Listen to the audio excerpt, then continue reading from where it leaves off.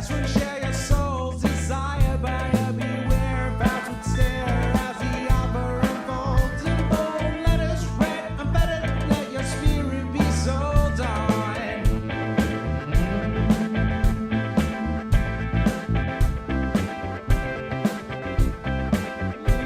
Ooh, the unbound potential, infernal providential. Sign your name on the blood-dotted line, just grab your writing utensil. Essential apprehension.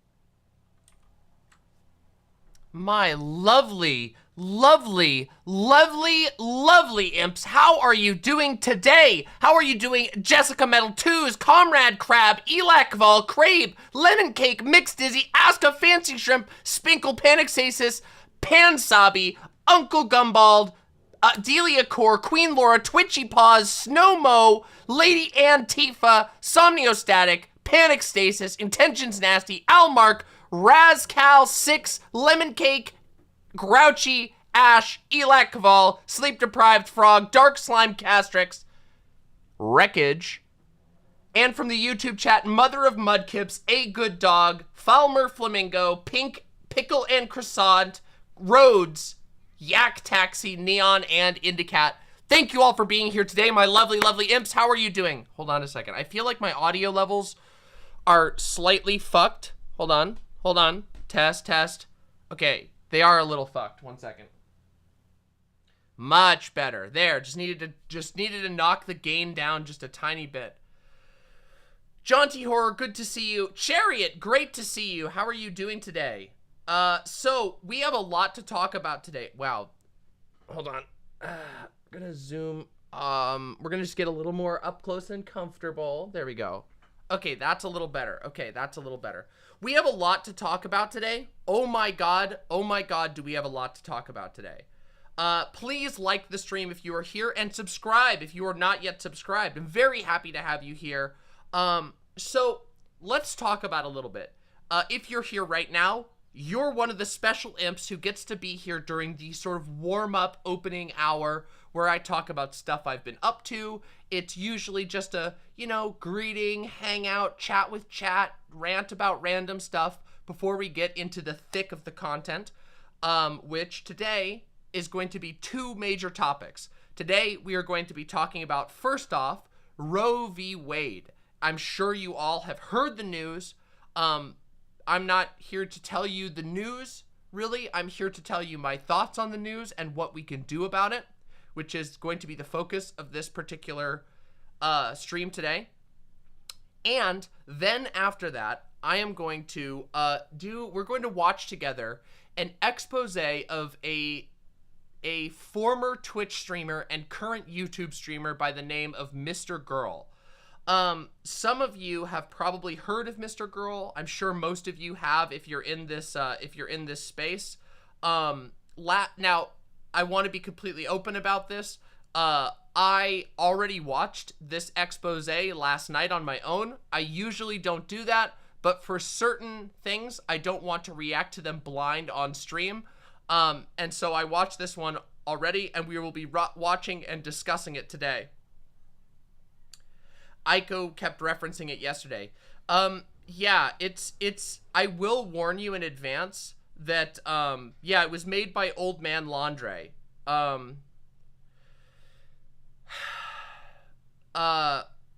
It's really, really weird, okay? Is a shark a fish? I think so. I think they are technically a fish, yeah. Because they're cartilaginous, not mammals. So yeah, I believe they are a fish, yes.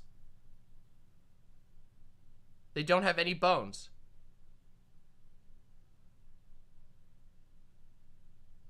Yeah. Yeah, they're cartilaginous fish. That's what I thought. By the way, if you're wondering why I even know a term like cartilaginous fish, it's because I used to be a biology major. I know. Believe it or not, for a while I was going to school to be a scientist. I actually really did well in that program until I hit chemistry, and then I struggled with chemistry.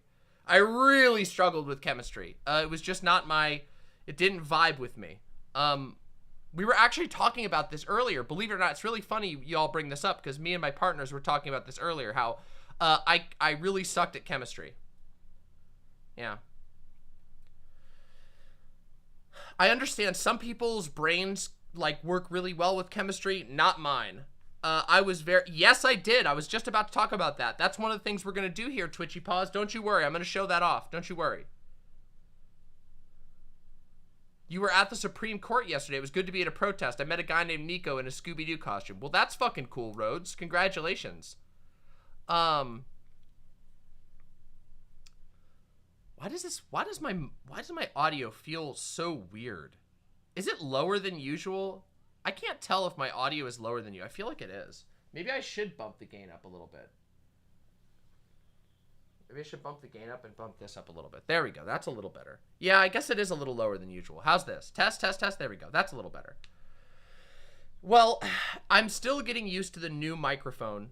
I just bumped the gain just the slightest bit so that it sounds like I'm not so far away. I really do want to get the mic out of the camera. It is funny to be able to do this, but like, okay, it doesn't matter. I'm going to be moving relatively soon anyway, and then I'm going to have a new setup, and it's going to be way better. No more mirroring of the camera, so you will be able to read text that I hold up. Yeah. And it'll be a little bit of an adjustment because it's going to look like you're looking at the other direction of my head, but you're not. It's going to be the same mostly, I think. Anyway, it doesn't matter.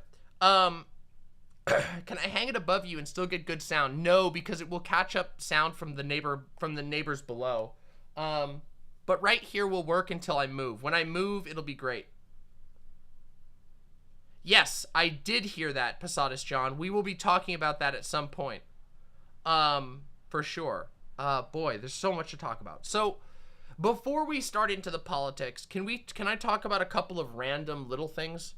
Of course I can. I can talk about whatever the hell I want. First off, if you're wondering, so first off, I haven't streamed in a week, okay? So, the reason why I haven't streamed in a week is because I felt like it, basically. And I'm a Giga Chad, and I don't want to become like these other people who are, like, their necks are chained to their stream. And I did this thing called having a guest over.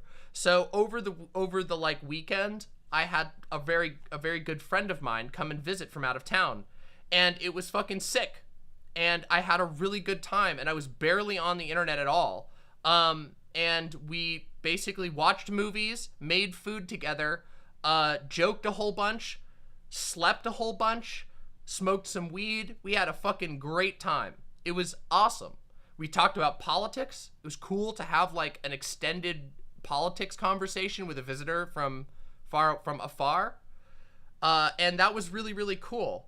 And so yeah, that's what I was doing. But also, don't think that I wasn't doing anything, because for those of you who don't know, I made an appearance on Friday on a, you know, a little famous charity stream by the name of the Keffals Trans Southern Equality Center charity. It was amazing, by the way, and if you didn't catch it, I just want to boast for a minute. So fucking listen up, imps, okay? Because I want to tell you what the power of fucking hellfire is, okay? I want you to listen to this. If you're new here and you don't know what I'm able to do, in 30 minutes, I had a 30-minute time slot, 30. In 30 minutes, I motivated the chat to raise $17,000 for charity, okay? Me, 30 minutes, $17,000 with the help of you all imps hyping up the audience. So I just gotta say, and look, I don't want to sound arrogant or boastful or anything like that, but I did outraise Anthony Fantano, Lily Wachowski, and Chelsea Manning. Demon Mama, this bitch right here who you're looking at, outraised actual celebrities. I just want you to know that.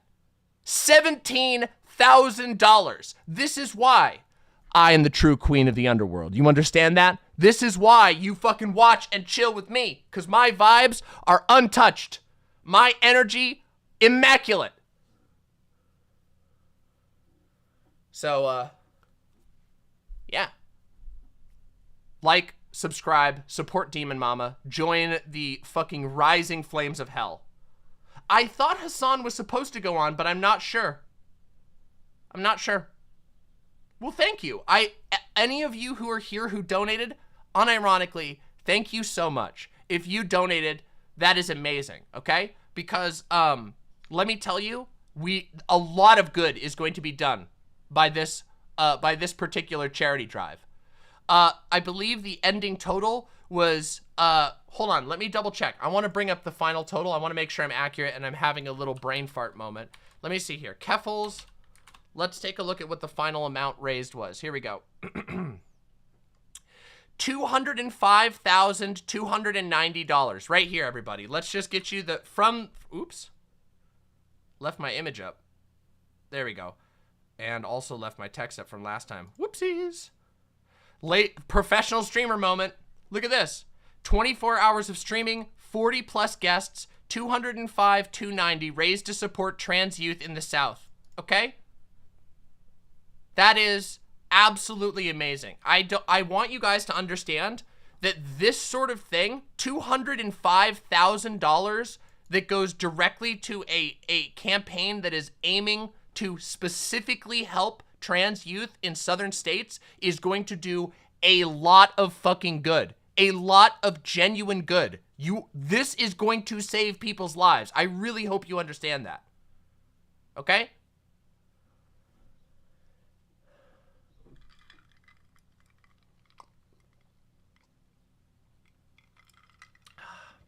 Yeah, I did hear about the Dave Chappelle thing.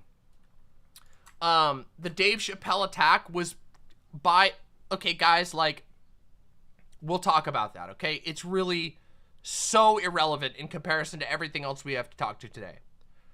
Keffals blowing up has been an unambiguously good thing. Fuck yeah. Keffals has done a lot of good. I support Keffals. You guys know this. You all know I fucking love Keffals since Keffals started streaming.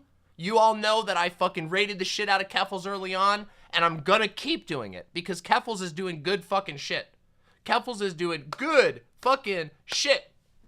Of course the media is. Media always does that shit, Pansabi. It sucks. This is why, like, charity shit never gets fucking good headlines. It's because all they care about is the gruesome shit.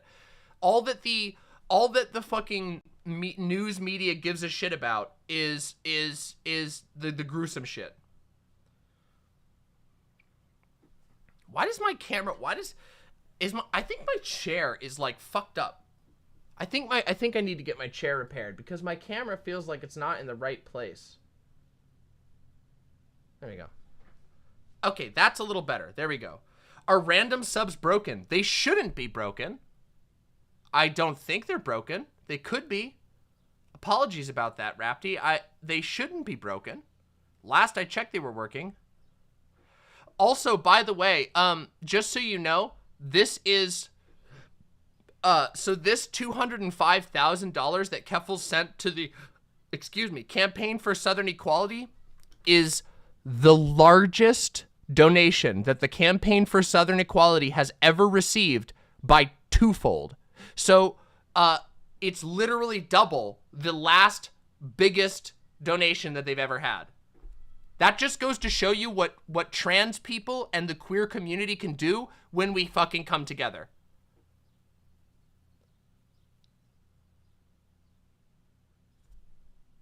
That's pretty fucking impressive if you ask me. I'm pretty impressed by that, okay? Of course. Wait. Nuts. I know that you're trying to weird chant me right now, but the joke's on you because I was including allies in the community. Joke's on you, Nuts. Joke's on you. I was including them. I was being more inclusive than you. You self-excluded. Nice job. Who's the weird champ now? Who's the fucking weird champ? Who's the fucking weird champ now? That's what I thought. That's what I fucking thought.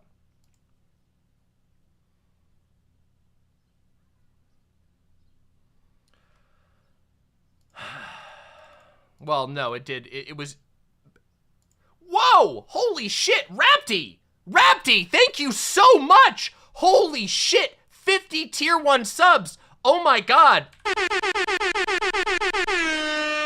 Rapti, thank you so very much! Holy shit! I'm gonna have to, like... I need, like, a cooler sound effect for that. Literally, single-handedly painting the entire chat in rainbow colors. Well, mostly yellow. But holy moly, Rapti, thank you so much. And don't worry, I caught you too. Jade Monkey, thank you very, very much for the gifted 2 tier 1 subs. Incredibly generous, Jade Monkey, and incredibly generous, Rapti. Thank you fucking so much. Truly, thank you. We are currently going through a move. We are touring a new place tomorrow that shows a lot of promise. We have an outstanding, I should say a pending application for another place. Either of the places that we end up getting will be a huge upgrade from this one, and you all will see it not only in my general energy levels because I need more space for my work, but also in the content that I have planned for this summer and what the new studio will look like. I have a really cool idea. So there's 207 of you watching right now. You guys want a little preview? I'm gonna give you a hint. Okay, who wants a hint? If you want a hint, you gotta give me the pogs, okay? Capital P-O-G, pogs. Give me the pogs in chat. I want to see a pog combo. Okay, ready? Get a natural pog combo. Come on, pog up, let's see it. And I'll give you a little hint of one of the things I'm working on. All right. They're broken, but all right. It's a broken combo, but I can see it with no coordination. 17 with no coordination. Yeah, I can see it. Why is this puffing up, huh? I gotta get a haircut. Look at that. All right, I'm here for it. No. Okay, watch this. Okay, ready? Here. Ready? Follow Pickle and Croissant. Go ahead. Pickle and Croissant, you guide them. I'll wait. Go ahead, Pickle and Croissant. Follow Pickle and Croissant in chat.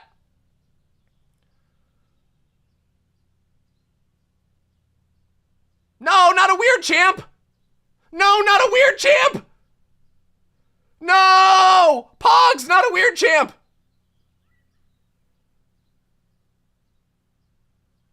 Chaos. Okay, that was a bad idea. There was mad disorder. It's okay. I'll give you all the preview, okay? I am working on... Okay, ready? Here we go. You ready? First off, it involves a physical prop. An involved physical prop. Okay? So there's the first one. Okay? It's a tier list. Okay? And it has to do with one of my established brands. So, Drama Mama, Cooking Mama, Review Mama. Okay?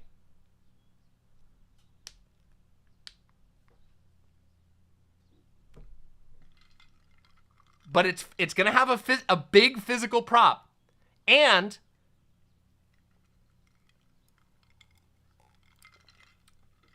all right, I'll tell you what it is, but only if you can get a nice combo, okay? I'll tell you what the whole thing is. I'll give you the preview. I won't tell you all the details, but I'll tell you what it is. But only if you can get me a good Pog combo. Not Pogo, not Weird Champ, Pog. Okay? So the one of me.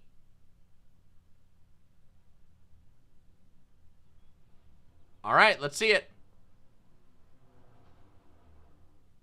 Baphomet is guiding. Ooh. Oh! Everybody's going anyway. Oh! Okay, 27 is pretty good, all right? 27's all right. Do you want my help? I can't help you if I'm doing something.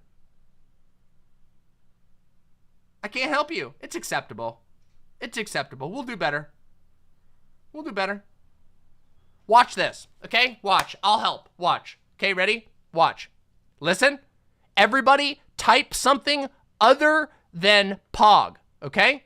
Anything, any letter. Type the letter A, whatever. It's called clearing, okay? Or refreshing. So clear it out. Type anything other than Pog, okay?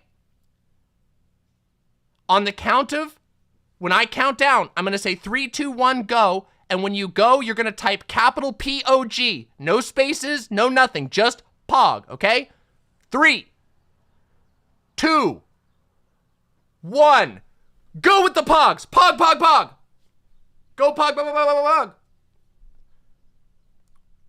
Ooh. Oh. All right. All right, there we go. 52. Okay, everybody. We are going to do a live Cooking Mama tier list. And it's going to be the Great American Soda tier list, okay? So what I'm going to be doing is I'm going to be getting a bunch of mainstream sodas, a bunch of specialty sodas, a bunch of regional sodas.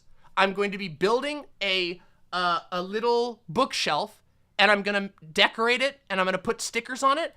And if you send me a regional soda, I'll put your name on the tier list with the soda that you send me. If I get a bunch of like regional sodas, like for example, Moxie. Moxie is a soda I can't get around where I'm at. So if somebody sends me a can of Moxie, I'll put it on the tier list. Lemonade, I'd love to try that. So, yeah, Iron Brew, if you send me Iron Brew, etc.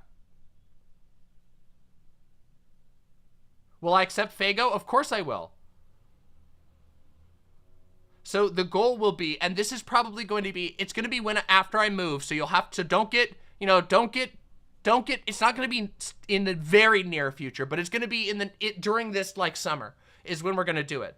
I've been thinking about doing it at the beginning of June, since like June just seems like a fun time to do something like this. And so what we're going to do is I'm going to tier list every soda, and I'm going to physically put it on the shelf back here, and we're going to keep it up so you can see the list on stream. Would you like a bottle of tentacle grape? Fucking absolutely. Am I going to do the survival bucket thing? Yes. I've been wanting to do that with vermin for a long time. We still have plans to do it. It didn't work out because of COVID previously, but I would really like to do that in the future, which is that we're going to order and prepare on stream one of those survival bucket food things. But for those of you who don't know, I'm a big fucking sody head. I have a sody on my stream every single time. I'm a real devoted sody head. I know sody's not good for you. I don't give a shit. I love sody, mostly drink diet sody, but I love it, and I figure we should tier list it. So,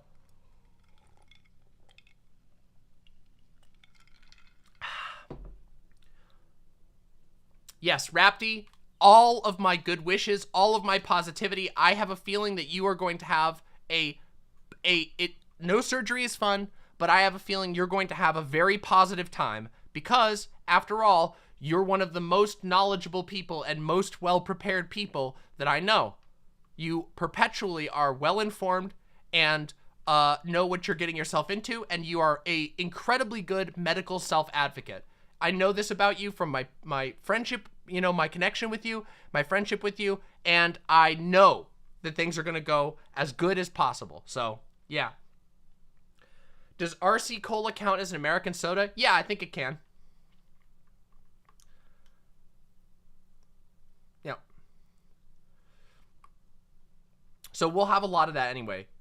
You'd like to send me some Old Bay seasoning? Well, I mean, I have Old Bay seasoning. But okay, if you want to send me Old Bay, shoot it to me, okay? Does mineral water count? Sure, why not? Does LaCroix? Oh, that's hard. I feel like I should have a separate consideration for sparkling water, huh? Butterdaw. Oh my god. Wait, really? Aska? Unironically, that'd be really cool. Aska, did you know that like well, okay, technically my ancestry is Slovakian. Did you know that? I hope you do a regular Cooking Mama soon. We put some bangers on the Discord. Ooh. Maybe soon. Maybe soon. I feel like my camera is like really... Doesn't it feel like I'm low in frame? I wonder what I... I feel like my chair may have slid me down in frame. That's weird. I know that my chair has an issue, which is that I need to get a I need to get a new base for it because the base has a loose piece that makes the central bit slide.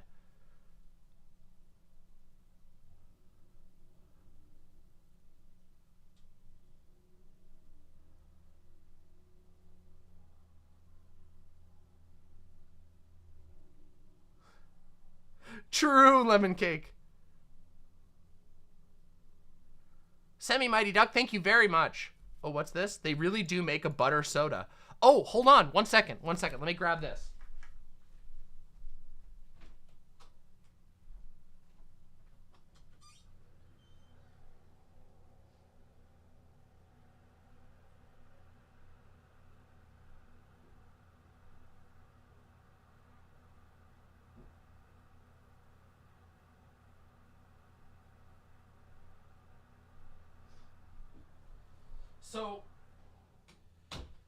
So this is one of the sodas, by the way, that I already have. This is called Lester Fixin Sweet Corn Soda.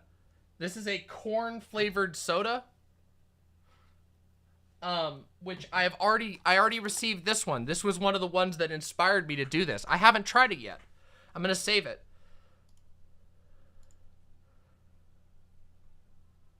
That mirror might be problematic. Why? Did you see my legs or something? Oh, you saw my legs. You guys can see my legs today. Wow! You got to see my my big gay legs. Yeah, it's all good. I do have legs. I'm wearing shorts today because it's fucking hot. I'm not like sitting with no pants on or anything like that. I just, you know. Anyway. It's perfect out here on the East Coast. It's getting warm over here really quick. Are those ferret tubes in the back? No. This is a really cute pillow. It's like a big worm-shaped pillow. And it's awesome. I bought that as a gift for Fawn for Christmas. It is insanely comfortable. Okay, it's a Yogi Bo worm, something like that. And I heard I had it recommended by a friend, and I bought it, and it's super comfy. Like, as in, like, unironically, sometimes I get up from my bed and I lay with the pillow because it's that comfortable. And it's actually pretty affordable as far as like novelty things go. It's like 60 bucks for a high quality Yogi Bo pillow. Yeah, it's pretty cool. I really like it, so. Big fan of it. Yeah, Yogi Bo, I'm actually surprised. Yogi Bo is like pretty good. I was like super sus of them because they were like a yuppie, like weird tech bro, like, oh, you wanna have a hip lounge in your tech startup? Order Yogi Bo and we'll get you a cool beanbag hippie bullshit. But as it turns out, Yogi Bo are actually really good. Like, they're actually just unironically great. We've had this thing for like almost 6 months, and it's in perfect condition and very durable. They're super stretchy, and the beans don't like collapse on themselves because they're not actual beans. They're like, Yogi Bo has some special chemistry bullshit. I don't know, it's cool. No, but I can. Hold on, let me check that. 1 second.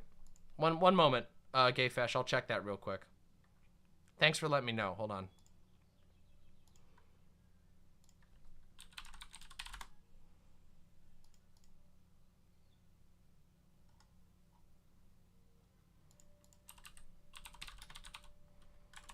There you go.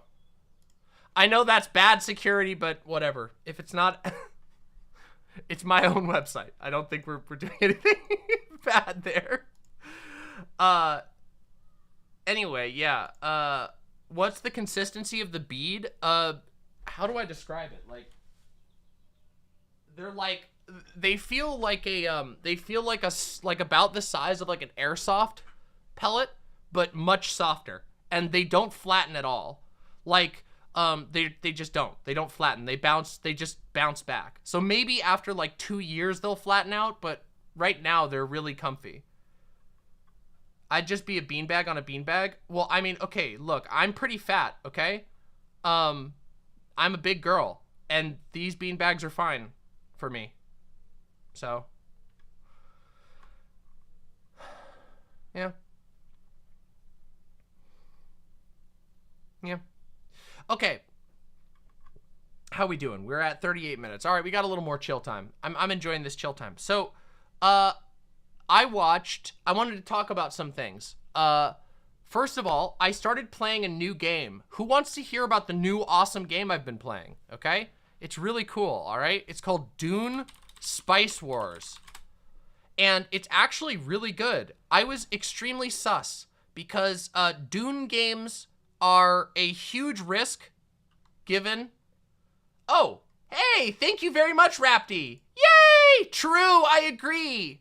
I agree 100. Well, I mean, of course, I'm a little partial to Dima, but you know.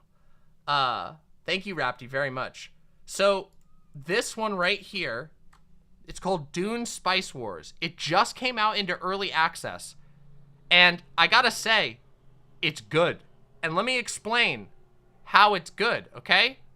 So you can see it looks pretty good, right? Here, I'll move my camera down here. There will always be a desert on Arrakis. Welcome to Arrakis. So, Frank Herbert's Dune. It's a strategic game. Now, hold on a second. Let me just tell you. I'm going to play it on stream because I've been really enjoying it.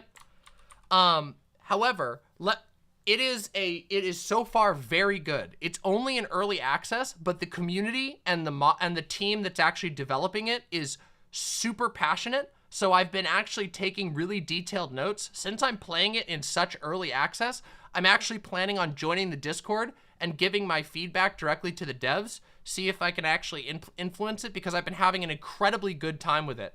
Boy,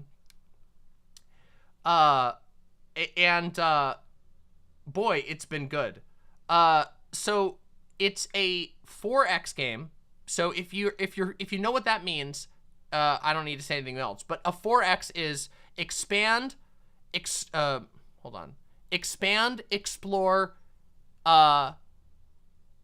exterminate.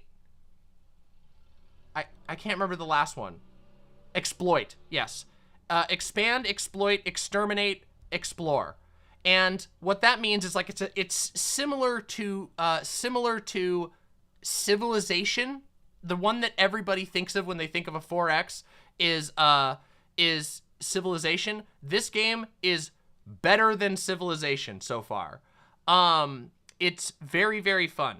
There are 4 very unique factions, lots of units, and the game is centered around being a dirty bastard at every opportunity.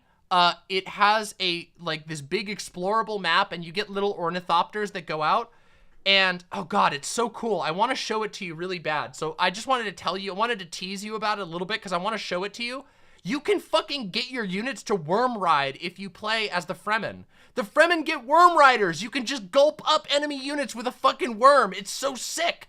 You get spice management. It's super grand strategy, so there's a whole lot of kingdom and empire management, and the factions are very different. They play very, very different. It's like the Fremen, they get okay, so one of the mechanics is the Fremen are disenfranchised. You literally don't get votes in the Landsraad, aka the Galactic Council. You're disenfranchised. You can only engage in political corruption, you can threaten revolts, and you can disobey galactic law, but you're literally not allowed to vote. It's amazing. And also then, of course, if you're playing as Atreides, you can manipulate the Congress in all kinds of ways. Obviously, the Harkonnens are the military superpower. You can use guards to suppress, so basically, it's really interesting. The factions all play differently. The Harkonnens, for example, all of their villages suffer from oppression. So every village that you conquer as the Harkonnens produces less than all of your opponents. However, you can, for each military regiment that you add to a village, it will increase the production by a set percent. And if you max out your garrisons, your production will be way higher than your opponents. But if you don't have troops there, you lose a fuckload of production. It's really cool. As of right now, there are 4 factions, and there's going to be more. I'm currently listening to an audiobook of Dune while playing the game, and it's been really, really good. It's been really good. So I just wanted to shout it out. I'm gonna do like a review of it because, again, it's an early access game from a small developer, but it's doing really, really well so far, and has really good reviews. So I want to get some eyes on it as soon as possible. And yeah, so oh, also big shout out. I want to shout out to who turned me on to this game, which was once again Icon Gaming. Icon Gaming is the streamer who taught me how to play Amazing Cultivation Simulator with his tutorial videos. Icon Gaming did a video series on Dune Spice Wars, and he was like, you will really like this game. It's good. Yeah. So it's really sick. The game is so far very complicated, and it only has 1 map right now, but that's okay because it has a surprising amount of completeness for being in early access. You can complete an entire campaign already, even in early access. So they didn't launch like an incomplete product. They went into early access with basically a completed early build of the game, and now they're going to build on it. So it's very cool. It's very cool. Discordant Vol says, sounds like it makes your military weaker in a way because it discourages deployment. Yes, specifically. In fact, in this game, local garrisons can only really be used to defend their local region. So like, you can't send your like local garrisons from a town out into another region. You have to use your like imperial troops to do that. They won't survive outside of that region. The game has really complicated supply line rules. So like the map has areas of deep desert, and worms, all troop movements have the chance to attract worms. The more troops that are in one location, the more likelihood that it will attract worms. And once you start opening fire, you're almost guaranteed to attract a worm eventually. So you have to keep your troops on the move, and you need to keep them, you need to strike quick and get out quick. Also, the Fremen can use thumpers to summon worms immediately, and then later on they can learn to ride the worms and control them. Super cool, just amazing, okay? Really, really cool. So far, very, very, yeah, it is. That's the thing, Rhodes. Rhodes says, real asymmetry in a 4X game is very rare, and it sounds like this has this. Is that true? Yes, it does. It's quite different. Each of the factions have pretty major, in fact, it reminds me of a board game in that reason. Not in a bad way, I mean in a good way. I like board games, but like, it has properly balanced asymmetry. For example, the Fremen, there's the 4 factions are the Fremen, the Smugglers, House Atreides, and House Harkonnen. The Smugglers are like so the Fremen are like the spice specialists, and the Smugglers are like the money specialists, and both of them are disenfranchised. So Smugglers also can't vote until they have large enough money supplies. And once the Smugglers have enough money, they become legitimized and can vote. It's so wild. It's so wild. Yes, I love Stellaris. I have a lot of critiques of Stellaris, but I've played the shit out of Stellaris. Oh God, it's so good. Okay, look, I'm just saying. It's so good. I'll show you guys the game at some point, maybe on Friday. There's a lot of news to cover. There's a lot of shit to cover, so... and I am, by the way, just so you all know, I am making a genuine effort to do more gaming stuff. It's just hard. Lately, it's been really hard to find the time and energy to do gaming stuff on stream because, well, frankly, what we've been talking about lately is a severe right-wing like uprising in America, the repealing of a fuckload of rights for people. Yeah. And I'm gonna be completely honest, that's draining the shit out of me. But I'm not going anywhere. So, yeah. Just saying. I can't get into... Rode says I can't really get into Civilization. It's just too gamified. I get that. I would highly recommend checking out this Dune game. It is much more... this Dune game is like a mixture between... How would I describe this? It's like a mixture between...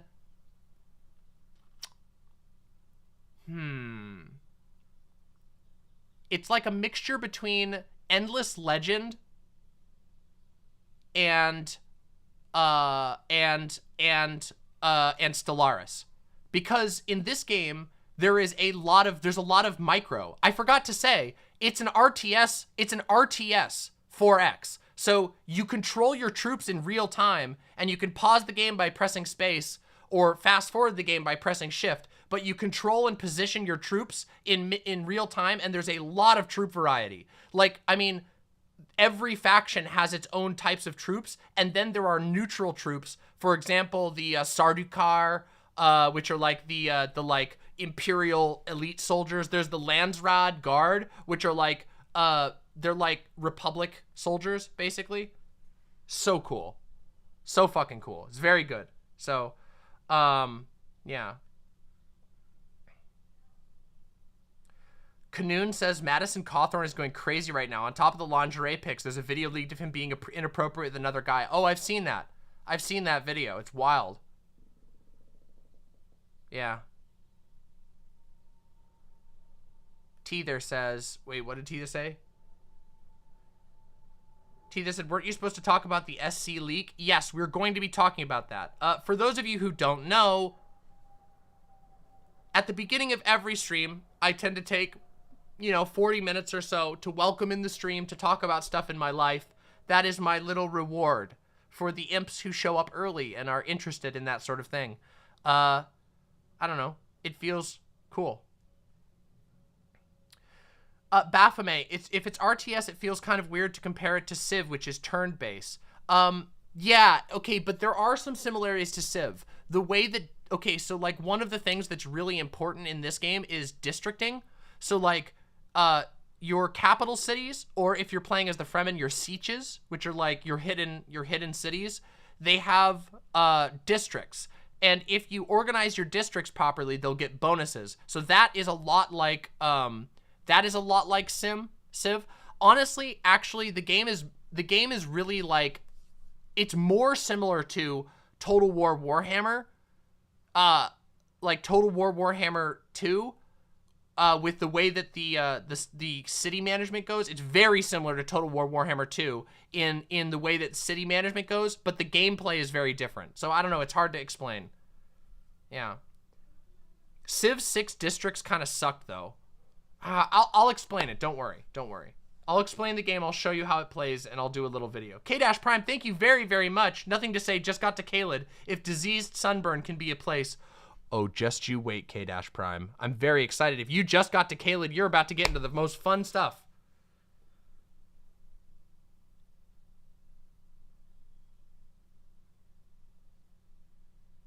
VodiVidya? I love VodiVidya. Wait, were you talking about VodiVidya? Anyway. I love VodiVidya. And it's actually spelled VatiVidya. But that's okay. Oh, you're at Astale. Hell yeah. Oh, you're about to get the good stuff. Have I gotten all the trophies? No, but I got closer. This weekend, I played a little bit of Elden Ring while my guest was here, and I was able to complete the Legendary Armaments one. I have 2 more achievements to get before I have 100%ed all of the trophies for Elden Ring, which I will probably do today or tomorrow. Wait, somebody responded, Rapti. I saw 1 or 2 people. Oh, it might be Vaati. You might be right. Sorry, I might have spelled it wrong also. Rykard. No. Wait. Together as family. I wish I could do his voice. I love Rykard. And now join me, champion. Together as family. Eternity lies ahead of us.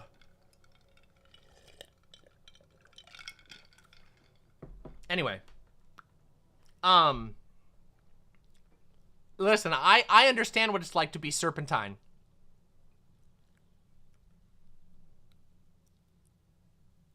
Let us devour the gods together. Yorm, the cooler Yorm. Yeah, he's definitely a cooler boss fight than Yorm. Have I played Cataclysm Dark Days Ahead? I haven't, but I should probably check it out. I've heard a couple people recommend it to me, but I haven't played it myself. Boy, oh boy, has there been so much fucking shit going on. I don't know if you all know this, by the way, but like Twitch politics is blowing up. Did you guys know that? Like, this is super petty and whatever, but did you know that Twitch politics is literally like done for? Yeah, it's like straight up exploding. There's like, I don't even know how to describe it. It's bad. Everybody's fighting. I watched 2 videos last night, and literally everyone's at each other's throats. Dylan, yeah, Dylan did, actually. I saw Dylan. I didn't see Dylan's whole statement, but I saw some of Dylan's statement, and I understand where he's coming from. Dylan said, like, I don't know, that, you know, Dylan's been over in Poland making a documentary. I don't know if you guys know this, but Dylan Burns has been over in Poland making a documentary about about the situation in Ukraine. And it's been some pretty serious stuff. Like, he's been, like, moving from place to place so they don't get bombed or anything like that. And basically Dylan had a stream recently where he was like, yeah, I've been rethinking, you know, my approach to Twitch politics. I don't really know if this space is really for me anymore. I know that Dylan mentioned, like, one of the things he mentioned was, like, logging on and seeing people that he used to make content with, like, spelling out the N-word on Twitter letter by letter, which I don't know if you guys saw that shit. Bunch of jokers thought that would be funny, and so there's been this thing of people on Twitter, like, spelling out the N-word letter by letter so that, you know, it's this very immature, like, plausible deniability. Like, well, technically I didn't say it, haha. And Dylan came back and saw that, and he was like, wow, that's embarrassing. He was like, this is embarrassing. And, like, this is gonna hurt my career. If I'm associated with people who do this type of shit, like, it's gonna seriously hurt my career. And I understand. I completely understand where he's coming from. I mean, as you all know, I've had very similar critiques, you know?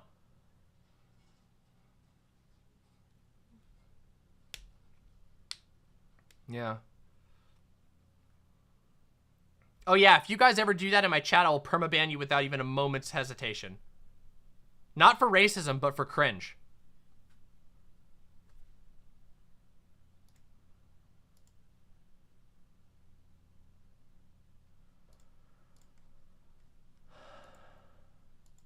You're spelling cringe. Okay, that's different. What's the alternative to Twitch for new political streamers? Does White Nervosa do sites for nobodies? I don't think that White Nervosa does sites for anyone. I think that White Nervosa needs to be familiar with your work for you to do it. However, YouTube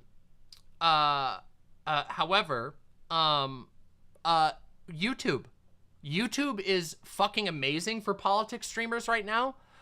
First of all, it's easier to grow on YouTube than it is to grow on Twitter or on Twitch. And now YouTube is adding the rating feature. That's right. Listen the fuck up. Starting very soon, we will be rating at the end of stream again because YouTube will be adding fucking raids. So that's awesome. So it's a really good time right now to start streaming on YouTube by comparison. YouTube streaming is technologically somewhat limited in comparison to other websites. It's just true, but don't worry. It seems like they're actually taking it seriously, and they sealed a bunch of contracts with huge gaming streamers and a couple of politics streamers. So it's looking like we're gonna have a proper streaming platform over here on YouTube soon, which is really exciting because I prefer YouTube. I've been a YouTube streamer for a long time. So, yeah. Danny Fallon says, YouTube is updating its streaming structures. Rating is just the start. There's rumors of chat structure updates, and they literally just bought out $100 million worth of contracts for streamers. Yeah, it's really good. it seems like they're really serious about it. Yeah.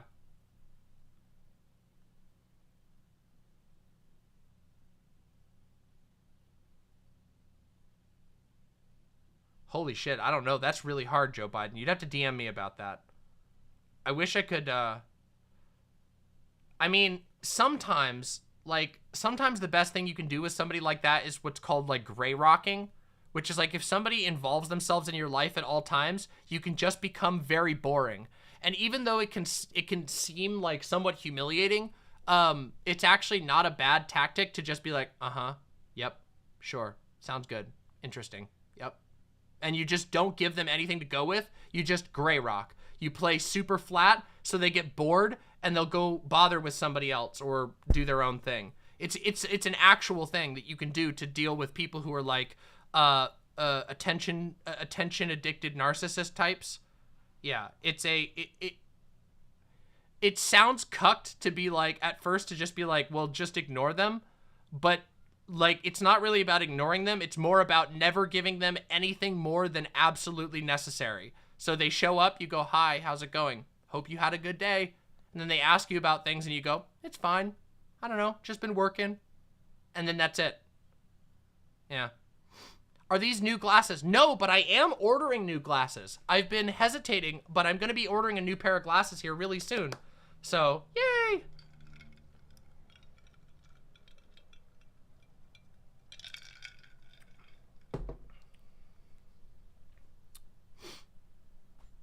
Yeah, no worries. I understand. It's tough to deal with that kind of shit. Yo, thank you, this person. Deeply appreciate that. Thank you very, very much. I did, Danny Fallen. I did see that. Yo, 10-letter name. Thank you very much. Thank you all who are supporting me today. Deeply, deeply appreciate the support. One last thing before we start the main content of today. Okay? One more thing. All right? Listen up. I've been doing a lot of work, okay? Prepping stuff for the future. And I mean for the channel.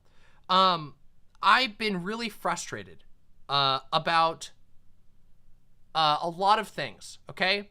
But for those of you who don't know, recent drama that was, in my opinion, incredibly, incredibly spiteful and petty.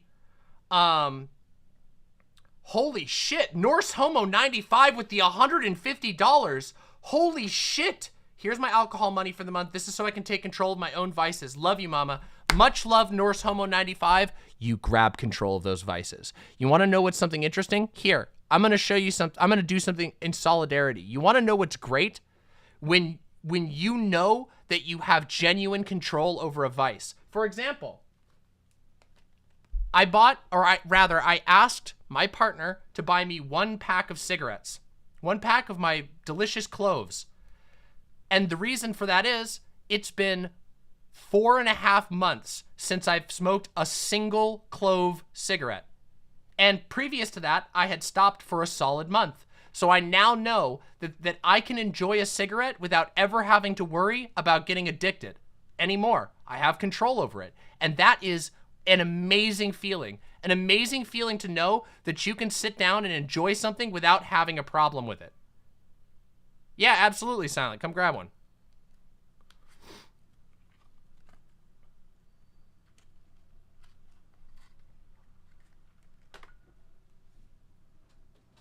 There you go. Yeah, enjoy it. Yeah, it's good. I enjoyed an alcohol last night after 27 days off it. It is genuinely good. Like, vices are a vital part of life, okay? Drugs, caffeine, lots of food, whatever. And I don't preach some sort of like super controlled monk-like life. I don't believe in that at all. I like to party hard from time to time, but I also like to know that I'm making those decisions and not being like overly influenced because I'm miserable without a drug, you know? So yeah. And that's not to say, by the way, that's not to say that I think that addiction is like a problem of personality. It isn't. It's just that there are steps that you can take to defeat an addiction, even if they're hard. and I have done what I can in many cases to stop that. Like, for example, another example of this is, as all of you know, I was diagnosed with ADHD quite a long time ago. I have been on ADHD meds for a long time, and ADHD meds are pretty intense drugs. Like, that's just the truth about it. ADHD, you know, Adderall is a form of methamphetamine. And so I am very controlled with how I take my ADHD meds, specifically because I know how strong of a drug that is. Yeah. Or sorry, amphetamine. My bad. Not methamphetamine. Amphetamine. My bad. So yeah. It's really about doing what you can to make your life the best for yourself and the people around you. Yeah. Exactly. Thank you, Jessica Metal. Addiction involves an irrational compulsion. It is possible to recognize the compulsion and to take steps to help yourself resist it. Exactly. Thank you. That is exactly that's exactly the type of words I was trying to put together. Okay, thank you, Posadas John. I'll keep that open and go take a look.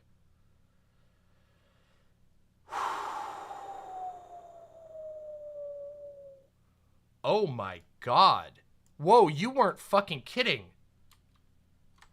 Breaking news. Video has leaked which purportedly shows Madison Cawthorn having sex with what appears to be his male cousin. Cawthorn thrusts his penis into his cousin's face while naked in bed together, making loud moaning noises. We will not be posting the clip at this time. Holy fuck.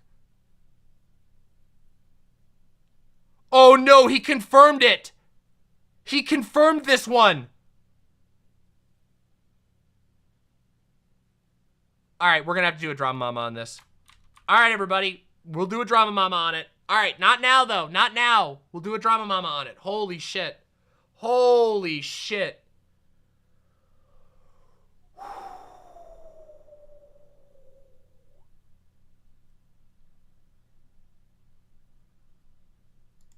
All right, well, that's going to be interesting. Wow. You know, just when I was thinking, this on Monday, okay, I'm going to tell, I said only one more thing before we get into the heart of the content, but I lied. I'm going to tell a little anecdote.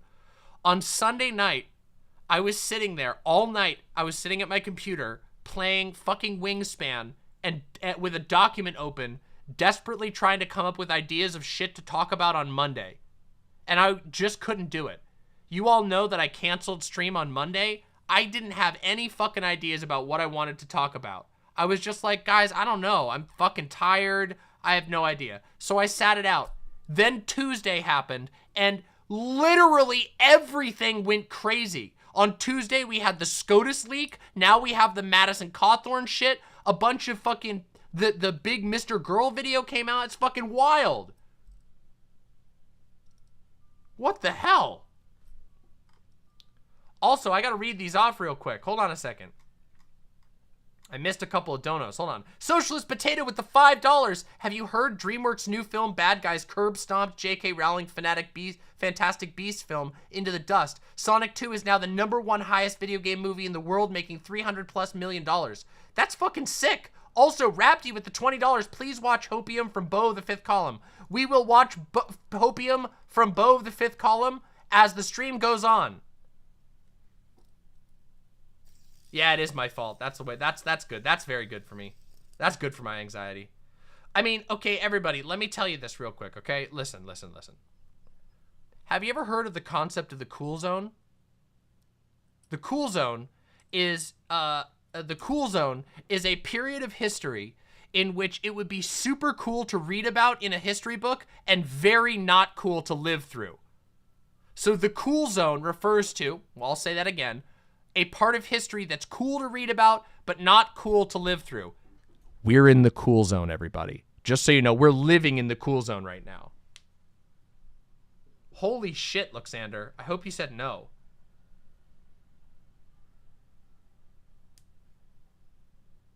Yeah. One more thing before we do the content, okay? One more thing, which is, take a look at this, everybody. This says queer liberation and trans thriving.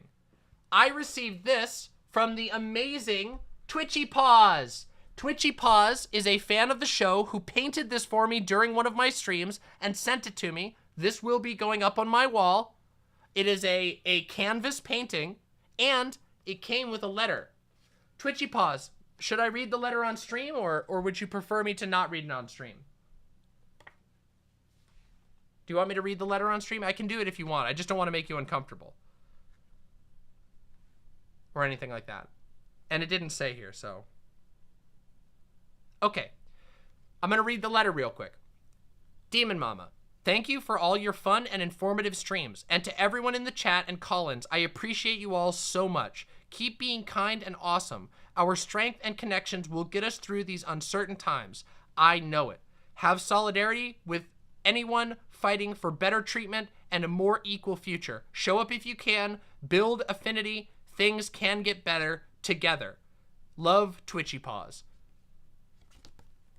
Thank you very much, and I could not agree with you more. It is absolutely true that us building strong relationships, taking care of one another, and being good to one another will indeed make the future more better than you can possibly imagine. I think it's very difficult. I think it's very difficult to imagine a future in which people don't learn how to fucking help one another. Like, seriously. I mean, peer to peer. I don't mean like voting for stuff like that. Voting is great. I'm talking about us taking the initiative to wake up, to use some, wake up sheeple, waking up and realizing that we have to be a big part in taking care of the people around us. Not just our families, but the people that we care about, our friends, our allies, our communities, that we are the ones who make those places good. Together. Literally. All of us doing our own little parts, caring for one another when we're down, helping one another up when we can. That's what does it.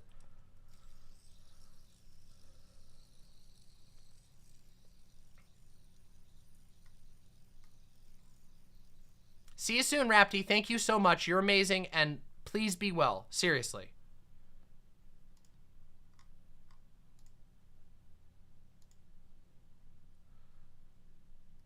All right, everybody.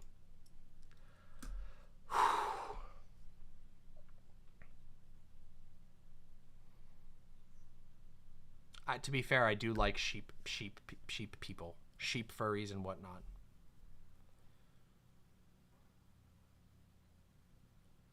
All right. We've celebrated my awesome accomplishment on the Keffals stream. 30 minutes. In 30 minutes, Demon Mama and the Power of the Imps raised $17,000 for charity, for trans charity, in a time where trans people are good. We talked about that. We talked about Dune Spice Wars, which I'll be playing on stream to show you all relatively soon. And now, oh, I showed off the fan mail, which is awesome as always. Fan mail, love all of the, like, I should say, anytime one of you sends me something that you made, it makes my day. Like, straight up. It really does. Like, more so than probably anything else. The money, I love the money. I love how, obviously, I can only make the show because of money. But these are the things I'm going to be holding on to for years. And that I know for a fact I'm going to have a little room full of fan art and stuff like that. That is just to remember the impact that I've had on the world. So thank you very, very much. If you would like to know, simply reach out to me via DM on Twitter or Discord and ask for the P.O. Box. I don't list the P.O. Box publicly for obvious reasons, but if you go out of your way to DM me, I will give you the P.O. Box so you can send stuff. Sorry, it's just the only way I've figured out to actually be able to control who has access to my P.O. Box to send stuff. Because honestly, I really don't want to deal with random, like, people sending, like, a dead frog or something, you know? Oh, yeah. Hell yeah, Jack. Jack, take your time. Whatever works for you.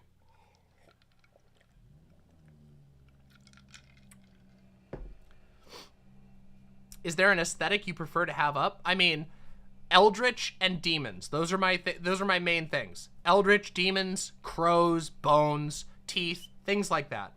Yeah, just DM me on Discord or on Twitter. If you are,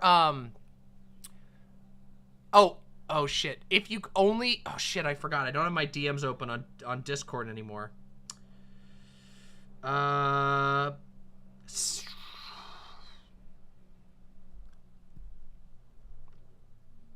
We'll work it out. Email. You can email me. If you can't Discord, if you can't message me on Twitter, Twitter allows me to manually approve messages, and like it's a lot easier to manage, so I have my DMs open on Twitter. But on Discord, I forgot I had to shut my DMs. All right, well, shoot me an email and I'll send it to you. Anyway, should we begin? Should we begin? All right, I think we should begin with the proper stuff. So, some of you may know I am currently working on a History Mama. I have been writing a lot over the last couple of days. I am working currently on a History Mama about Roe v. Wade. Today, I will not be doing the History Mama. Today, we will simply be having a broad conversation about what's happening right now and what is going to be happening with Roe v. Wade. Then we're gonna read some ancillary articles about this, and all of this is going to be a part of setting up for a huge History Mama episode where I teach you everything you need to know about the history of Roe v. Wade and the history of abortion in America. That will probably be either Friday or next Monday that I'll be doing this episode, because History Mamas take a lot of work. If you would like a nice little preview, let me just show you what I've got so far. Because this is all, this right here, look at this. This big chunky document, that is all my own original writing, having read the history and rewriting it out in a way that I will present to you. But today we're not doing the History Mama. We are, however, discussing Roe v. Wade, because this is a really fucking important issue, as it turns out, if you didn't know that. And it's more important than you might think, because Roe v. Wade isn't just about abortion, as it turns out. Roe v. Wade specifically is about privacy, and the decisions in Roe v. Wade were also fundamental to the decisions in the legalization of gay marriage, the legalization of medical privacy, the legalization of, or rather I should say the protection of medical privacy, the protection of gender and sexual privacy. All of these things that I just listed right there are tied to Roe v. Wade. So if Roe v. Wade is overturned, which, as we're about to find out, is very likely, America is going to have a serious issue on its hands. Not just a little issue. And I'm going to explain all of the reasons why this is the case. So, first off, I would like us to take a look at there's a couple of articles that were published about this specific thing, but the one that I wanted to look at was a New York Times article, okay? And we're gonna read this New York Times article first, and then we're gonna read a couple of other little articles on the way. So there's gonna be a couple articles we're gonna jump into on here, oh, god damn it, I hate it when it does this. Oh no, I forgot to update my New York Times thing. No! Here we go. Here we go. Does anybody... Oh no, okay, we're not doing that one. Never mind. New York Times loses it. Oh, incognito, does that do it? Sorry, I apologize. I forgot my New York Times thing. I hate paywalls so much. No, the paywalls don't... Oh, it doesn't let me get through. Oh, shit, it doesn't. Incognito's not doing it. Damn it. I thought it would. Here, hold on. Let's try. Wow, this is an embarrassing start. Nope, it doesn't anymore. Fuck. All right, we'll use the different article then. All right, they just lose my views. It's okay, it happens.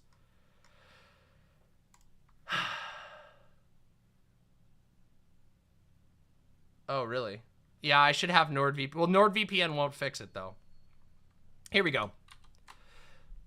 This is an article by Jacobin. Okay, we're going to use Jacobin. Abortion bans are imminent unless Democrats change course fast. A leaked Supreme Court of the United States decision draft suggests that the court is planning to overturn Roe v. Wade, permitting states to ban abortion. The response from Democrats should be obvious. Skirt the Supreme Court and demand federal legislation codifying the right to abortion. Oh, thank you, Pickle and Croissant. I appreciate that. Oh, that's extremely helpful. Abortion looks set to be illegal in about half of the country within the next couple of weeks. Politico obtained a leaked draft of the upcoming Supreme Court decision in which Justice Samuel Alito argues that the 1973 Roe v. Wade decision found a right to abortion in the Constitution that was never there.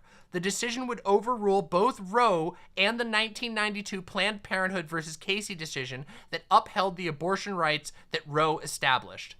Demonstrations defending the right to abortion are planned at federal courthouses all across the country. The final decision in Dobbs v. Jackson Women's Health Organization isn't expected until June.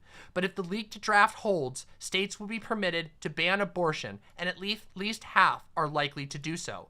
A dozen states already have trigger laws in place that will automatically ban the procedure as soon as the court allows it, and 58% of U.S. women of childbearing age live in states with hostile legislatures. 58% of U.S. women of childbearing age live in states with hostile legislatures. Now, I want to talk about this for a minute, okay?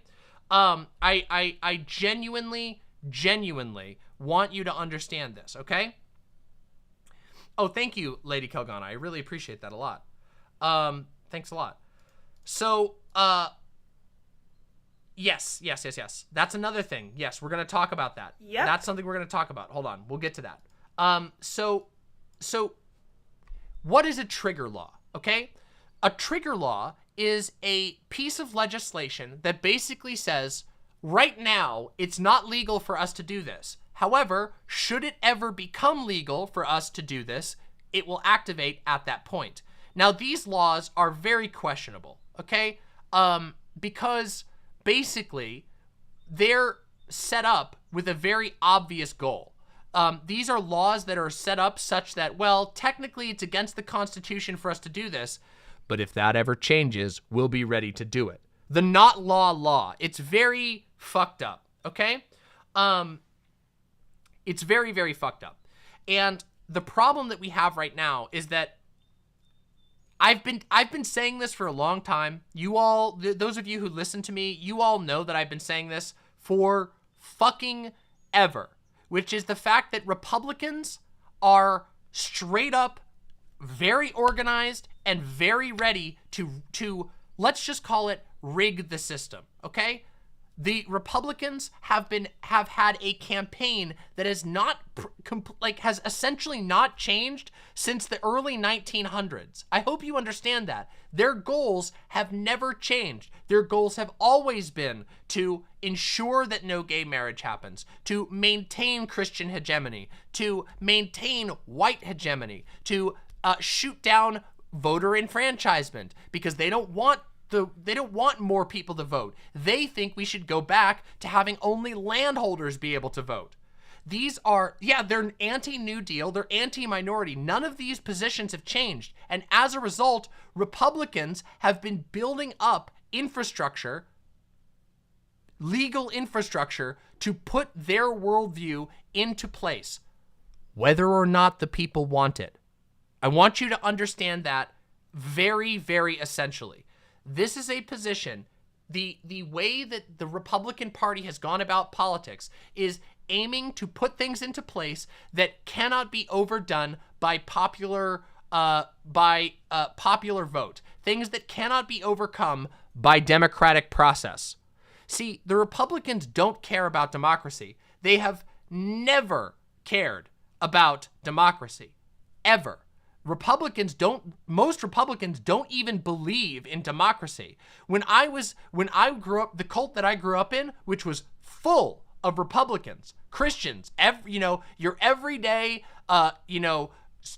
strong evangelical American Christian, they believe in a monarchy. They believe the best system of government would be for God to choose a leader and that strong man to lead them in the name of God. I'm not kidding you. They pretend to like democracy because it's American, but they like democracy because it's American, not because it's democracy. Does that make sense? Does that make sense? I'm serious. I'm dead serious, by the way. That's why they loved Trump. They loved it when Trump broke the rules, because to them, the rules are stupid. Except for when the rules are written by them. Of course. So, what we have right now is a country that by and large approves of abortion and has for a very long time. Popular polls of the average person show that people agree with the right of women to have an abortion.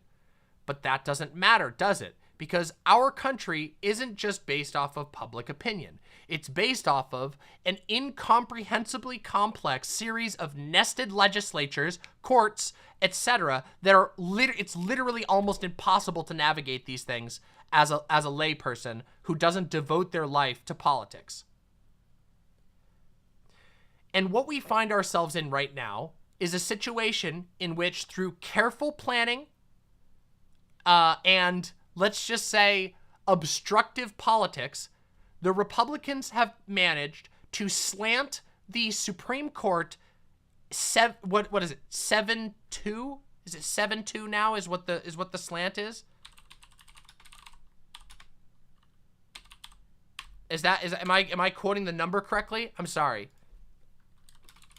Yeah, 7-2. So it's 6-3, 7-2 on this on some rulings. So it is a extreme majority of explicitly conservative judges.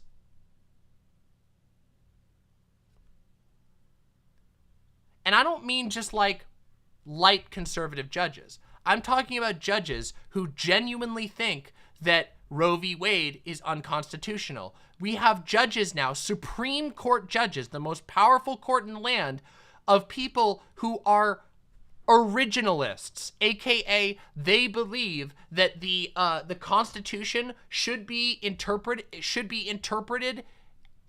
as the time, like as it would have been understood at the time it was written, which is an absurd position because even the people who wrote the Constitution recognize that it wasn't an infallible document. After all, they made the Bill of Rights. They made the amendments. The first amendments were made by some of the same people who wrote the original Constitution. So what we have is a court that is supposed to be, I should say, that is purported. People argue that the court is supposed to be impartial, that they're supposed to be non-ideological. But of course, we all know that's impossible. There is no such thing as being truly impartial. There is no such thing as being non-political when you are a judge that decides the future of the country. There is a lot of ideology involved. And right now, through a series of crafted strategies, the Republicans have managed to gain control of the Supreme Court. Like, they control it. As in, no matter how much feel good you want, the Republicans, conservatives, people who are likely to get rid of the right to abortion, people who are likely to get rid of the right to not be discriminated against as a trans person, people who are opposed to the idea that gay people should be able to get married, those people are the ones who are in solid control of the court. Okay? And that's not going to change, in all likelihood, unless there's some very drastic action from the Democrats. That's not going to change for the rest of your fucking life. That's right. You have decades of life to look forward to in which your federal protections are continually eroded, your rights, your privacy, your ability to exist undisturbed by state or federal governments is going to get worse. Okay? And we're going to talk about this a lot today. But I want you to understand how dire the circumstances really are. Like, this isn't a joke. This isn't even the smallest bit of hyperbole to say that the fact that Roe v. Wade is most likely going to get overturned this year marks a severe backsliding in progress. And it's incredibly, incredibly stressful, even for me. Please get this fucking bot out of here.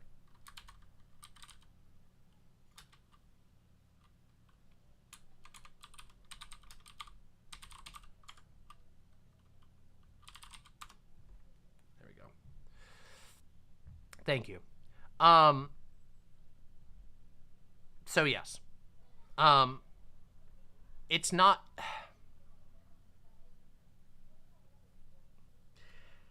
Let me show you something. I'm going to show you a map real quick, okay? This is a super interesting map, okay? This was made, or this was put together by a cool little YouTuber and Twitter person you might know named Sock Done Left. Now, I have quite a lot of disagreements with Sock Done Left, as you all know, okay? We have very different politics, but one thing we both agree on is that this is a disaster. And Sock Done Left is particularly good at putting together little things like this. So I wanted to give a little shout out to Sock Done Left, and I also wanted to show you this map, okay? Current law on abortion by state in the absence of Roe v. Wade and Casey. So Roe v. Wade are the two cases that are likely to get overturned. This is what you have to look at. Every dark red state on this map is a ban.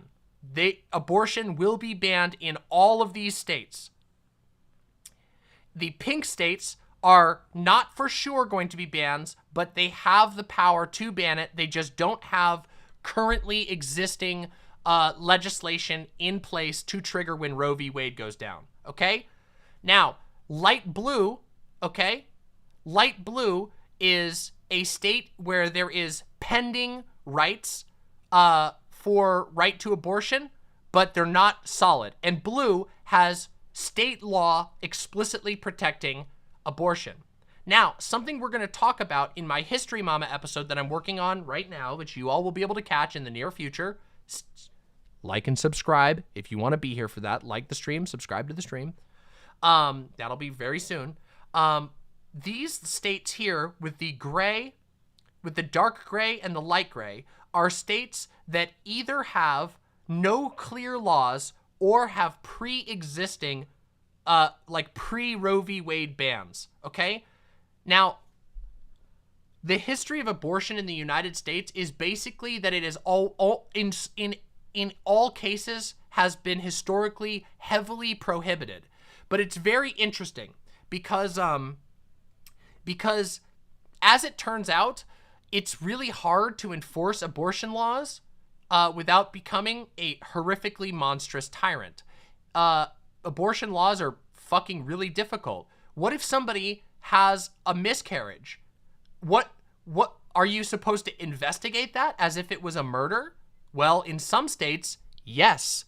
In some states, a woman or a person who is pregnant, because I want to be clear, trans masc people are absolutely severely affected by this law. Just so you know, trans masc people, I apologize if in this prep I don't use the most inclusive language. I'm really sorry. I will do my absolute best this whole time through to bring attention to that, because I do think it's very important.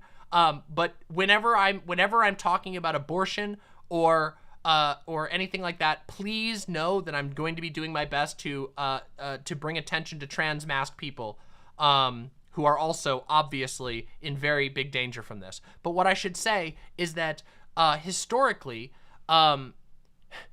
it's very difficult and also very hurtful to attempt to enforce abortion bans.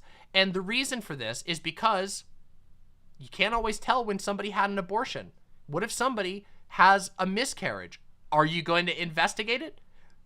Some people think you should. Some of these states already have laws that will trigger immediately. That means that police forces have to investigate people who have a miscarriage. And for those of you who don't know, miscarriages are very common and also very traumatic. Don't know if you all are super up to date on pregnancy, but a miscarriage is a very horrifying experience for a lot of people. Seriously. Hey, no problem, aristocracy. More than happy to provide coverage on this. I'm going to be covering it a lot. It's incredibly important to me. So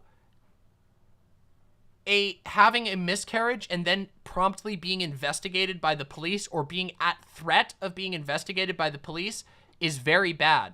And there's like multiple levels on which it's bad, because not only can it lead to, you know, harm to a mother who might be, you know, traumatized by the fact that they just had a miscarriage, which is again, I'll remind you, an often bloody, painful, and traumatic experience that should be pretty understandable why that would be a traumatic experience for people.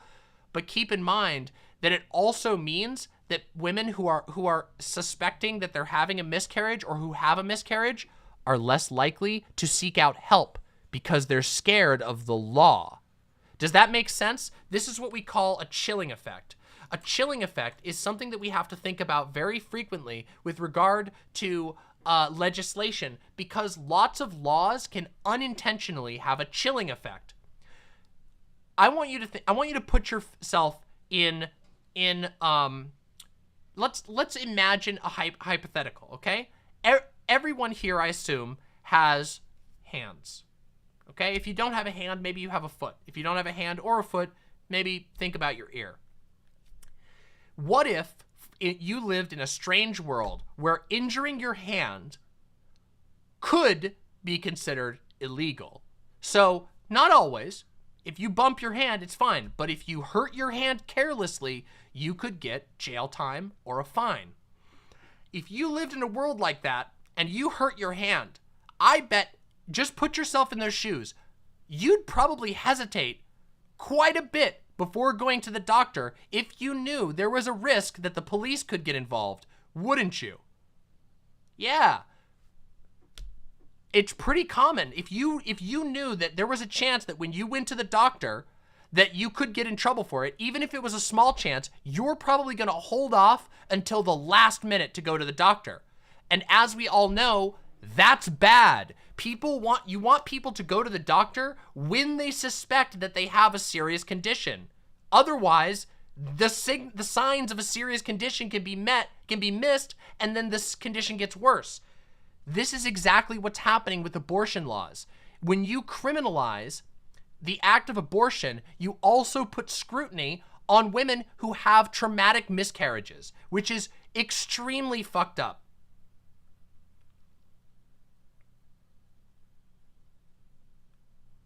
But unfortunately, it gets even worse, okay?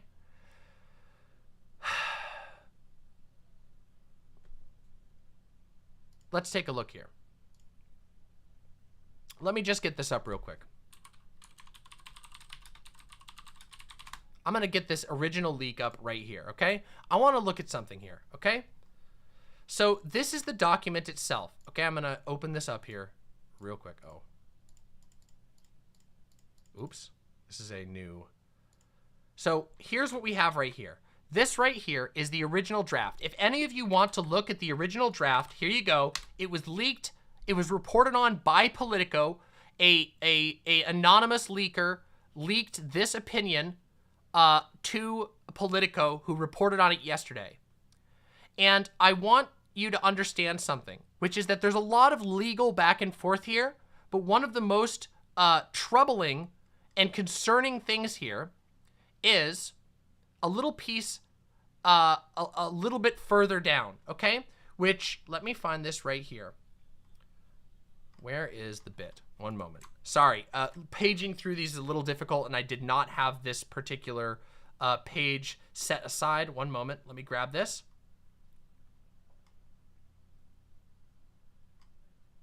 Where'd it go here? This is it right here. Here we go. So this is from, we hold that Roe and Casey must be, okay, here we go. I'm going to search it in the original because I want you all to see this.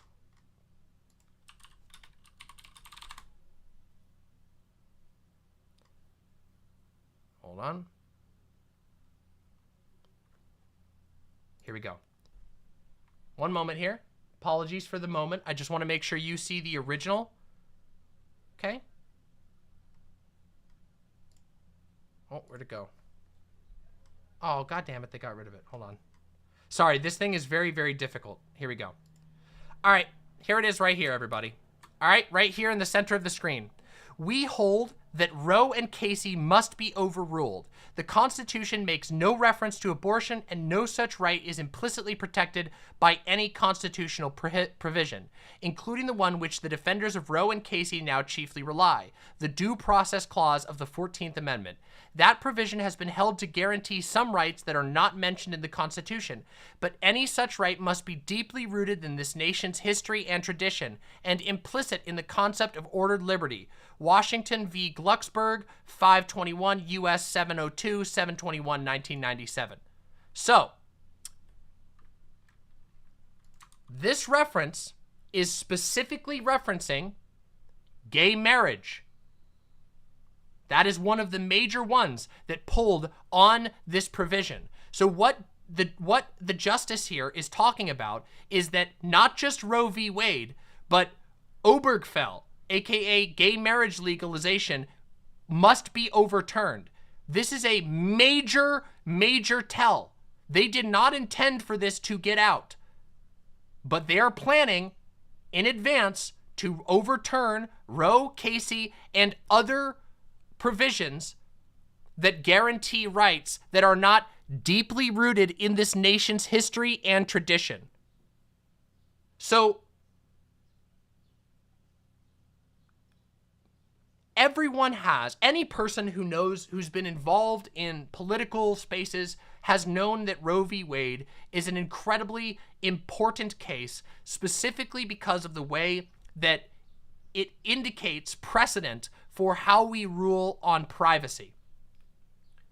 Yes, precisely. Jessica Metal says Lawrence v. Texas, which is the case that allows gay people to have consensual sex in their private homes. Sodomy laws are going to become an issue.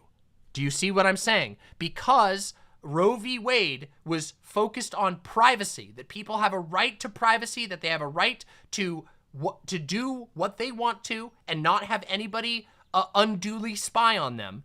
This influenced the decisions on a lot of other laws which right now the conservative faction, the dominant conservative faction in the Supreme Court, aka the guys who are calling the shots with no opposition right now, are indicating that they wish to repeal these laws.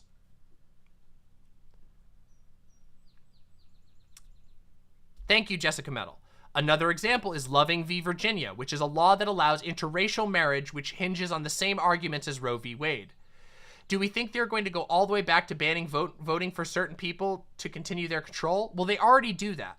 I don't know how bold and brash the Republicans are going to get about this. But by the way, I just want you to know that this is an epical shift, okay? Roe v. Wade has been a law in place since 1973. How many of you were even alive in 1973? Not me. I wasn't fucking alive in 1973. My mom was barely alive in 1973. This is a law that has been, that generations now have been living on, that is going to, a right that is provided, that is going to be yoinked away in the blink of an eye. Okay? I want you to imagine yourself real quick. Imagine you're enjoying a beer in your house, okay? Everybody loves having a beer every once in a while. Imagine you're sitting in your house and you're sipping on a beer and you're watching some TV. Maybe you're watching, I don't know, Breaking Bad like me. Maybe you're watching Better Call Saul. Maybe you're watching Moon Knight. Maybe you're watching one of these. Maybe you're watching, I don't know what else is popular. Mandalorian. I don't know. And you're kicking back with a beer. Unbeknownst to you, the Supreme Court makes a decision that rules the prohibition is back. So you and everyone you know for your entire life have functioned under a specific set of rules and things that you have protection to, and then it's gone. Did you know we've had that? Of course we've had that happen, right? The prohibition was the first example of that. But imagine that one night you're doing something perfectly legal, and the next day, all of a sudden, you are in violation of federal law, or state law in this case.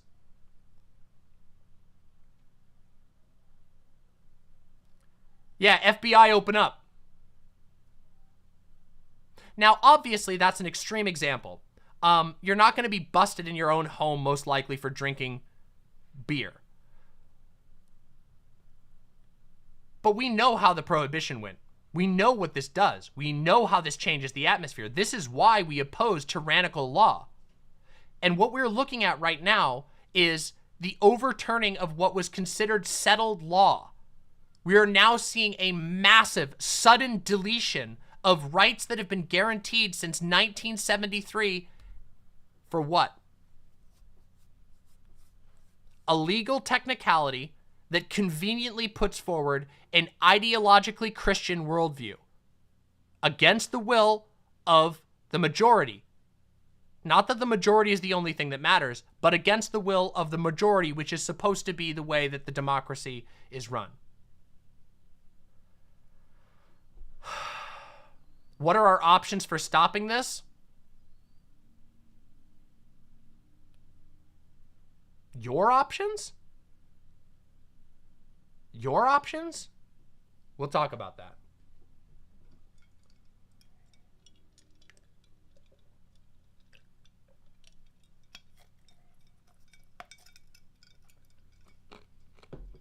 So, this is one of the things that's most frustrating about this whole situation. Is that you will get all kinds of conservatives who are pretending, lots and lots of conservatives. I'm sure you all have seen this. Challenge. If you've seen conservatives talking about this, have you not seen conservatives be like, this is a legal issue. Get your ideology out of it. This is a legal issue, okay? It's not our fault that the law, you know, was not perfectly calculated, you know, word-wise. You don't care about legality. You don't care about that. You're going to hear a lot of that. But remember this almost axiomatically, okay? I want you all to internalize this, okay? I understand that that this probably sounds super shitty of me to say. Republicans do not give a shit about due process. Republicans have never given a shit about due process. Republicans have never given a shit about the rules. Republicans fucking applauded at the attempted fucking coup on the 6th. Republicans, by and large, framed those guys as fucking patriots. They all say this shit and they're liars, and it's time for you to stop treating them like anything else. Do you understand? I want you all to seriously understand the severity of the situation we're in. Do you fucking hear me? They have a worldview that they are willing to fight for, and they are going to do it, and they don't care what the rules say. They have a vision of the world, and they will break or bend anything, including the law, including standards of honesty. They don't play clean. They don't ever take the high road, ever, and they never, ever will. Their worldview does not include a high road. I hope you all understand that. Truly. They believe that every conservative, and I mean this, every single conservative, every single Republican believes in a world where hierarchy is natural and good. It is fundamental to their ideology. It is the fundamental axiom that guides their worldview. And if they believe that a hierarchy is natural and good, it has divine justification. They don't need the law to justify it. They don't need your opinion to justify it. It's divinely, naturally imbued with quality.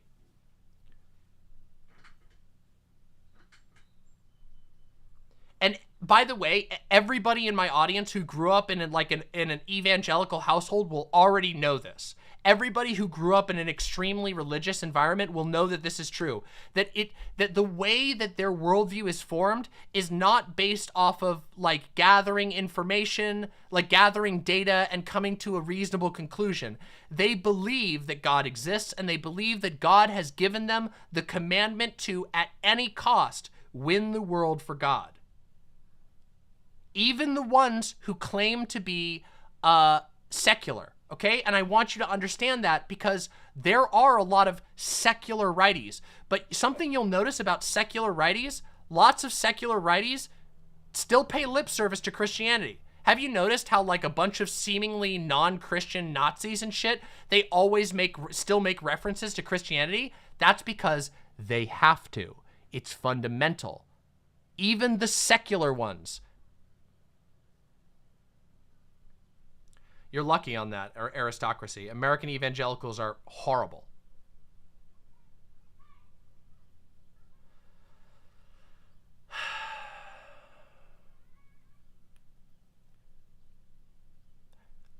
In June, we are likely going to see the repeal of Roe v. Wade.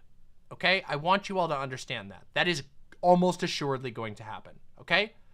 There is essentially no way in which this doesn't happen outside of Joe Biden doing something. And I don't know if you guys know this, but Joe Biden has been motherfucking checked out. Right now, there is enough Democratic power in office to expand the courts if they want to. They could play dirty with the Republicans, but they won't. They will never play dirty with the Republicans. They don't believe in it.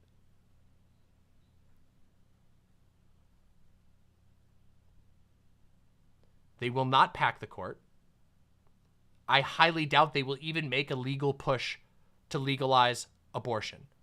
They will most likely let it happen and then hope that it will win them an election in 2024. But it won't. It won't. I don't know if you guys know this, but the Democrats are currently fucking reviled. Just so you know. I know that here on little sockdem liberal idiot moron fucking Twitter, that everybody thinks that Joe Biden is so cool, and we make jokes about, Grandpa Joe Biden, you guys are about to get your asses blown out so hard that you'll never forget it for the rest of your lives. I don't think you understand how mad America is at the party in charge. They will never, there is no fucking way that the Republicans don't fucking clean our asses out in 2024. And I want you to know what it means to have complete Republican control of the White House, the Senate, the House, and the Supreme Court. Bye. That's what that means. Bye. That's what that means, everybody. That means it's fucking over. That means the way the world as we know it is fucking gone, and it's not coming back. I already believe that there's no bouncing back from where we're at, but that is America will never go back to anything like it was before. I hope you understand that. Donald Trump was restricted. Donald Trump had people with some level of institutional power restraining him. He will not, the Republicans who come in 2024 will not have that. They will have no restrictions. They will have the ability to essentially do whatever the fuck they want with you and your rights. Let me just remind you of something. Do you guys remember what happened at the beginning of COVID while Donald Trump was in charge?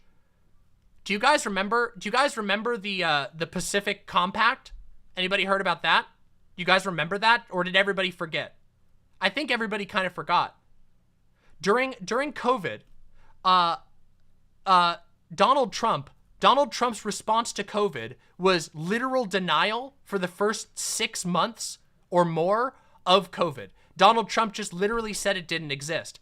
Multiple states decided to defect from Donald Trump. My state was one of them. Washington, Oregon, and California made a thing called the Pacific, I think it was called the Pacific Compact.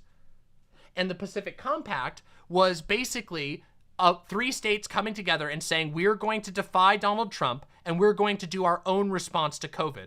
Now, their response to COVID was also deeply, deeply flawed. but they did break with Donald Trump.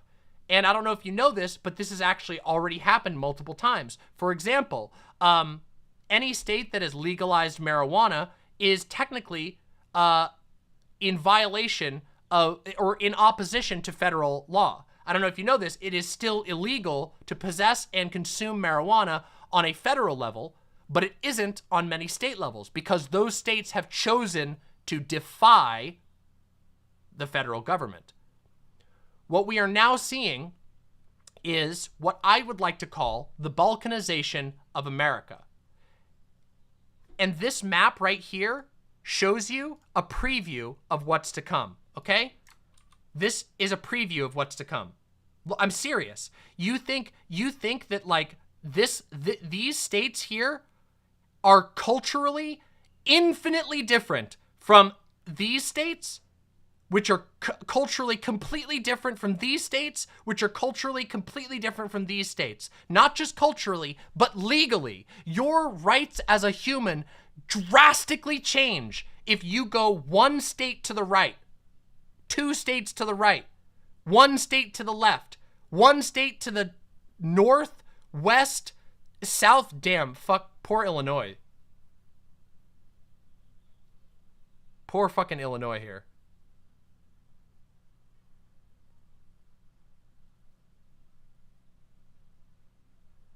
So what we have is a balkanized states. You can get an abortion. You have a state constitutional right to an abortion if you live in Washington. You do not have a state constitutional right to an abortion if you live in Idaho. You have a state constitutional right to gay marriage if you live in Washington. You do not have a constitutional state right to gay marriage if you live in Idaho. I don't think Idaho has constitutional gay marriage. Florida, you guys are fucked.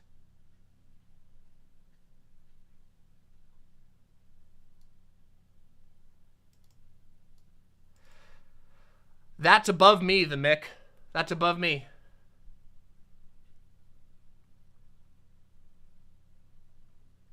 Yes, there are okay.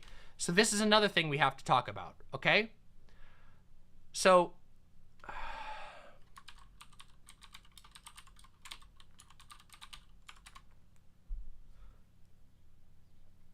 why does my band not work?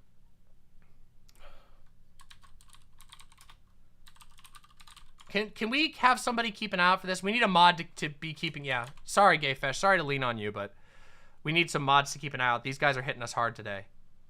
Yeah.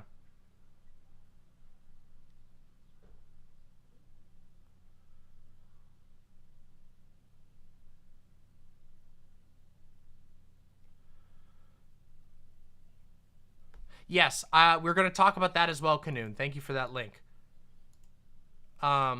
Yeah, I got to talk to White Nervous about that, actually. Oh, yeah, absolutely. I'll give you the mod right, Luxander.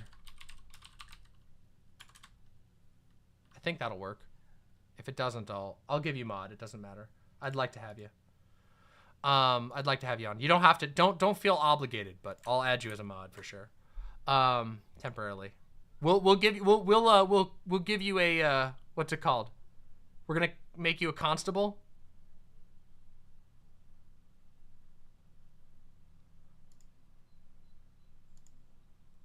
What's that the word? Is that the right word?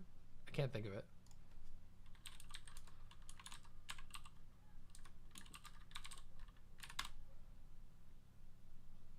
Deputizing. Yeah, we're deputizing Luxander to help us with this spam. Here you go, Luxander. You'll have to DM Gayfesh to get the commands. Okay? There you go. All right, let's continue with this story, okay?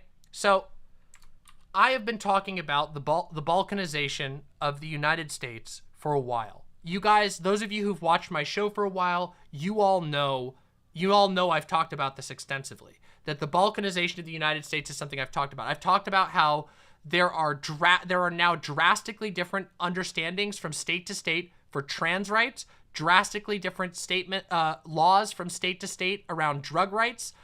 drastically different laws around privacy rights. There's now going to be drastically different laws around abortion and privacy rights, medical privacy rights. And soon, realistically, if we're realistic and we're not sticking our heads in the sand, soon, state to state, it will be drastically different recognition of marriage. So if you're gay, it very well may be possible for you to not drive. It very well may be impossible for you to drive from one side of the country to the other side of the country and have your marriage be legal the whole way through. Do you understand that that is not what a unified United States looks like? That is not what a solid region, of political power looks like? No. The country is pulling into different regional powers. There are drastically different interpretations of the Constitution, drastically different interpretations of human rights law, drastically different interpretations of child sexual abuse law. Yeah.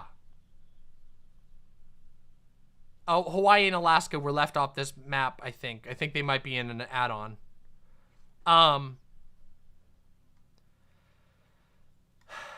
And yeah, as Third Archon says, yeah, it's what we call in the legal biz an intractable fucking mess. Yeah, it's FUBAR. America is fucking FUBAR. Fucked up beyond all recognition. The state, and keep in mind that the person who leaked this document really took a risk, okay? Well, okay, one of two things. Either they took a risk or it was an intentional strategy to signal Republicans. But I have no evidence of the second portion, so I have to assume it's the first, okay? Just to be clear. I have no one has any evidence that this was an intentional tactic. However, it is very convenient because, I don't know if you know this, but since this was announced, Republicans have been fucking funneling money into anti-abortion groups. They are hitting the road fucking hard. The conservatives taste blood in the water. They know that they can get rid of gay marriage. They know that they can get rid of Roe v. Wade. They know that they can roll back women's rights. And soon enough, they may be able to roll back racial civil legislation. And they don't care, okay? They don't care because they know they're not going to win in these places, okay? When you look at this, okay, Republicans, you want to know how Republicans talk about California? They call it Commifornia. They literally believe that the West Coast is a bunch of communist states. Unironically, they actually believe that. They think the same thing about Massachusetts. They think the same thing about New York. They don't care about these places. They care about these red states. They care about making a Christian empire that they can slowly use to encroach on the rest of the world while completely controlling the populace inside of these states. I do not look forward to the internal refugee crisis that we are going to be facing soon. And by the way, I'm hardly the only person reacting to this. You want to know something interesting? You ready for something really super interesting? Let me show you something. Let's take a look. Let me show you. Hello, Canada. American women can obtain abortions in Canada if Roe v. Wade fails, the minister said. The Families Minister Karina Gould worries that Canadian women from border regions could lose abortion access in the U.S. American women will be able to obtain abortions in Canada if the United States Supreme Court overturns Roe v. Wade and returns abortion law to the state level, says Karina Gould, Minister of Families, Children, and Social Development. In an interview with CBC News, Power and Politics on Tuesday, Gould was asked if American women would be allowed access to the procedure in Canada. I don't see why they would not.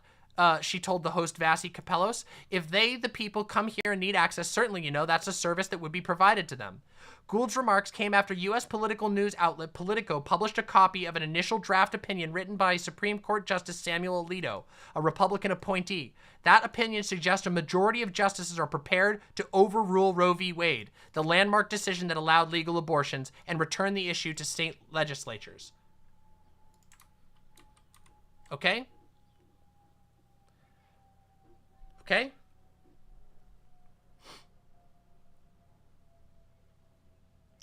So, other countries are already preparing for receiving fleeing Americans. I hope you understand how serious everyone else in the world is taking this. And also, did you know that, like, America is one of the first countries in a long time to repeal these sorts of things? It is not common for rights to slide back like this outside of severe social unrest. But guess what, everybody? It may not seem like it, but America is in a state of severe social unrest. You understand?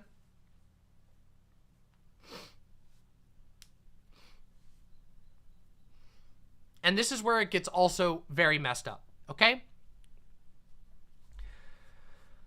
Many of the states that have currently trigger laws for Roe v. Wade, aka laws that will ban abortion the moment that Roe v. Wade is no longer around, many of those states also have what we call bounty laws.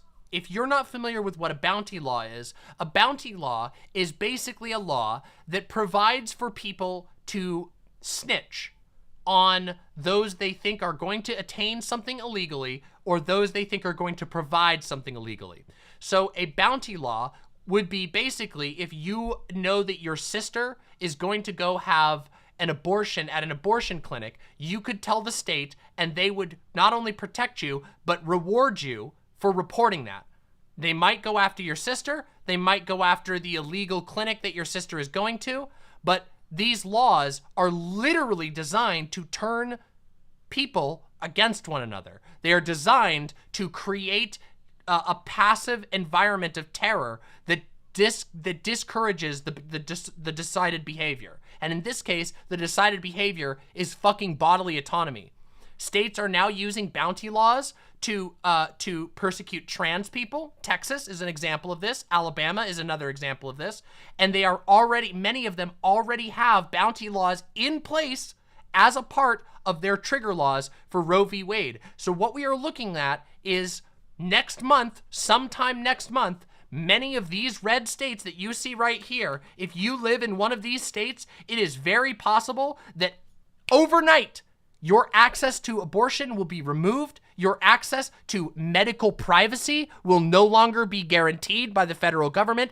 And you could have a bunch of conservative nutbag wannabe bounty hunters reporting you and everybody you know for because they think you're going to have an abortion.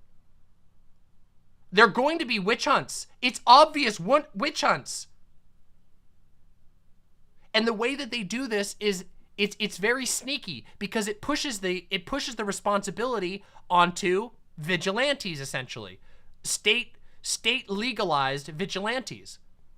And I don't know if you know this, but do you guys know who has the most militia and vigilante groups in America? Do you guys know that? I do.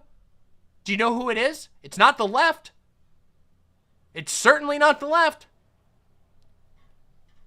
3%ers, Oath Keepers, Patriot Prayer, Proud Boys. Well, Proud Boys have fallen apart now. Yeah, it's the right.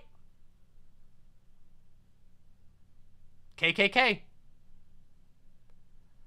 And do you think those groups are not going to take it upon themselves to go make some fucking money doing bounty work for red states? What's worse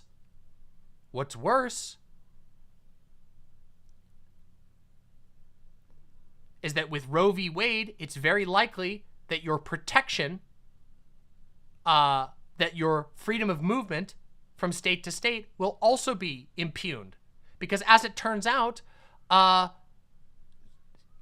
do I describe this? As it turns out, it is not solid legal ground to protect yourself from, you know, going to another state to get something.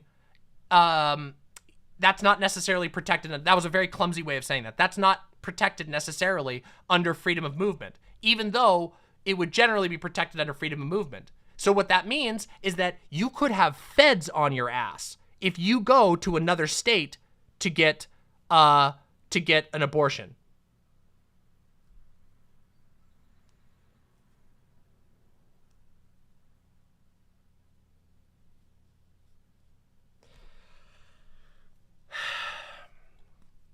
It's a very grim state of affairs.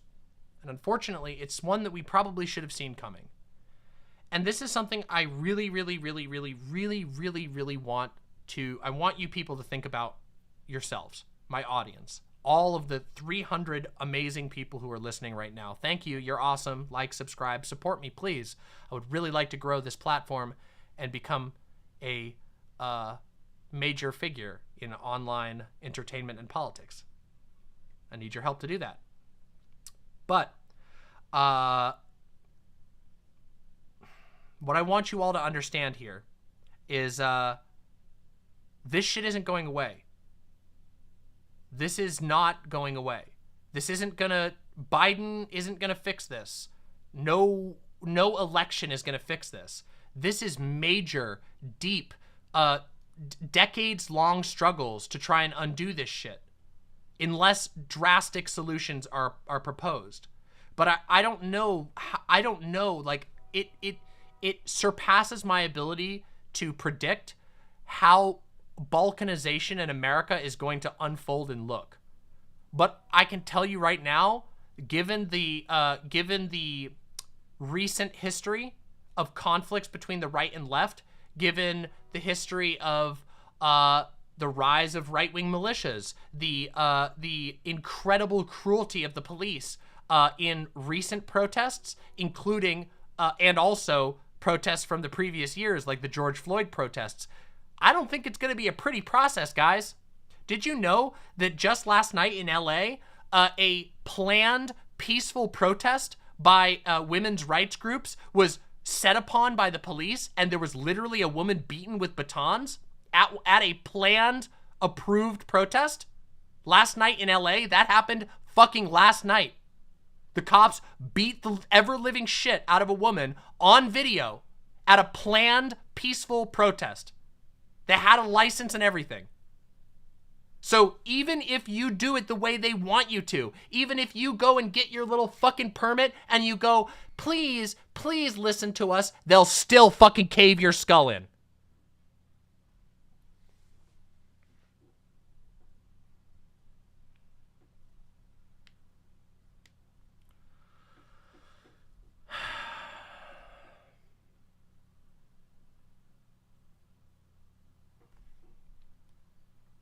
And I want you to keep an eye on this map, because while this map isn't like a proper guide to how the United States is falling apart, it's a pretty good primer. This is where you see the most radical laws. This is the region that belongs to the right. This may as well be the modern fucking Confederate States. And I'm very sorry for those of you who happen to live in the modern Confederate States.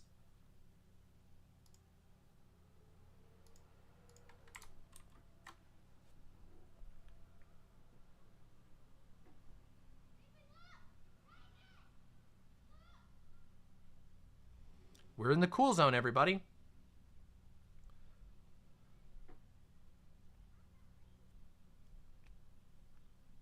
What's going to be needed most, okay? What's going to be needed most is we're going to need to set up networks to help people get out of bad places. There are a lot of people who are going to need them. Again, 58% of child rearing aged women and birthing capable people, let's put it that way. Those people are all, like, 58% of the population functionally of women in this country in addition to a whole bunch of people who have uteruses but who aren't women, are going to be a huge percentage of those live in red states right now, and a lot of those people will not be able to stay and fight. That's not me saying that just move 5 head. That's not me saying a bit that like there's no hope to fight. Obviously, we all live in America, and yet here we are still fighting. But it means that there's going to be people, and some of you might be those people, who can't stay and fight because it's too dangerous. Don't try to fight a war without a foundation. If you're well settled and you're safe in a red state and you've got, and you're stable and you're not in danger of being immediately persecuted, fucking fight as hard as you can. But don't hesitate if you're not to start to look for a way out. And those of you who are in safe places, those of you who live in states like Washington, New York, Massachusetts, Maine, California, Oregon, those states, if you live in those fucking states, be ready.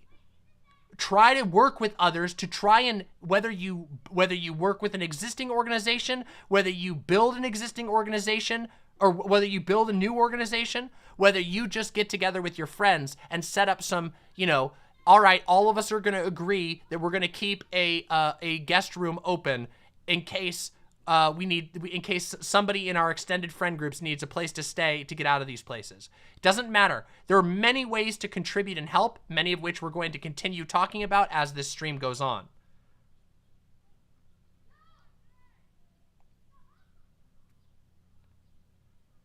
How can we safely and securely signal to people we can help people get to safety? Well, the good news is there is no fucking chance at this point in time that the government is going to get involved in, like, persecuting people who help others move. Like, you can do that safely. At least to my knowledge. Obviously, I'm not a lawyer, but to my knowledge, there is no risk in that sort of behavior whatsoever.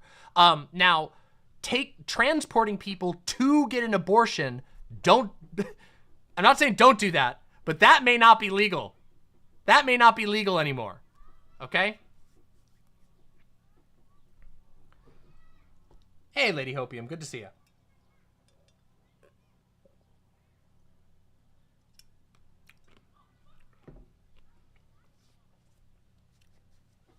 Did they really think this would stop abortions? People are just going to do it anyway, like abolition. Remember, law doesn't change anything about what the punitive measure can be taken.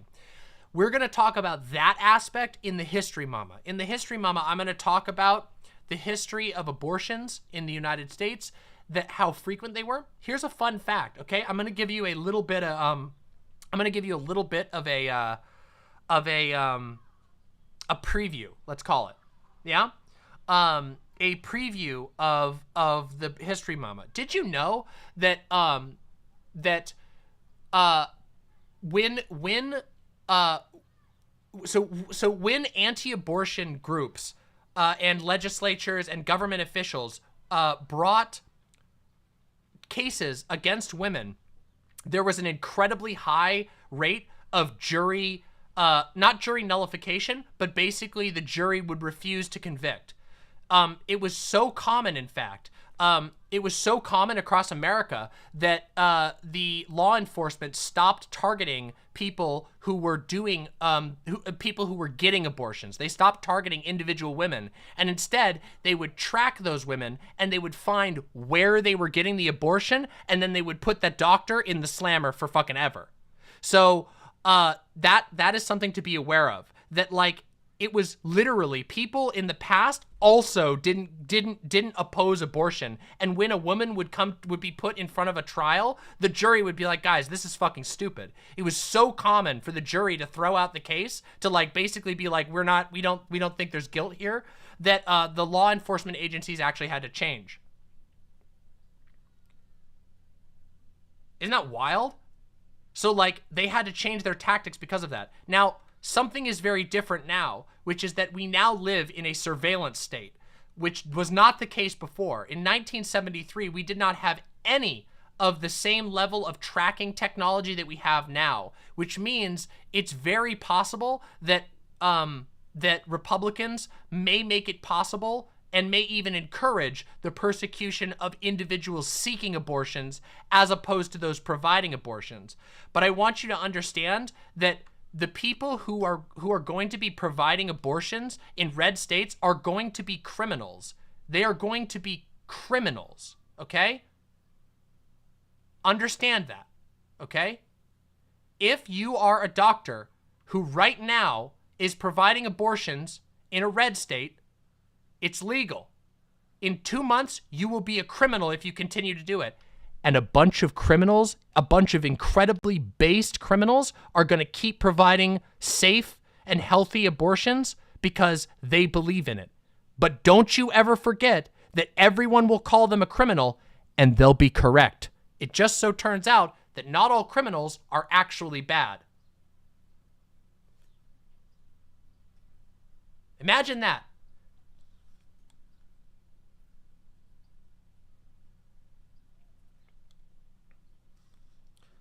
Good time, a very, very good time to just take a moment, okay?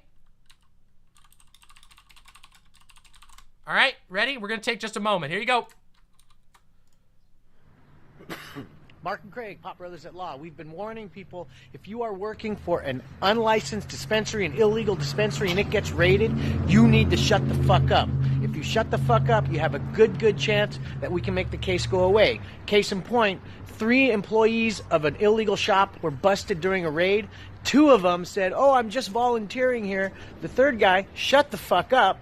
And the DA did not prosecute the guy who shut the fuck up. They can't prove what you were doing there. If you're a customer, patient, walked in to go to the bathroom, they don't know. You got to shut the fuck up, and it's Shut the Fuck Up Friday. So review the script. What do you say when the cop first pulls you over? Why'd you pull me over? And when he keeps asking questions? Not discussing my day. And they ask more questions? Am I being detained or am I free to go? And if detained, what do you say? I invoke the 5th. And then what do? You shut the fuck up. Shut the fuck up Friday. Never answer questions when the cops ask. Have safe holidays. Tip of the... Never answer questions when the cops ask. Got that? Never answer questions. And you know if you're at a under the table abortion clinic and it gets raided, you shut the fuck up. Everybody shuts the fuck up. Then nobody goes to prison. You don't want to go to prison. You don't want anybody you know. You don't even want people you don't like to go to prison. Let's be real about that, okay? Prison fucking sucks. You know what we haven't been mad about on this stream enough recently? Fucking prison. That's why I'm gonna do a fucking episode of this goddamn stream about prisons, where we go and show you what the fuck goes on in American prisons. You wanna know what? Sorry, everybody. We're gonna take a little bit of a detour here, but an important detour, okay? Did you guys all see that post going around on Twitter about the person who was saying that they were gonna report people to the feds? Did you guys see that shit? I'm not gonna put the name up because apparently they fled. So yesterday there was a big post that went viral, okay, on like liberal and lefty Twitter. This streamer posted, you LARPy motherfuckers, if I see you talking about political violence, I'm going to report you to the FBI. Okay? That was literally, they wrote a 3-tweet thread explicitly saying they were going to be reporting people tweeting about political violence to the FBI. And I want you to understand something, okay? I really want you to understand something. Prison, being arrested, being put into jail, being locked up in prison is fucked. It's the type of shit that you wouldn't even do to your worst enemy, okay? Like, I would almost go so far as to say that that calling the cops on somebody is worse than just getting in a physical fistfight with them most of the time. That's my personal opinion, not a legal opinion. That's my personal opinion. And the reason for that is because if something goes wrong when the cops are involved, somebody's getting locked up. And getting locked up is torture. They put you in a cold, stinky, dirty, disease-infested cell where you have to piss and shit in front of everybody. You have no way to keep yourself entertained outside of maybe getting to watch Fox News on a fucking television. and you get jerked around, beat up, abused, and the guards don't give a shit. And that's your best. That's the best prison in America. Prison is the type of shit that you do not want to put on somebody. Ever, okay? Prison is the type of shit that your everyday rational person wouldn't even want to wish on your fucking average enemy combatant, okay? Prison is nightmarish, okay? And I really want you guys to understand how serious that shit is. Bisodou says, Canadian prisons, and I assume American prisons based on similar structure, literally create criminals. They don't remove criminals from the population. They make more. Yes. And part of the reason for this is because while people are in prison, they inevitably get pulled into gangs in prison that they can't leave once they're out. So, and by the way, these things are often encouraged by the guards or allowed to fester by the guards. They don't give a shit. They don't care. They're there to keep you in a fucking cell. They don't give a shit. In fact, it's even better because if you come back, well, guess what? They just get more money. They don't give a shit. They don't care if you get better. They don't care if you're reformed. They just want more money. They just want more fucking justification for their budget.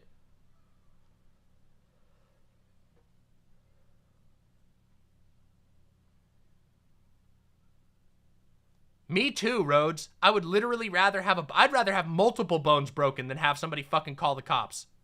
Are you fucking kidding me?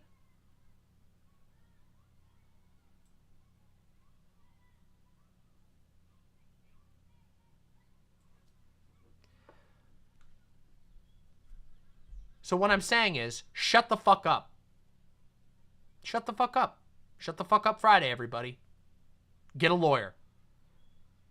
If you get in trouble, they can't do shit to you until they give you a lawyer. So get a fucking lawyer and don't say shit. Especially if there's abortion involved, okay? Because that's what we're going to be talking about, and that's going to be a reality for many of us very soon. Here in America, in about a month and a half, there will not be federal protection for abortion anymore.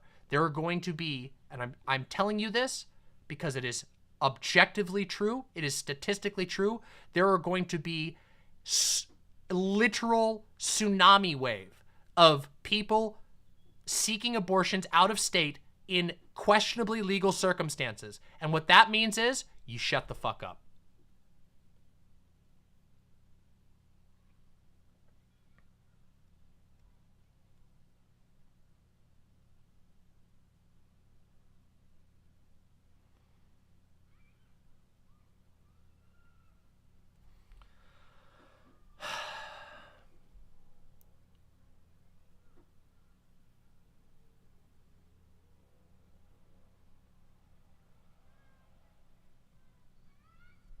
Sorry to fall quiet there. Sorry to fall quiet there for a moment, but I just wanted to think about where I wanted to go with this next. Because there's a lot of different angles I can talk about with regard to this. I can talk about the fact that this is going to seriously damage privacy rights. So I don't know if you know this, but Roe v. Wade was the basis for a lot of cases based on privacy. I mentioned that earlier on, but I wanted to go further. This is going to affect things like data privacy. This is going to affect things like data selling. This is going to affect things like medical record privacy. It could result in various government officials gaining incredibly increased access to your personal records.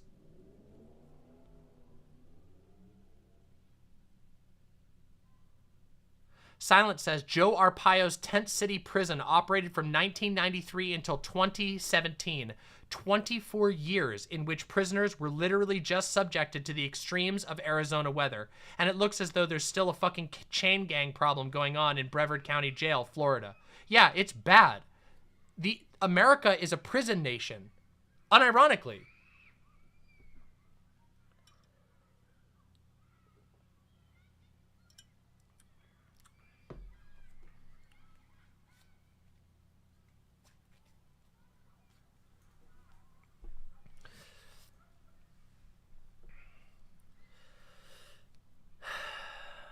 You hear screaming kids outside? Yeah, there's a bunch of kids playing out in the park outside. One of the nice things about my neighborhood is that we have a park right in our neighborhood. There's like like an actual play park. So lots of kids come here and it's nice. Sometimes they get a little rowdy, but you know, I don't know. I think it's fun to see kids playing outside and stuff. Like they're just having a good time. It's nice. Okay, I will say it's really funny when they get in insult fights. I've heard a number of insult fights between kids outside my window that has been incredibly funny. Okay, this is totally unrelated to the topic at hand, but hearing like a little kid be like, "You're a dumb bitch." What did you call me a dumb bitch? You're a fucking idiot. Oh shit. Oh fuck. That's really funny. It's just really fucking funny. Okay. There was like the other week they were playing with these Nerf guns. They had little Nerf guns and they were shooting each other. Okay, so like the new Nerf like trend, I guess, that I've seen tons of kids running around with these things. They're these Nerf guns that shoot little rubbery balls. They're like a cross between Nerf and airsoft.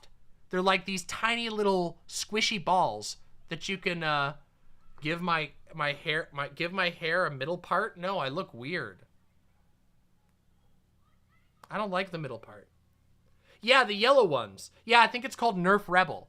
Yeah, it's Nerf Rebel. And anyway, they've been playing around with that, and they got into a swearing match last week, and I heard a bunch of firing, and they were like, "I hit you." I was like, "No, you didn't." And it was like, "Oh, you're gonna be a bitch about it. You're gonna be a bitch." It was fucking crazy. They were like swearing at each other, getting real mad, all while holding these little toy guns at each other. Sick. It was really funny. Oh my God, it was the Daniil. Oh my God, you're right. Oh no. I do look like Daniil Dankovsky.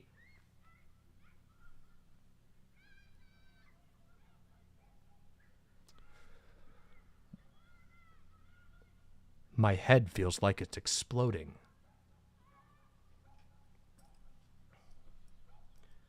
Yes, I'm the Bachelor.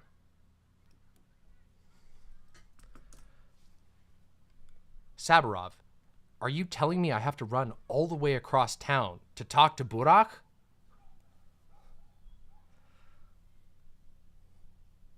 The face of Daniil Dankovsky, but the soul of Burak.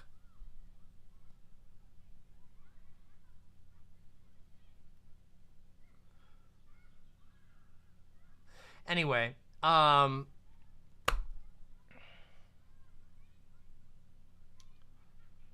Yoda's doing very good. Yoda has a checkup at the doctor tomorrow. Yeah.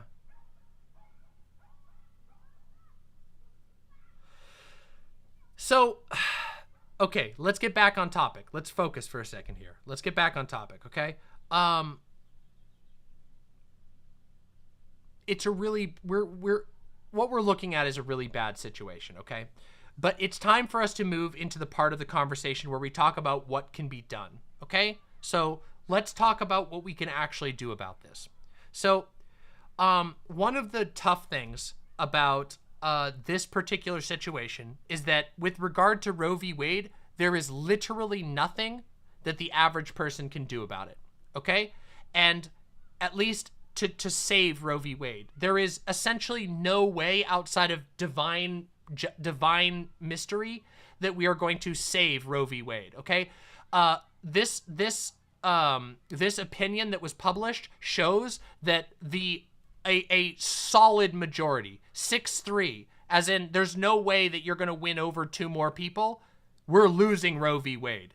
Unless by some miraculous chance, like 3 or 4 of the Supreme Court justices, all of them Republicans, just drop dead from natural causes at home and comfortable. Unless that happens, we're losing Roe v. Wade. I just want you to get that into your head right now, right away, okay? There's nothing you can do to change that. And the reason for that is because that's the way our system is structured. The Supreme Court allows for potentially like generation changing rulings to be put into place that are very difficult to change. It's one of the arguably, you could argue it's a strength. You could argue it's a flaw. I think it's a flaw of our system that we have a court that with life-serving judges who are appointed on a partisan basis is fucking ridiculous to me. Honestly, what a ridiculous system. The idea that we have for life partisan appointees. There's no non-partisan like groups that select. It's the president gets to pick. And this has been gamed to ensure that conservatives have a majority. We're losing Roe v. Wade, okay? And outside of literally like protesting and showing up and essentially intimidating our politicians into changing their minds with our voices peacefully, there's nothing that can be done to stop that. They are going to make this decision and it's going to happen. Now, let's talk about other things that could happen. Is it possible that the Democrats pass federal legislation to protect to protect abortion rights? It is possible. Technically, they could do that. However, I will let you know that a lot of people are going to be reluctant to do that, okay? So it's not likely to happen. They could technically pull it off, but it would be a very big political challenge. And as we know about the Democrats, they are not particularly favorable towards those things.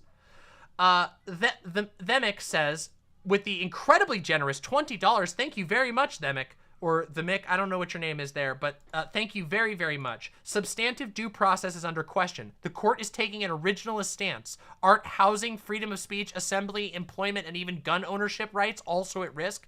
Yes, that is one of the things. If with a court that is biased towards so-called originalism, which, by the way, we will be watching in coming days, a video about why originalism is bullshit, why it's not even, it's literally just a bullshit term. No one is an originalist. That's an absurd thing. Not even Republicans are actually originalists. They've just made it up. It's just a made-up term to give them some sense of credence. But yes, a lot of things that we consider rights are in danger because we have a majority of the court that considers themselves some flavor of originalist. We know that they already intend to go after gay marriage. We know that they already intend to go after interracial marriage. And so we're going to be watching some things that talk about that as a part of the, I'm going to be doing some focus on Roe v. Wade for a while. So thank you very, very much for that question, Themic or the Mick. I don't know if I'm saying your name right. One of them sounds a little bit like a slur, so I'm really sorry if I'm not trying to do that. It's just your name. Thank you very much for your generosity and your very good question. So let's continue with what we were talking about. So technically, the Dems could push through federal legislation, but let me tell you why this is unlikely to happen. First of all, the political will required is unlikely to happen. Joe Biden has not so far proven to be a firm leader. Build Back Better hasn't happened. His infrastructure plan got gutted. Basically everything that Joe Biden has attempted to undertake has not been able to pass, with the exception of Ukraine military funding, which is like everybody kind of supports that, more or less.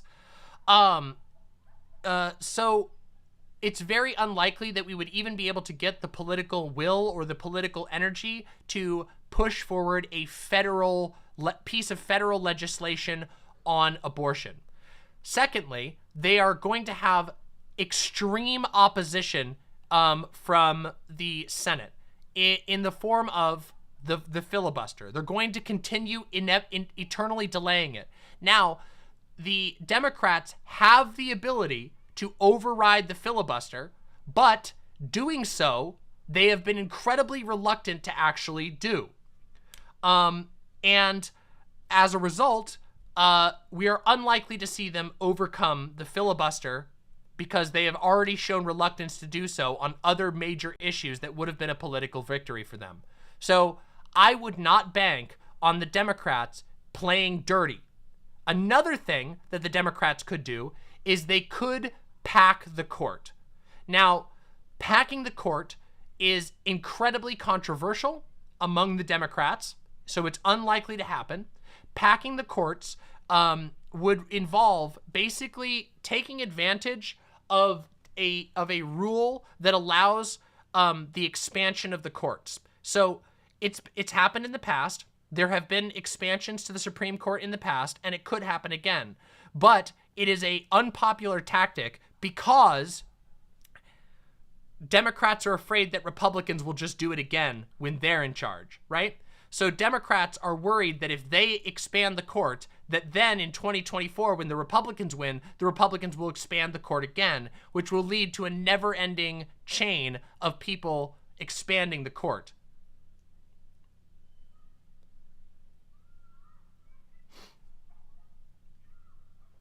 So that's unlikely to happen. So what does that leave us with? So there's nothing we can do. There's nothing the average person can meaningfully do to save Roe v. Wade. There's nothing that the Democrats can't do anything, and there's not enough time for our votes to matter in that regard. Basically, you can vote straight Dem in 2024. You can vote straight Dem in every midterm, but the likelihood that you're going to change the number enough to push to even if you vote for Democrats, even if you're able to campaign really hard and get more Democrats into those seats, the timeline doesn't work out that they're going to be able to all work together to put through federal legislation to expand the courts to do what's necessary. What I'm saying is Roe v. Wade is done for. That's what I'm saying. Roe v. Wade, barring a miracle, Roe v. Wade is done for, okay? On the federal level. So that puts us down to the local level. What can anybody do on a local level? Okay? And this is where it's going to get very, very, very messy and very complicated. And I will say, as a precursor to this, as a sort of warning to this, I am not a lawyer. None of what I'm saying here is a suggestion. It is literally a political discussion. We are here to talk about Roe v. Wade, okay? I'm not a lawyer. I'm not anything else. I'm just a talking head, all right? You understand? Just understand that. Just want to make sure that's out there. So the first and most obvious thing that you can do is vote in your local elections and participate in your local politics. If you are in one of these states, I'm going to show you these states. If you are in the Montana, this is Nebraska, Indiana, and West Virginia and Florida. If you are in one of these pink states, your vote is actually going to be quite important. So if you're in a pink state,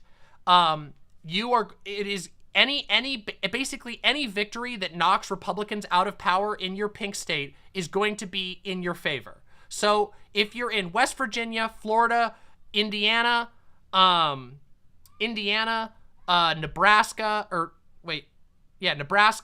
or Montana, if you're in any one of those states, it is incredibly important that, if possible, you support any local efforts to unseat Republicans. I don't care if you do so by voting for Democrats. I don't care if you do so by setting up a right-wing third-party option that siphons off voters to the right-wing third party and then you ditch it. I don't care.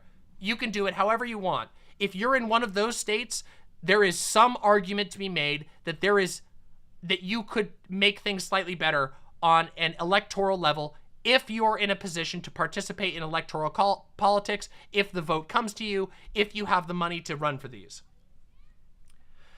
Oh, hey, Vermin, great to see you. Wonderful, wonderful to see you. I hope you're doing wonderfully. Do you think this will cause the housing market to become even worse? Yes, and we'll talk about that as well. We're definitely going to talk about that. So that's what you can do. If you are in a red state, okay? If you are in a red state, there are a number of things that you can do, okay? One, you can get involved in local politics via local electoral politics if you so desire. Now, depending on your red state, that may or may not be a riskier proposition. In some red states, there is essentially no chance that a Democrat will ever win. There is mathematically, functionally no chance for a Democrat to win. If that's the case, I can't advise you to go do that. I can't say that I think it would be a good use of your time and and money and life to sort of hopelessly run as Democrat or hopelessly run as a third party in a red state where it's functionally guaranteed. So if you're in a red state, organizing is going to be incredibly, incredibly valuable to you, okay? And I mean this both electorally and non-electorally. If you're in a red state, and this is something that you care about, which I assume it is because you're here watching with me, if you're in a red state, you should get a list of all of your pro-choice organizations. Look into what existing pro-choice organizations exist. Look into women's rights groups. Look into women's support groups all over your state, okay? There are going to be a absolute metric fuckload of citizens women's groups that are going to be popping up all over the place. And what I mean by that is literally things like Facebook groups, things like Reddits, little communities in red states that are going to pop up and offer support to one another, whether it's whether because all of these abortion clinics and women's health clinics are going to be closed. There's no way. I mean, oh God, we haven't even gotten to that. Women's health, OBGYN,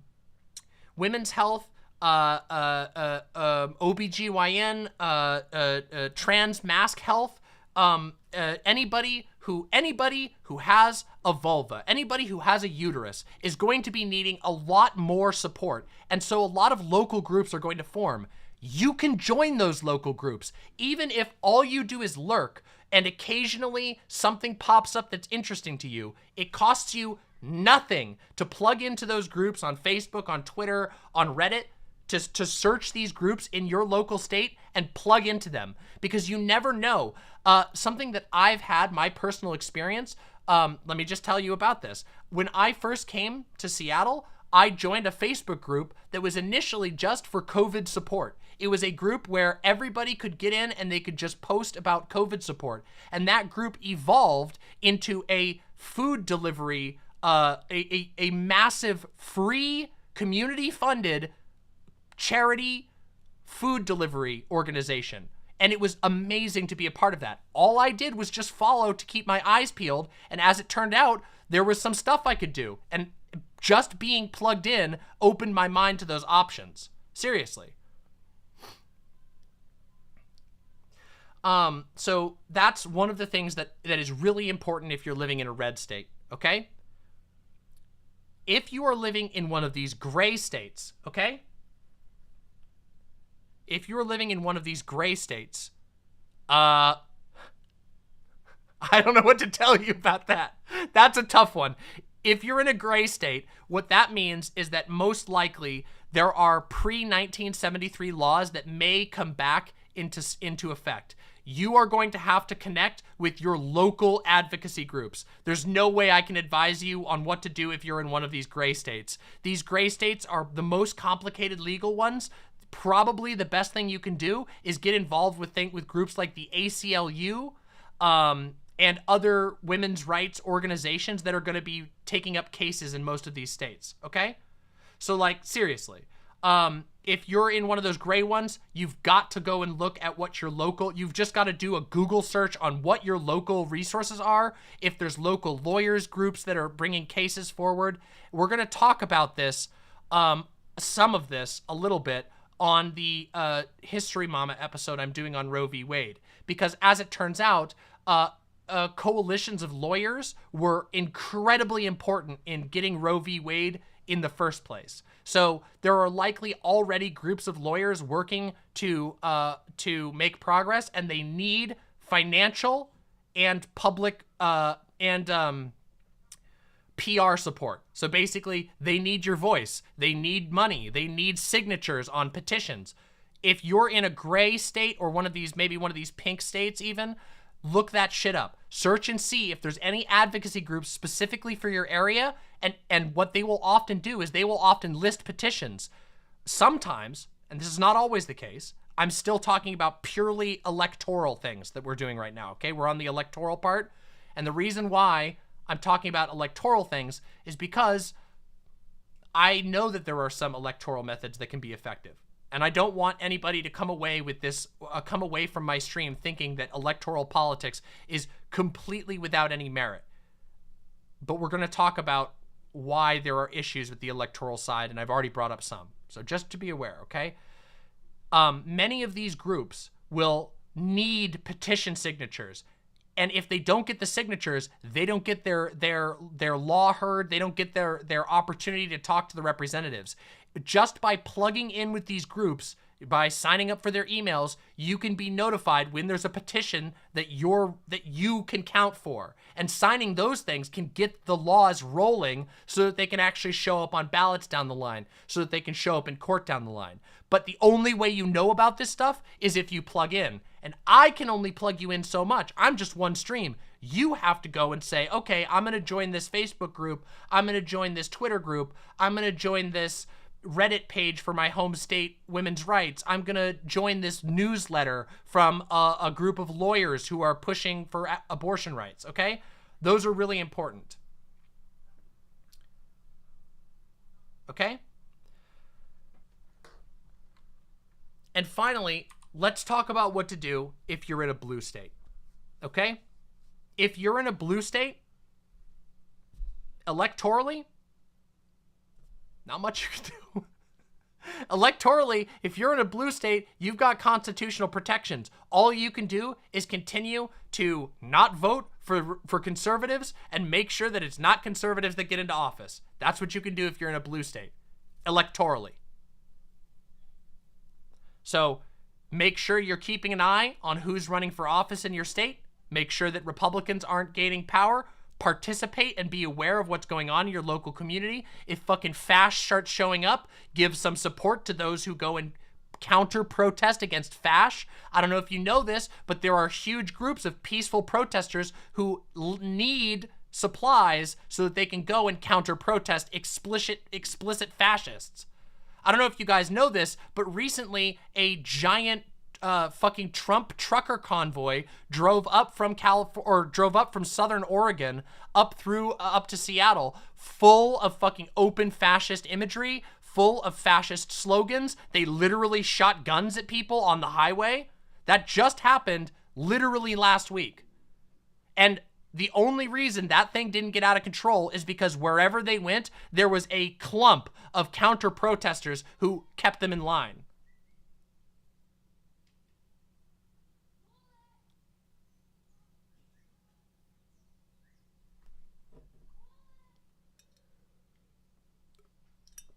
And that's where we are now going to talk about the non-electoral options, okay? Non-electoral options, okay?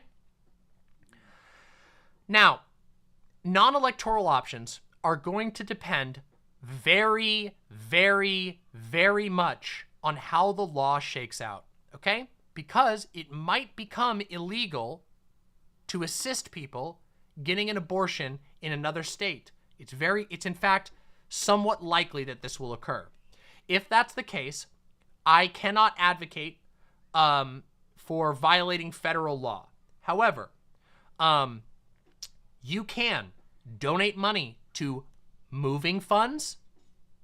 You can donate money to medical funds. You can donate money to transportation funds. You can donate money through GoFundMe, Venmo, PayPal. If you have money, you can donate these things. You can choose to, I don't know, you got a cousin who's got an extra mattress kicking around? Bring that mattress over to your house. Make it up into a guest bed. You got a friend who needs to come stay for a medical procedure? Don't ask any questions. Say, hey, I got a bed. Come stay. There's another thing you can do. You can connect with all kinds of radical political speakers and activists all over social media who will shine a light on opportunities to help. And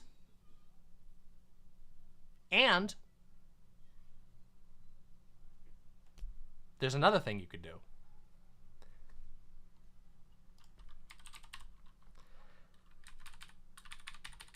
You ready?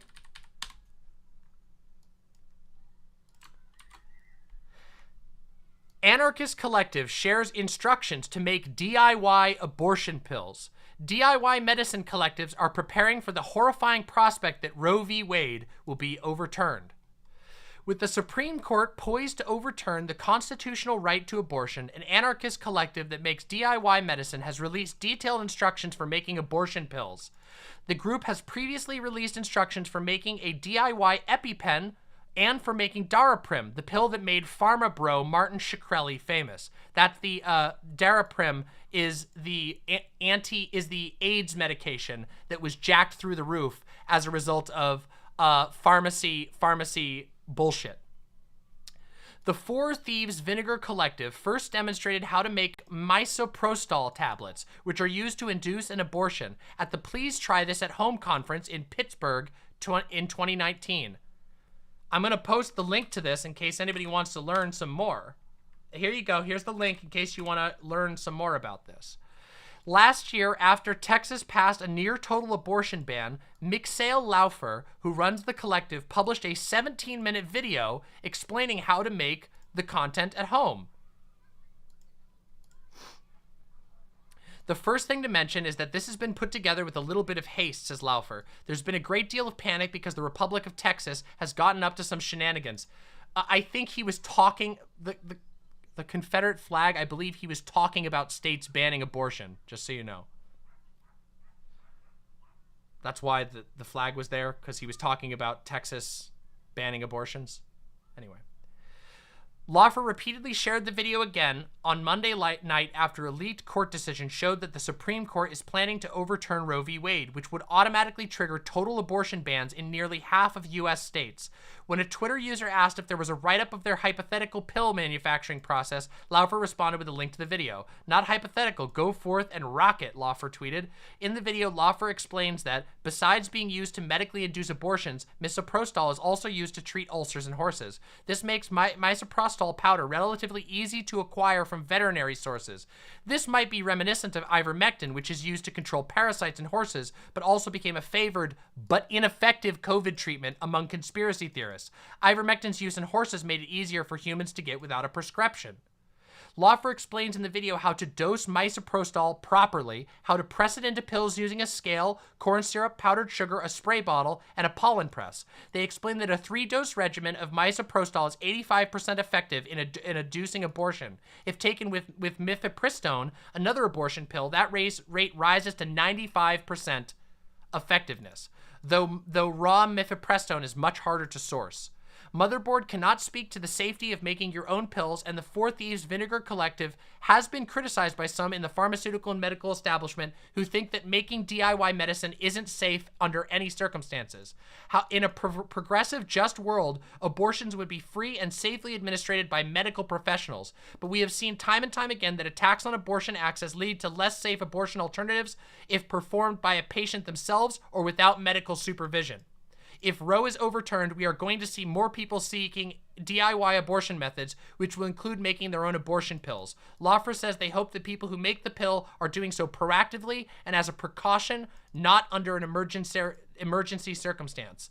The video is likely to help at least some people seeking abortions, though Laufer says that in an emergency, people should seek out help from established health organizations that have for years been seeking to expand abortion access.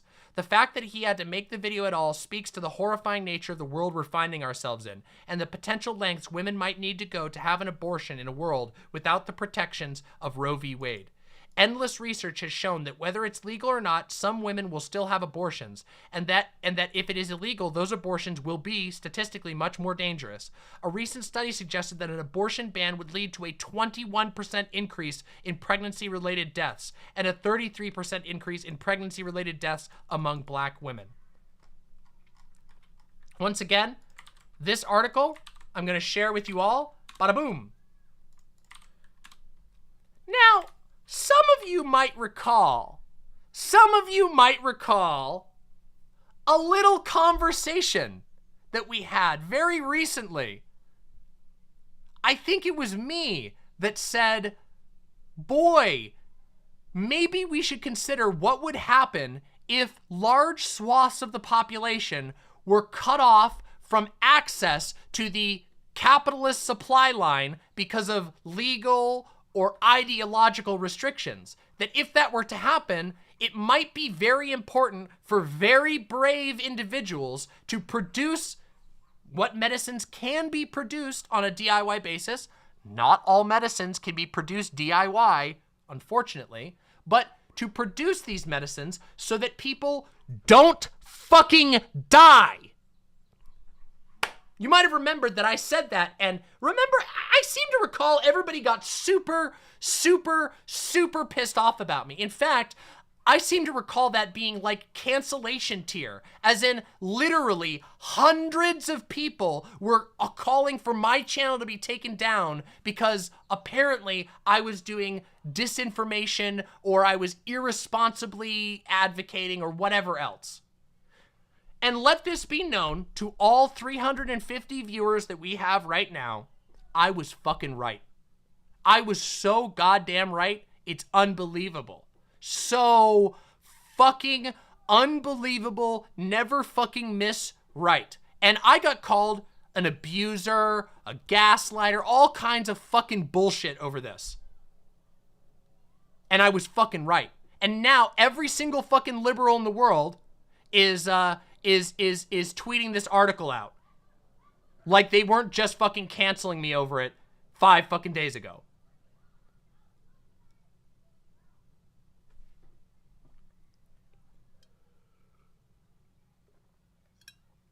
As it turns out, not every single medication that people need to live is a rare chemotherapy drug that can only be produced with a molecule that's found in one pond in South America. Not every, in fact, most drugs don't fall into that. As it turns out, lots and lots and lots of drugs can be sourced safely, effectively, life-savingly to combat tyranny, as it turns out. I appreciate that. I appreciate that, Mountains of Chadness.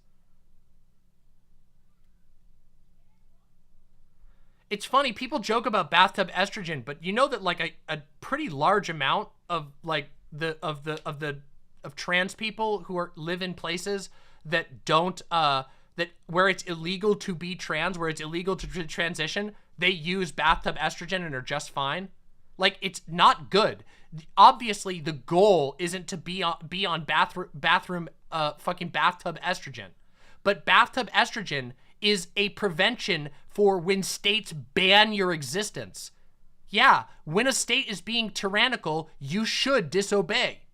Of course. If you are being oppressed, if you are being, if violence is being put upon you, if people are trying to choke you out and kill you, you should fight for yourself, even if that means ignoring the law.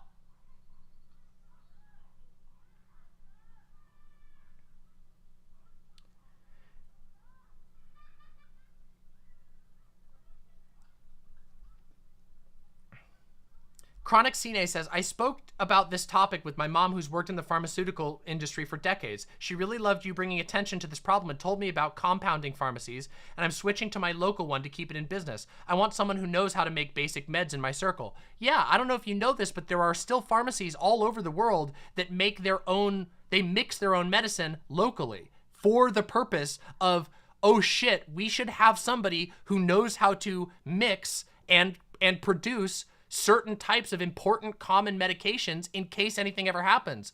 You know, there's like all kinds of events that lock people off from the capitalist supply chain. And that, keep in mind, capitalist supply chains are designed to be controllable in this way. You get that, right? Like, part of the problem of capitalism is how capital and the state interact. That, yeah, the state can make a decision like this and fucking half the nation can lose access to potentially life-saving drugs like that.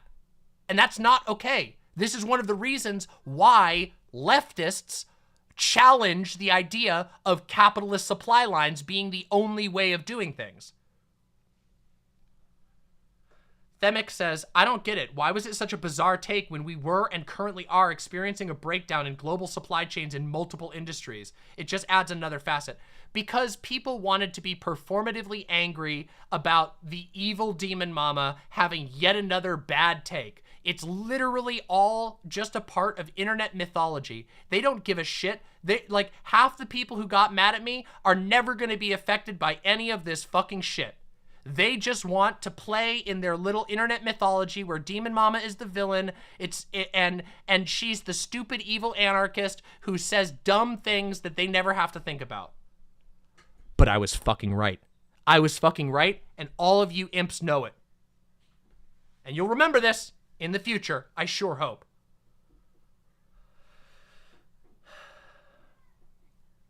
There's one more thing I want to talk about, okay? One more thing I want to talk about real quick. Oh, look at this. By the way, this guy's video is up on the Internet Archive. The video about how to make that drug is up on the Internet Archive.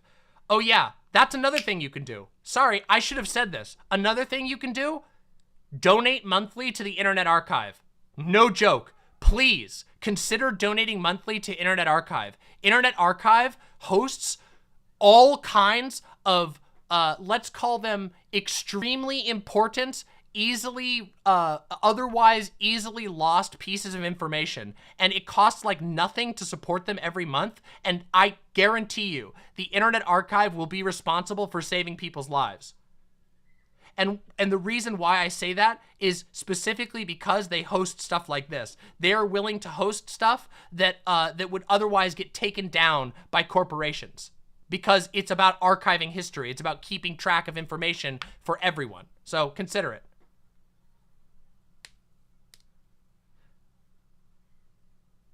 Well, I appreciate that, Ashmar. A lot of people have been pretty cool about it, okay? A lot of people were assholes before, but I've gotten a couple of interesting apologies, which has been interesting. Hell, even this hardcore DGGer who fucking hates my guts was like, wow, I might owe Demon Mama an apology. Which was, that was nice to see. Let's put it that way, okay?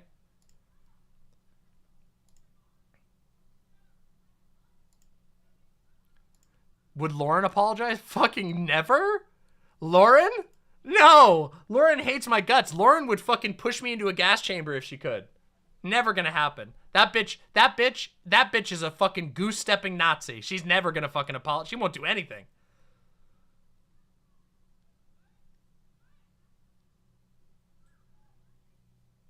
Yeah. Oh yeah, also, look at this. Okay, guys. One more thing, okay? One more little bit of smug insufferability, okay? Are you all ready? You all fucking ready for this? Okay. Today, you all remember Counterpoints? Counterpoints is like the only conservative that I get along with. Like, he's one of like 2 or 3 conservatives I get along with. And this guy, okay, the reason why we're able to get along is because Counterpoints is the very rare, let's call him a principled conservative, okay? Very, very rare. Counterpoints is sort of emotionally conservative, but he's totally capable of actually like thinking about viewpoints outside of his own. And I had a really good sit-down conversation with Counterpoints. Some of you, if you haven't seen it, if anybody has the link, please post the link. If anybody has the link to me and Counterpoint's conversation, me and Counterpoint sat down and we talked about, it was a debate called Anarchism versus Nationalism. And it was a really, really good conversation. It was a super, super good conversation where we both sort of talked about our different views, and it was actually amazingly productive. And it was really good. Anyway, Counterpoints has since been a very loving memer. He likes to poke fun at me, but in a loving way. There's the link. This is the one. Yeah, nationalism debate takes a strange turn. This is the one. If you want to watch that debate, put this link right here. Wait, shit, I fucked it up.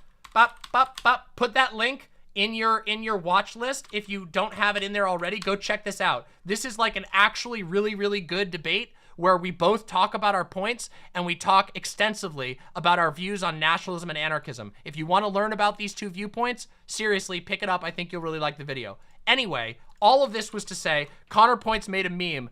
The Demon Mama community be like, Jesse, I am trans. We gotta cook estrogen. And then, yeah, bitch. Let's go cook, bitch. Jesse, I am happy. Thank you, Jesse. Yo, Miss White, no problem, bitch. You look great, bitch. And I'm like, yep, this is fucking us. And I was like, based. Now, I know Connor, so I know that this is that is like a good faith ribbing, especially because he also favorited me saying, where is it here? Where the hell is it? Wait, is this the image? Is this the one? This is the one! Look! I love this image! This is the image from the party where they all trans their genders. Look, that's Jesse. That's girl Jesse and girl Miss White. I love it.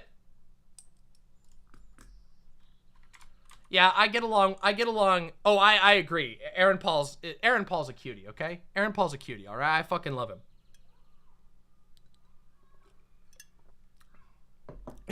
Girl Jesse got me acting unwise. Yeah, exactly. True. So, yeah. What else do I have to say? There's nothing more to say on this particular topic at the moment. I'm going to be doing a History Mama on this topic very, very soon. And we are going to be continually, revisiting this issue in the coming weeks. Building plans, highlighting. Oh, wait, I'm wrong. There is one more thing I need to say. Okay? Listen up. This is super important, actually. An incredibly wonderful person by the name of Merrick DeVille, who can be found right here, okay? I'm linking right here. This is Merrick. Merrick made is working on a really amazing document, okay? And I'm gonna show you this document right now, okay? Merrick put together a document called Reproductive Healthcare Resources. Now, this is an ongoing document that's in progress right now. I'm gonna link it right here for you, if anybody wants to go take a look. A lot of people are gonna be working on this one. What this document is here is, first of all, state laws, information about states' laws that are going to be changing. 2, general information about birth control. 3, general information about the abortion pill. 4, general information about organizations. And 5, how can I donate to help? This document is going to be incredibly helpful, and as it is filled out more, we will be linking it on our Discord for people to contribute to and for people to reference, okay? So this has already tons and tons of very valuable links. Look at this. You can take steps now to prevent yourself from getting pregnant. Here's a ton of information for people to just educate themselves right away about birth control. This is amazing, okay? Down here is what you can look for with regard to the abortion pills and where you can get access to this. This is an incredibly powerful and very useful resource. I would highly recommend keeping this somewhere on hand where you know where to find it. Here is some resources so that you can talk to somebody if you need help. Everything from Planned Parenthood, National Abortion Federation, National Women's Health Network, Partners for Reproductive Justice, ARC, Southeast, Kentucky Health, Jane's Due Process, etc., etc. These are super amazing, okay? And then 5, this is where a bunch of options for credible groups that you can donate to who are currently working on this. So this document right here is going to be incredibly, incredibly, incredibly helpful, okay? For both electoral and non-electoral solutions. Again, we have a command now for the document. This is made by Merrick. If you want to keep updates on it, please follow Merrick at Punished Mother on Twitter. I'm going to post it here. Go ahead and throw your followers over to Merrick. Merrick is, first of all, a personal friend of mine. I love Merrick. She's amazing. She has a big presence on Twitter. But also, Merrick is super, super, super well informed on reproductive rights. So this document will be very helpful. It's of course in the early stages, so it only has so much, but what's there already is already very valuable. If you're looking for a primer, we will be going over this document in full after the History Mama episode, once they've added some more links to it. There's a lot on there already that's very valuable, but I'm going to do a review of it later. Are there resources for how to leave the state when in low-income housing? I don't know if there's any on there, Sleep and Void, but I would recommend reaching out to Merrick. If you ask Merrick about that, I guarantee you that Merrick will be able to find you information. Merrick is very, very well connected, and Merrick has a lot of people who are very skilled at research. So if that's something that's not in the document, send a message or a tweet to Merrick, and I'm sure Merrick would be willing to consider putting it in there. Seriously. She's also super sweet and really puts the mom in MILF. That's true. Listen, I have had hours and hours of conversations with Merrick, just me and Merrick hanging out, and Merrick is one of the sweetest and good-hearted and most, what's the word I want to say here, has the most integrity of almost anyone I've met in these spaces. Seriously, Merrick is very, very pog, okay? And you can tell her I said that. Is Merrick a MILF? Yes. So that was the last thing that I wanted to, that was the last thing. Can I wear the beanbag worm like a villain collar? Yes.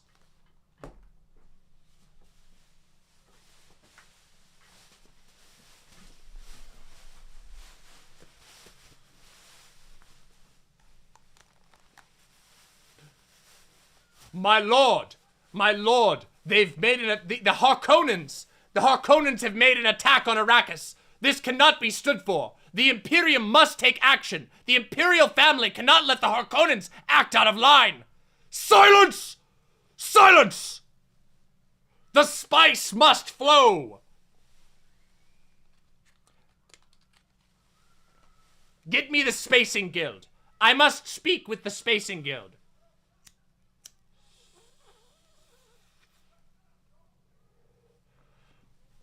My people have held this quadrant for 1,000 years. You think the petty infighting of Atreides and House Harkonnen will trouble our people?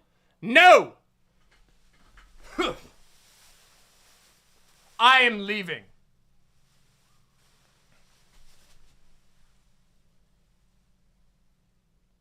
I give you the customary insult of my people.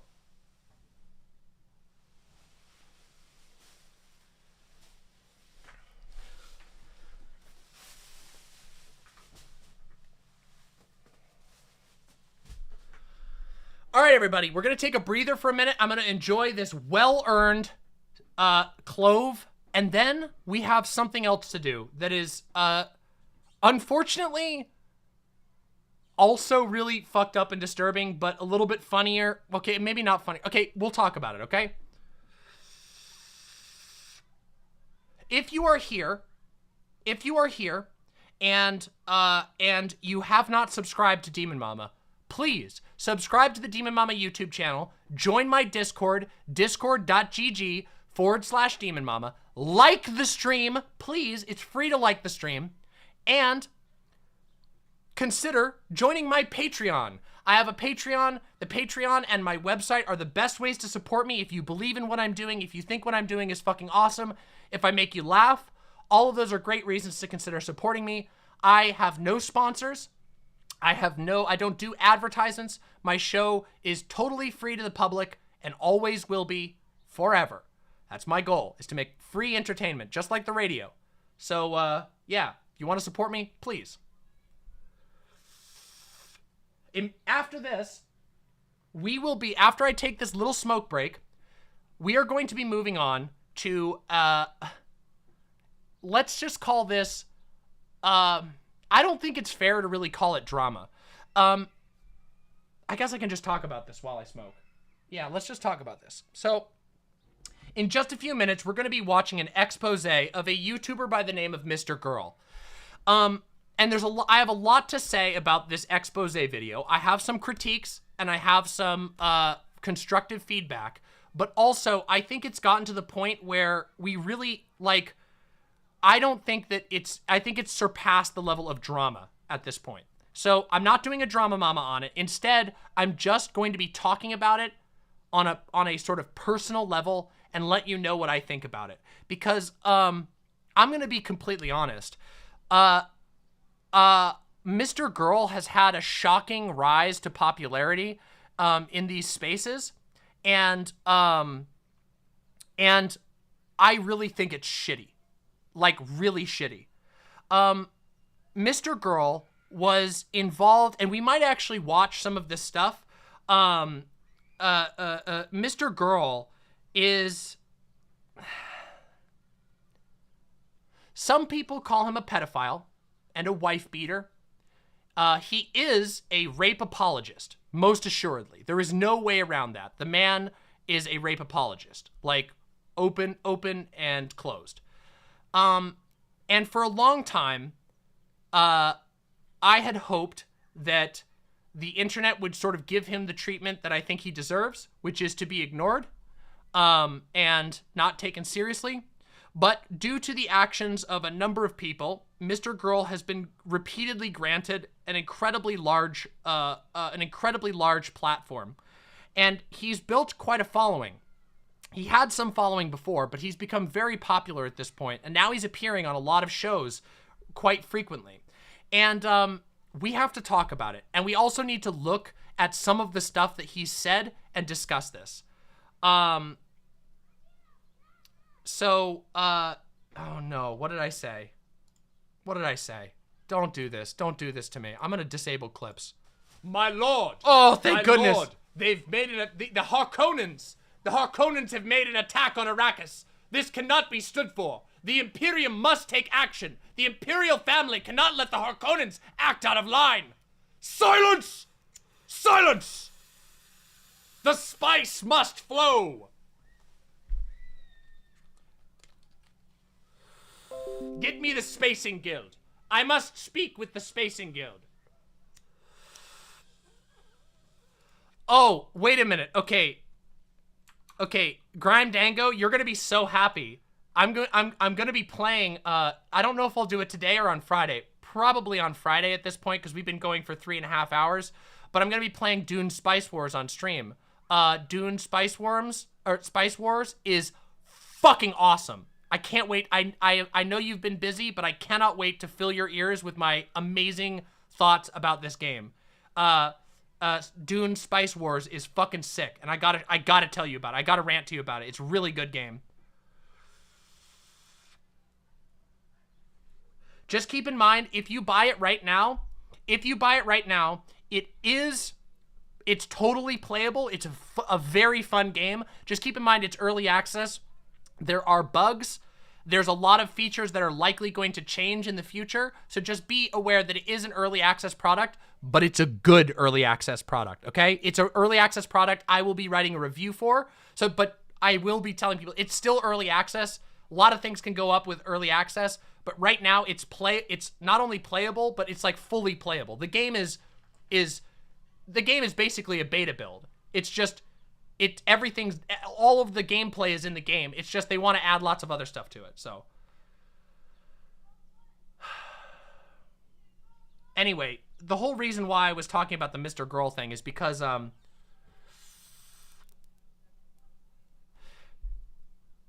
there's drama and then there's danger, okay? There's drama and then there's irresponsibility. And we talk about this sort of stuff all the time, but I think that there are some cases that are more clear-cut than others, and I think it's fairly obvious in this case that this is a case of danger and irresponsibility, okay? Lots and lots and lots and lots of people make stupid opinions, make opinions that could be considered dangerous, make opinions that are you know, justifiably critiquable or justifiably mocked. But I think that sometimes certain people behave in such a way that there's basically no real defense for continuing to platform them.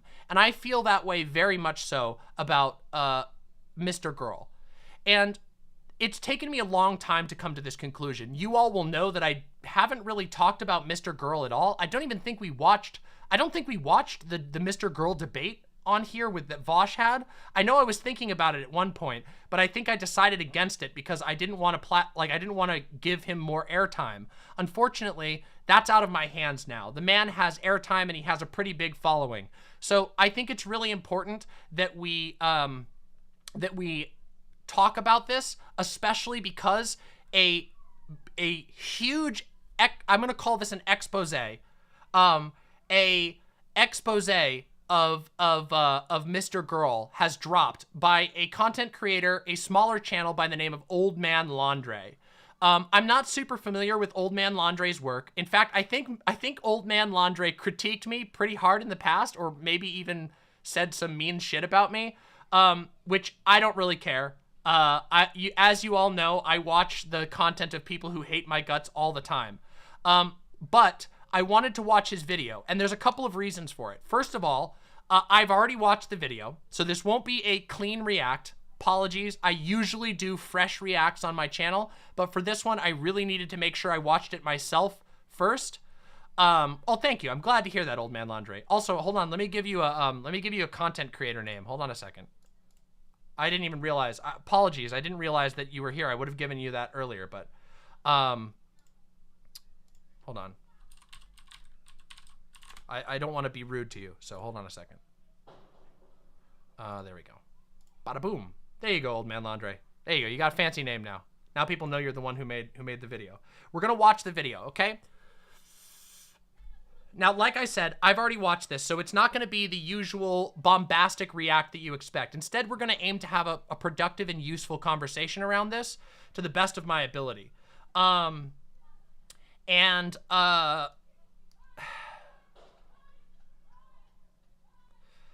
do I want to say this? I gotta smoke my cigarette.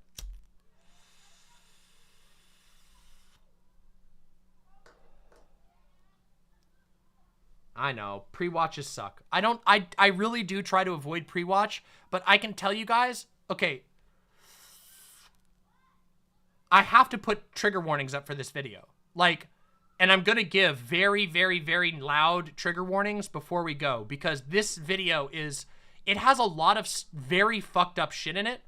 And when I say that, like, really fucked up shit, I mean really fucked up shit. Wait, what the fuck? Wait, that's the wrong thing. Hold on, I gave you the wrong one. Oops, I gave you the wrong thing. Now it's showing you as a... Does this go over his past? Yes, this goes over his past extensively. Which, the past, I mean, guys, it's not changed. Like, he's just as bad now as he used to be. There's been no change. So one of the things I want everybody to keep in mind, okay, is irony poisoning, okay, and joke poisoning. Online, it's very easy for everyone to claim that they're just kidding, that they're just joking, that they're just being edgy, that they're being ironic. And oftentimes, it's true. Oftentimes, people are just being edgy or ironic or just joking around and maybe being a little irresponsible, but it doesn't really indicate anything worse. Everyone's guilty of this at some point, right? I made a joke the other day that was unironic, like I was kink shaming. You know, it was a joke. And yeah, was it kind of shitty? Yes, but it was fairly obviously a joke. But sometimes the defense, it was a joke, or I'm being ironic, or I'm being edgy, is just a excuse for saying extremely horrible things with a sort of layer of distance from it. It's a form of plausible deniability that allows people to essentially launder bad opinions as jokes that they can sort of repeat whenever. Now, somebody who I think is sort of iconic of this is Sam Hyde. Is anybody familiar with who Sam Hyde is? Do we know? Sam Hyde was a, Sam Hyde is an internet guy, okay? This guy does racist shit. He does sexist shit. He barfs and shits on screen. He did a show called $1 Million Extreme, which was basically the most edgiest shit you can possibly imagine. And then recently, iDubbbz, a really popular YouTuber, did a documentary on Sam Hyde. And one of the iDubbbz video about Sam Hyde, one of the conclusions that actually left iDubbbz feeling very uncomfortable was this idea that, like, even after spending a week with Sam Hyde, he still felt like he had no idea who Sam Hyde really was. That Sam Hyde is on a level of irony and constantly joking that you never know what's actually the truth anymore. And I thought it was a really good video. And I think that MrGirl is in a position that's, like, arguably even worse than Sam Hyde. Now, Sam Hyde obviously has way more power and influence. Obviously, Sam Hyde is actually famous. Sam Hyde had a TV show on a major network. Like, Sam Hyde is not, like, just some random, internet YouTuber. But MrGirl does a very similar thing. I've seen a lot of content now featuring MrGirl, and something that he always does is he always says, he says that he's joking a lot. He says that he's being edgy. And another thing that he says is that he likes to ask edgy questions to get people thinking. But if you watch his content, you'll notice that all of his edgy questions, all of his edgy jokes, they always point in the same direction. So after a while, I find that it is absolutely necessary to ask, is this really a joke? Is this even a performance? And if it is, does it matter? And the answer is, of course, no, it doesn't matter. If somebody is going out of their way to make a persona where their fans take them seriously, but they're just joking, and they're just joking about Jewish people, like Nick Fuentes is a perfect example of this. Nick Fuentes is always just joking. He's always just being ironic. He's always hiding it behind that. But Nick Fuentes is obviously pushing for a right-wing agenda. And there are other people who are less obvious than Nick Fuentes who do a similar thing. And personally, I kind of think MrGirl is one of these people. There are conversations that MrGirl will have where he will frame it as, I'm just talking about uncomfortable issues. I'm just talking about an issue that you people are too sensitive to talk about. But interestingly, it always seems to be in the name of downplaying pedophilia, downplaying rape, or explicitly arguing in the favor of, or specifically doing apologia for rape and arguing in favor of misogyny.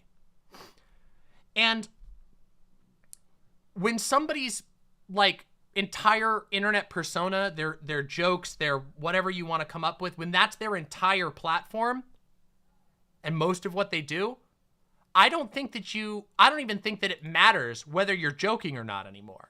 And one of the things that we're going to see in this video we're going to watch is specifically that it's not just now, but it's always been the case that MrGirl extremely blurs the lines between performance and real life to a degree that I think is dangerous and unhealthy. And there's a couple of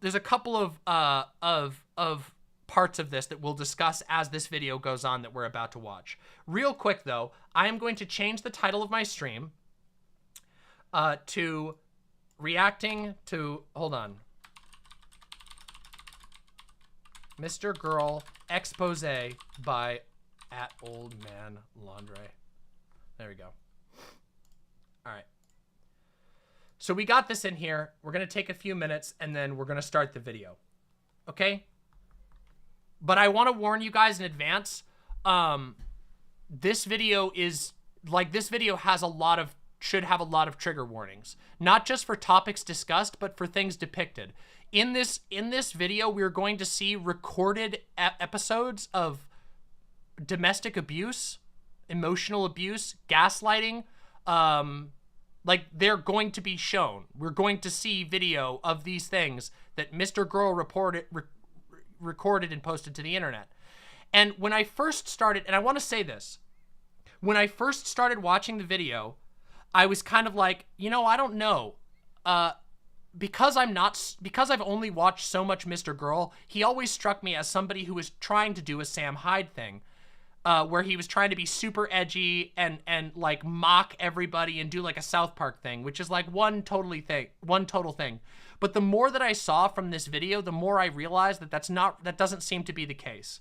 And I really don't think that this is a situation where this guy is just a performance artist.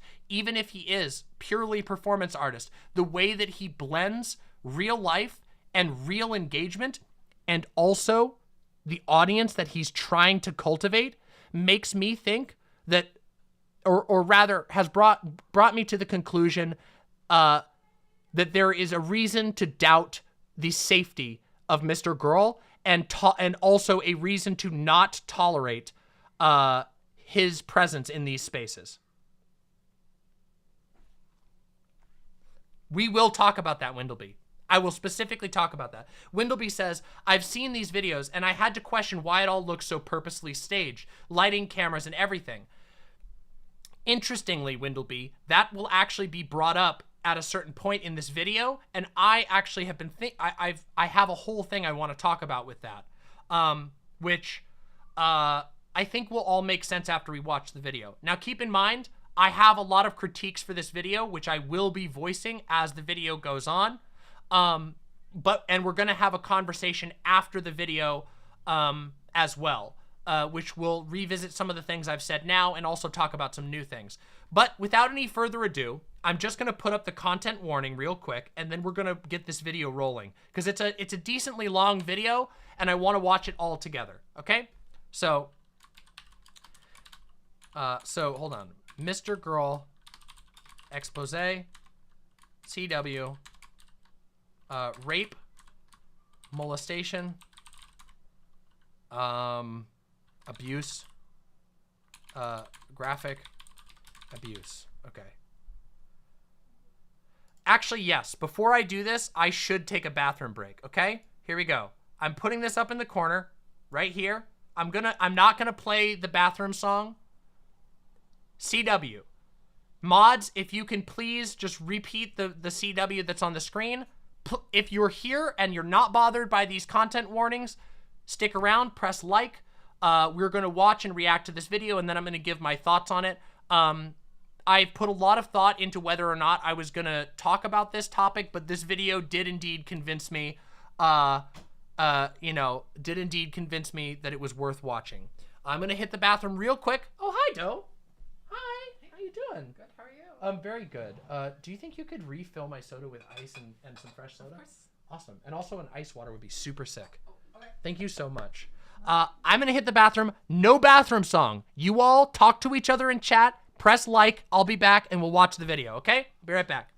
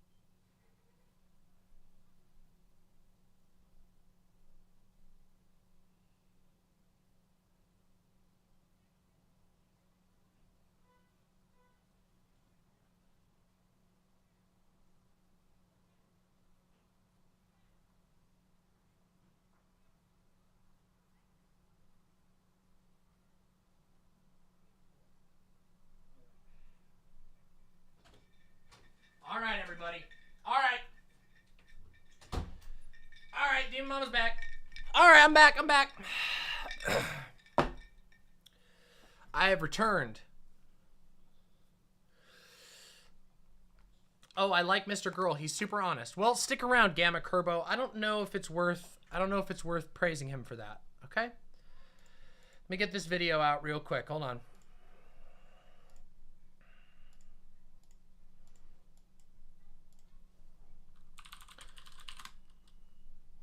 Wait, isn't MrGirl the individual Destiny had on stream? Destiny has had MrGirl on a number of times, which you will see. In fact, I would say that Destiny has been, by and large, very supportive of MrGirl, which is a little bit weird to me, because I don't know how much they, I don't know. I mean, I guess they do agree on a lot of things. I will say that Vosh has not been supportive of MrGirl, and I did approve of that, choice,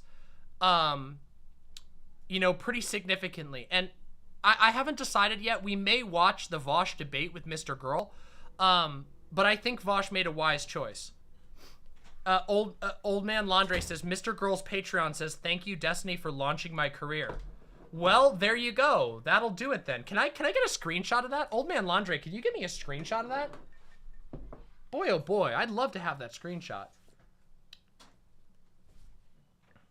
That is... MrGirl just sort of tries to figure shit out. Well, he tries to figure out pedophilia and rape, mostly, as it turns out. Yeah. But it's okay. Don't worry. Just, we're going to watch the video together, and we're going to go from there, okay?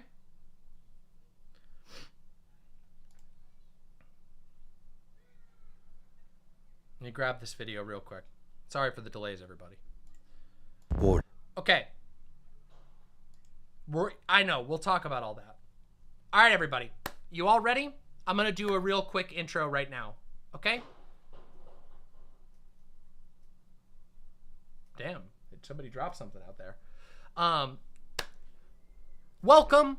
Actually, wait, we already did an intro. Fuck it. Whatever. Saxy Jack says Vosh never made the MrGirl debate into a segment because of how gross he was towards the end. Oh, actually, no, you know what? No. We're going to do an intro.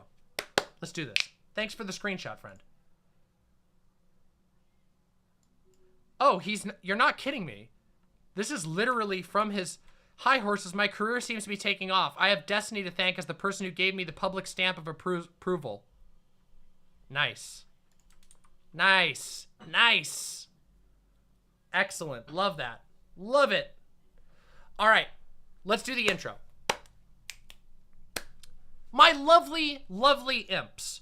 Today, we are going to be doing a bit of a reaction and conversation about let's call it an expose. Some people have called it a hit piece, and I think it's a little bit fair to call it a hit piece. No, actually, I do think it's fair to call it a hit piece. It is a hit piece. However, some hit pieces are built off of viable foundations, and we're going to talk about this after we watch this video in whole. This is a video about a YouTuber by the name of MrGirl. MrGirl is sort of a rising figure in online politics, particularly among liberals, it seems. He's very, very popular among liberals online in the streaming space. And for a long time, I was sort of under the impression that MrGirl was sort of like an edgy performance artist who I just found relatively distasteful. As it turns out, I don't really find just flat-faced jokes about pedophilia and rape to be funny, but that's his thing. He does like comedy skits about stuff like that, and he also, though, appears on all kinds of political panels and puts forward what seem to be genuinely held political opinions, many of which I think are genuinely dangerous and unhealthy. And so anyway, MrGirl has been in this space for a while, and today we're going to be reacting to this expose of him, and we're going to be talking about it. One of the things I want everybody to sort of be thinking about as we're watching this is the level to which it's just a joke, or I'm just being edgy, or I'm just asking tough questions. The degree to which that is actually a meaningful excuse. I think there are some situations where, hey, we were just pushing your buttons, we were just being edgy, is a perfectly valid excuse. But I don't really know if that holds up with somebody with as long of a history and as focused of an agenda as MrGirl. MrGirl tends to fixate on talking about attraction to minors, having sex with minors, and rape. These are issues that he repeatedly talks about and repeatedly goes on large public platforms to talk about. And we're going to see some of those clips and some of his formerly recorded content in this video. I just want to make sure that everyone who's coming to watch this video right now and in the future, please be aware that there are going to be quite a number of content warnings that I'll be putting out for this video right now. First of all, rape, molestation, graphic depictions of abuse, and also discussions of child sexual assault. Sorry, it's just what the video's about. If you can't handle that, sorry. That's why I do the content warning. I always do content warnings on segments like this. Just keep, oh yes, and bestiality. I forgot about that. I forgot about that segment. Yeah, we're gonna talk about that. So just be aware that there is a bunch of this in this segment. I'll be keeping the CW up. Just keep that in mind. Anyway, I hope you enjoyed this conversation. I hope you find it productive. Like, subscribe, etc. The normal thing that you do. And without any further ado, let us watch the YouTube creator Old Man Landre's video, which is titled right here. Here, let me put this up on the screen. This is titled MrGirl's Disturbing Iceberg Documentary. Now, of course, the video itself starts with a warning. And let's begin. The following video exploring the deep depravity of Max Carson, also known as MrGirl, contains extremely disturbing footage and imagery, including depictions of domestic abuse, sexual assault, exploitation of minors, bestiality, and more. The producer of this video does not endorse any of the views expressed or actions taken by Mr. Carson. If you know anything about Max Carson, also known as MrGirl, it's probably the common belief that he's a pedophile, or at least to this point, what some people may call a NOMAP, which is an acronym for non-offending minor attracted person. In other words, a pedophile who hasn't yet been caught acting on their pedophilic predilections. But now, immediately, I have some critiques. The spooky editing and the opening statement, this like sort of quippy opening statement about the NOMAP thing doesn't help the overall video. There's a couple of reasons for it. First of all, the idea of like hasn't been caught yet.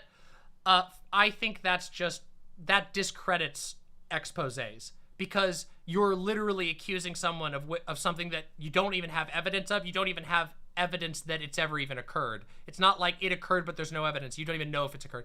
I just think that's careless. Also, the spooky editing makes this seem very biased. And yes, it is very biased. This video is clearly designed to expose aspects of MrGirl, but the music and the spookiness kind of detracts from it, in my personal opinion. And that's something that I'm going to probably bring up a couple times, because the music gets a little bit, music's going to get a little heavy, but let's go. unlike a lot of other videos looking at Max, that is not where this video is going to start. And that's because Max's favorite defense as of late to being labeled as a pedophile is that there's a difference between thoughts, fantasies, and actions. And because, while he speaks openly about his extremely disturbing thoughts and fantasies, there isn't any evidence yet that he would act on his most horrifying thoughts and fantasies. But as you will see, that's not true. Now, this part right here is an argument, but the first part sort of undermines this argument, because you're right. If someone claims to not act on something, but their behavior shows otherwise, that is a valid point. But you opened this by saying, like, oh, well, he's guilty. We just haven't found out yet. So there's my feedback right away. A little bit of a weak opener that I think detracts from the overall message. However, Again, I have the luxury of having pre-watched this. I usually don't pre-watch videos, very rarely pre-watch videos, but I have in this case. And I think that though this is a weak start in my personal opinion, that the video holds up. And you'll see. Let's go. This entire video is very disturbing, but perhaps most disturbing of all is where we're going to start, which is not in Max's past or his theoretical future, but in the present moment where Max has proudly broadcasted for the world to see his horrifying and relentless abuse of his current girlfriend, Shaylin. And as disturbing as the next hour will be, I hope that you will sit through it, because the only way we can root out evil in our society is by facing it and witnessing it as it unfolds.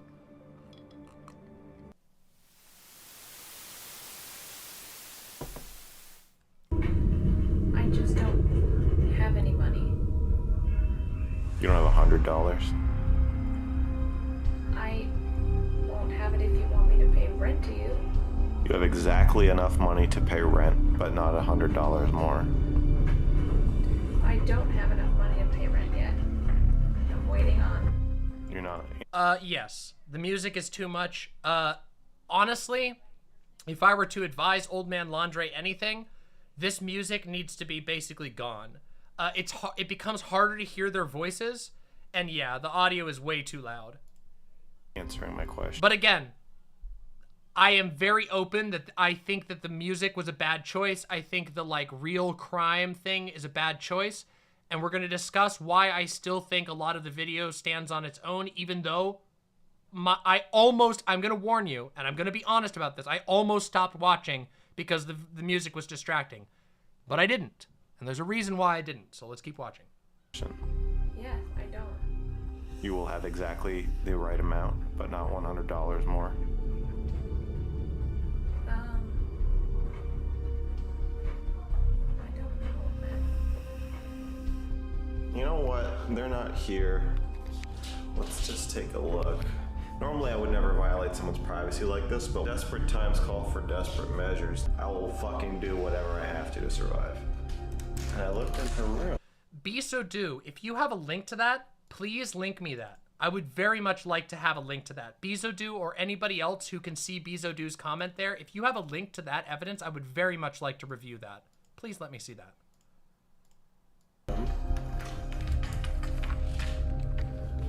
And oh my god, this is how fucking explorers must feel when they find treasure. Oh, I used to. So, for those who are unclear, that was blurred. That was blurred for privacy because that was video evidence of MrGirl entering his partner's room against her will while she wasn't home to search for her money so that he could take it, which he recorded himself doing and posted to his vlog. Just so we know. So I don't need to use the mic, I can use the other kind, right? I just don't think to use these, I don't know. You are often using them. No, they did not share a room, as far as I can tell. What At that thing point, at you least. Still, I'm not responding to. Nothing.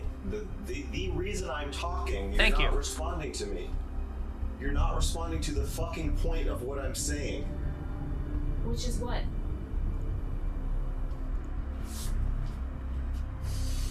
Okay. Are you aware that I'm very angry at you, generally?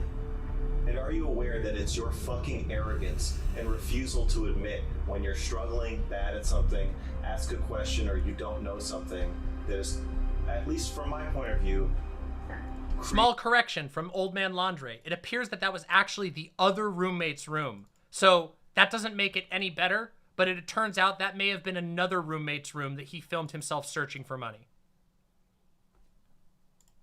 Regardless, somebody's room, somebody that he lived with, I don't know the names of all the people he lived with because, obviously, he talks about it in that clip. It's a little hard to see because it gets blurred. And one thing I will say is the blurring was a good touch. Blurring, that sort of thing, is genuinely a good touch. creating a rift between us. Yes, I do know that. So you already know that. Yes.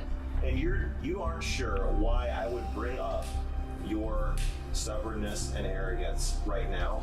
You think I'm just asking you about headphones and Bluetooth?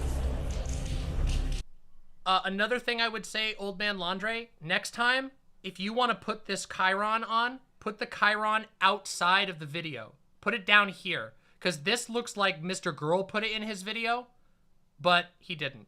This is just, let's just say an industry tip. You never want to add anything to the video that you're showing. Even if it's something like this, which I do not think is a bad thing. I think having a domestic violence hotline up on this is quite responsible, but I think it would be better to move it out of here just for clarity. I know you probably didn't mean that to be like bad, but just so you know, general rule, like, I don't want to say journalistic tip, but a general rule is if you're showing footage that's supposed to be revelatory, you don't want to add anything to it unless it's blurring. But yeah, I understand. I recognize that, again, I'm giving you charitability because I know you're not a journalist, so, but just things for the future to keep in mind. I told you I was going to be critical. I feel it's important for me to be critical on videos like this, so.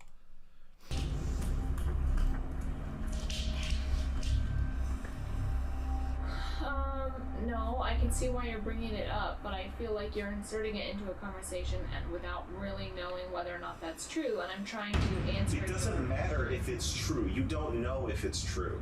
You don't know why you've never used those headphones. Yes. So you can't say that it's true or not true. It's just something to discuss. It's an idea. It's a lens through which to view the conversation or view the conflict or view the interaction or whatever. But you refuse to look through that lens. And that's why I can't fucking stand you. Because I present a lens and you're like, well, I think if I look through that, I'll see something uncomfortable. I don't want to have to see what you're seeing, so I just won't. Even when I'm telling you, you're not thinking about it from my point of view and you're not listening to me.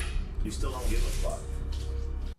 So, this is a video of somebody gaslighting another person. That's what we have on our hands here.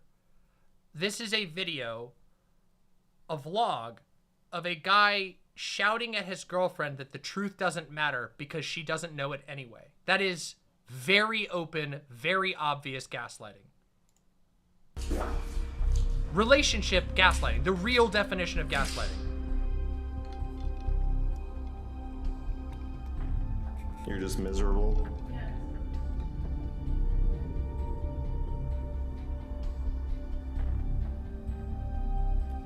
Why? Because it makes me enraged when I'm trying to do work to help you with your channel, and I feel like you and Jimmy are annoying and bossy, and then you are acting like it's inconvenient for me to ask you for help to pair them. No, it's not inconvenient for me. It's inconvenient for you because you're fucking arrogant. I like showing you shit. I like showing you how to use shit. I like sharing my stuff with you. I mean, you can say that, but what you actually said made it seem like it was inconveniencing you and that... There she goes. They're leaving. I know. What do you mean what's going on? I'm frustrated that we're like fighting and then you keep switching back and forth on whether or not you're filming. Oh, she's coming back in. She's coming back in. Filming or fighting? I'm doing both. I can see that. Right there this is the point where I realized I was going to watch the rest of this video all the way through. Even though I fucking can't stand the music. This person explicitly says on video, I don't know if you're filming or fighting anymore. I don't know what's show and what's reality. And this doesn't stop him from filming. In fact, he goes back and continues the fight while filming. And by the way, this happens multiple times. And again, this is part of the reason why I was willing to watch this entire video, despite some of the editing decisions that I strongly disagreed with. And that's because the more that I watched, the more that I saw that there is no plausible deniability here. MrGirl's partner, through multiple of these videos, expresses unsurety as to whether they're being filmed, as to whether this is real or performance, essentially, MrGirl was under the purview of a vlog abusing somebody for entertainment. And there's basically no way around that. Even if we were to find out that it was staged, it was not presented as fiction at all. So we're gonna see some more. Let's keep going. Your question is going to be stupid. How do you know? I haven't said it. Because you don't have a fucking question about this. Just express your fucking feelings. Why don't you err on the side of caution? Why don't you think, well, since I'm probably feeling emotional about this, I'll fucking talk about that first, like we just fucking agreed. Fine, I can talk about that first. What do you think is more important? That you express your feelings and stop injecting them into your fucking retarded questions? Or that you have a mild intellectual curiosity that needs to be satisfied?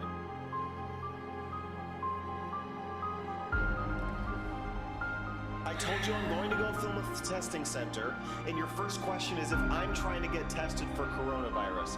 That's a stupid fucking question, and should tell you that what you need to do is talk about your feelings. Not ask more dumb fucking shit. Would you like to fucking talk about that? Yes. Great. Yes. Let's... Music sucks, I know. Everybody, can we get like a little command that says, yes, the music was a bad decision. The music was bad choice, but let's move past that, okay? The music is not a good choice. It's very poorly mixed. I know. We got it, all right? Let's focus. The music makes it seem staged, yes. That's the problem. But we're gonna talk about that, and yes, we get it, the music sucks, okay? No. Landre, old man Landre, I love you, but you gotta own it. The music was a bad choice. I'm so sorry. I'm so sorry. It just is. You gotta admit it. You just gotta own it and take it. Everybody is agreeing with me on this one. I'm sorry. It's too much. You can't hear anything. All right, good. Just own it. Do you think we should have a conversation about that? Yes, Max. You're being fucking awful to me. I don't think that wearing a pair of shoes that's easy to put on is being awful to you. You're a fucking idiot. Okay.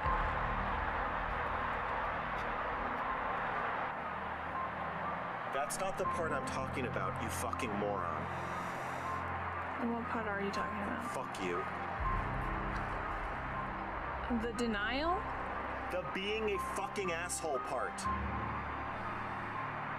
The part where you are being a mean bitch. Hi, where would you like me to put your items? Just leave them there. Leave them here? Yeah. Okay, and the last 4 numbers on your card? I think It says card. I left the card over there if you want to look at it. I think it's $10 for you. No, we don't take tips here. Thank you, though. Liz. Yes, sir. You have to take it. I am not taking it. Was I being mean the whole time or just since we got in the car? I think you were being unkind and callous at first, especially given how much we've talked about how you are going to step up and stop acting like a fucking teenager.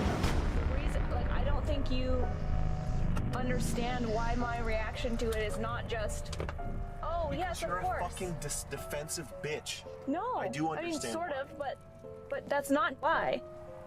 Yes, it is. It's not. Yes, it is. I understand that you have some other fucking retarded argument you want to make that has nothing to do with that. That's not why I'm screaming at you, you fucking asshole. That's not why I'm calling you a mean bitch. That's not why I'm saying you're being passive-aggressive like you always are.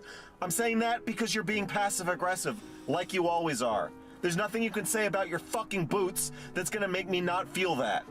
Right. I'm just trying to explain my point of view, but I can see that I it's don't not fucking helping. care. Yes. I'm not once again, I'm not angry about your point of view. What I'm angry about is that you don't fucking care about my feelings and that you are mean.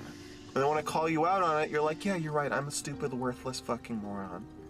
You're absolutely right, sweetie. Which is also patronizing and fucking annoying. Is that honestly what's in your fucking head? An endless parade of stammering, yeah. No. No. I see it. As soon as you think, oh God, the thing that Max thinks about the website is different from what I think. It's not Pick fucking up. retarded. Yes, it is. No, it's not. Yes, it is. No, it isn't. Whatever you're about to blame on me for your passive aggressiveness and your constant conflict avoidance, your constant desire to just be like, I'm not sure. No. You're a fucking coward. Good, Vermin. I don't know if you're actually. Vermin says, fuck, I'm so glad I don't put up with anyone being mean to me anymore. My partner is so loving and sweet, I will never go back to this dog shit. You shouldn't. If you are in a relationship that feels familiar to this, you get the fuck out. You have every single right. There, not only should you know that you have every single right to not tolerate this shit, but also know that there are literally millions of people out there in the world who will treat you so much better. You do not ever have to tolerate this type of behavior. I just feel like I should say. Actually gaslighting me, but telling me that I'm stupid and then me second guessing whether or not that's true. I don't know. What do you mean by what's your definition of gaslighting? You telling me that I'm insane for thinking something and then me questioning whether or not my experience is. Well, you react to everything by questioning your experience to try to frantically align yourself with whatever anybody's telling you. So it's Right. kind of impossible to not gaslight you. Gaslighting is when a woman questions herself. God fucking forbid. Gaslighting is when a woman questions herself and then can't come up with a fucking answer. And then she lets someone else answer for her and then doesn't take responsibility for that. That's not true. You And just then hate blames women. her. No. So are you seeing why I'm saying that I'm willing to look past the music in this particular case? Do you guys understand why I'm saying that while, like, the editing decisions, I'm willing to look past them? Because what the substance that's actually here is pretty fucking serious. Yeah? I also hate women, but that's not what we're talking about. When a woman blames a man No, for you constantly tell me that I'm gaslighting you, so that's just false.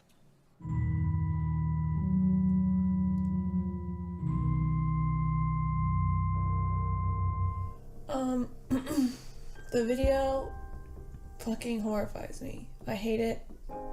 I think just watching the video makes me just feel like everything is a horrible disaster and like I'm a huge failure and I just like hate it and it just makes me feel completely miserable.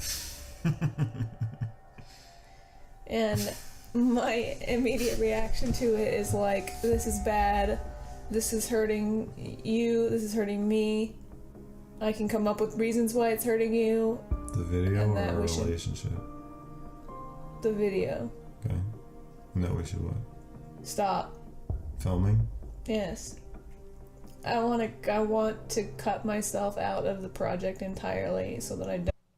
This is what I was talking about. There are multiple recorded conversations of MrGirl's partner here attempting to leave the project, and not just, and again, you're gonna see this become a recurring issue of her saying like, I don't know what's the project, I don't know when we're filming, I don't want to be filmed anymore, it's making me feel horrible. Like right here is a very honest, like, I don't like this is bothering me, this is ruining my life.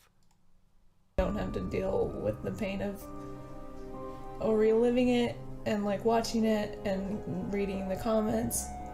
So I don't know, so I just have like a really bad reaction to it and I want to stop production. But then I also freak out because I don't know, like one of our problems that we've also established with me is that I have like no idea how to set any boundaries about it, so like I feel very conflicted about the idea of actually trying to figure out where the line is for us. Hint, if somebody tells you, I am struggling to set boundaries with that in and of itself is a boundary, okay? If somebody tells you, hey, this project, I feel like I don't know how to put boundaries around this project, that means you cut the fucking project. That means you fucking stop it. You don't keep going. You stop. Especially if it's a project that involves exposing personal life to the fucking internet. That is a boundary in and of itself. If somebody is saying, I feel like I can't set boundaries, I don't know where to set these boundaries, I don't want to be involved in this, and then the answer is, no, you have to be, that's not okay.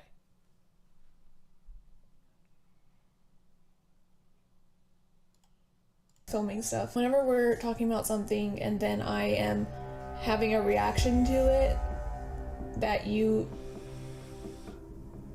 feel is horrible, I'm having like I feel like what's happening is that I'm having like a trigger response, and I'm like, either my brain is like flooding and I just can't think straight because I'm having too much anxiety. Holy shit. Or I'm like I just feel like my stutter is like a fucking PTSD thing, and you're just making fun of me, and it's fucking horrible.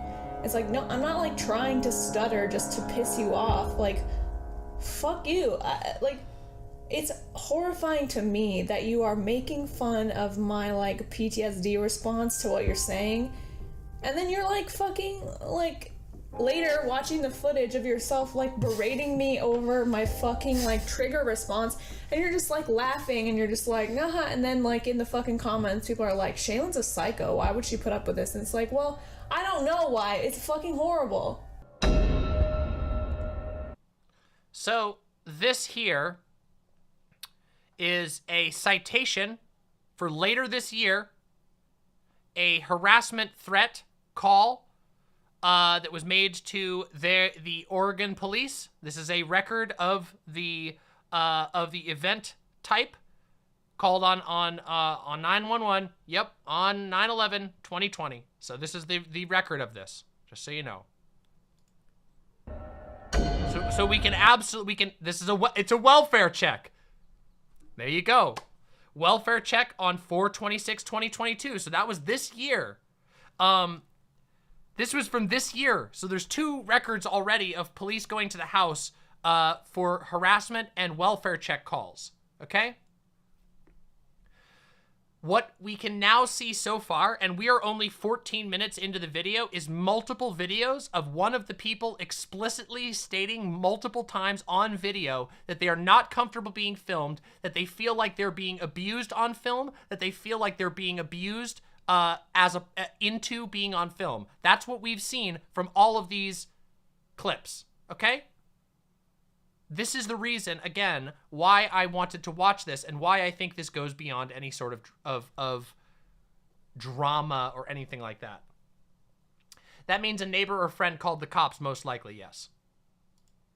Now, obviously, there could be another reason for this. We're not 100% sure, but given that this is all circumstantial and that's all that we can really operate off, and this is not a court of law, this is just us determining whether or not MrGirl is somebody who we should allow to move around in these spaces. Is she still with him? That would be a question for Old Man Landre. Do you happen to know if they're still together?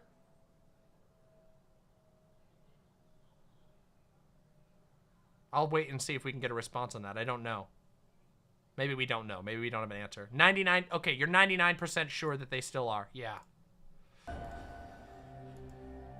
Yeah. It's fucking ridiculous and stupid, and like, it's horrible for me because like I already feel bad about it. Like, why would you fucking do that? I mean, I know why because you explained it to me, but it's fucking horrible.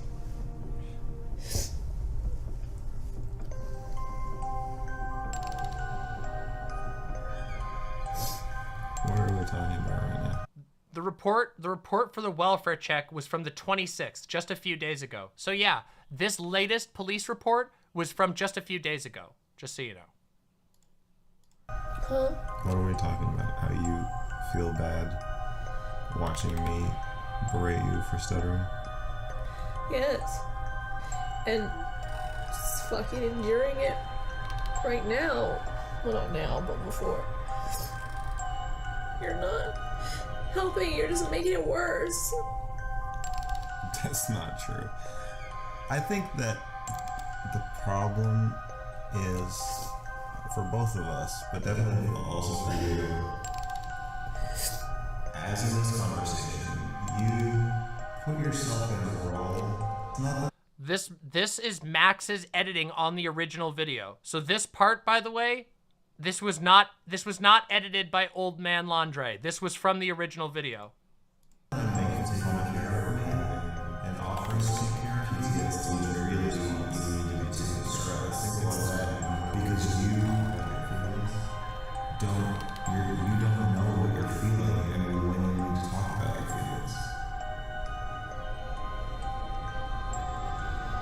Fuck you.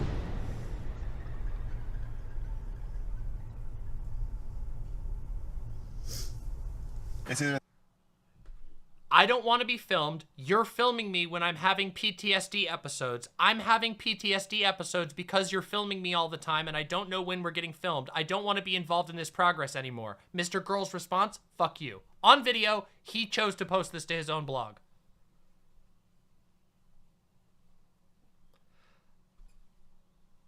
How much can be said about this? Huh?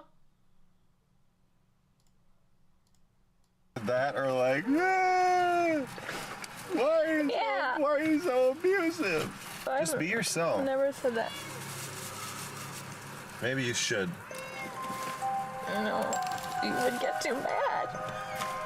I'm still doing it. Sorry. Fake jokey shit isn't funny. You are genuinely funny sometimes, but when the camera's on, you're just like uber cringe. Let's go. Okay, new rule. If you don't want to talk to me, shut up. I don't want to talk to you. Then stop talking to me.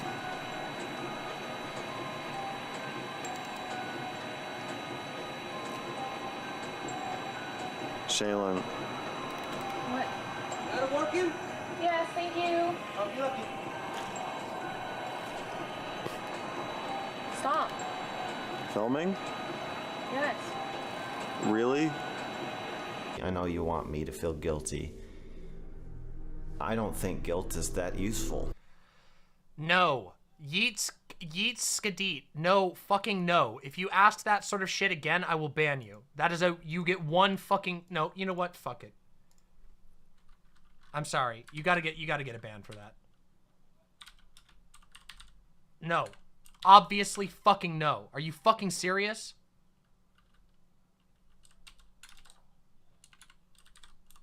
Bam. I hit you. Oh, okay then. That's fine. It hurt you. Oops. I grabbed her wrist. She screamed for me to stop. And then, after that first time, a few weeks later, I grabbed her arms because she wasn't listening to me or something. And I grabbed them really hard, and afterwards she showed me bruises on her arms. A little bit after that, I just said, okay, that was so loud that the neighbors are gonna call the cops. And before they get here, I need you to put on a long sleeve shirt so they don't see the bruises on your arms, because if they do, I'm gonna spend the night in jail, 100%. And one thing people don't talk about a lot is that a violent outburst like that can be a unifying event for a couple. One time I broke my ex's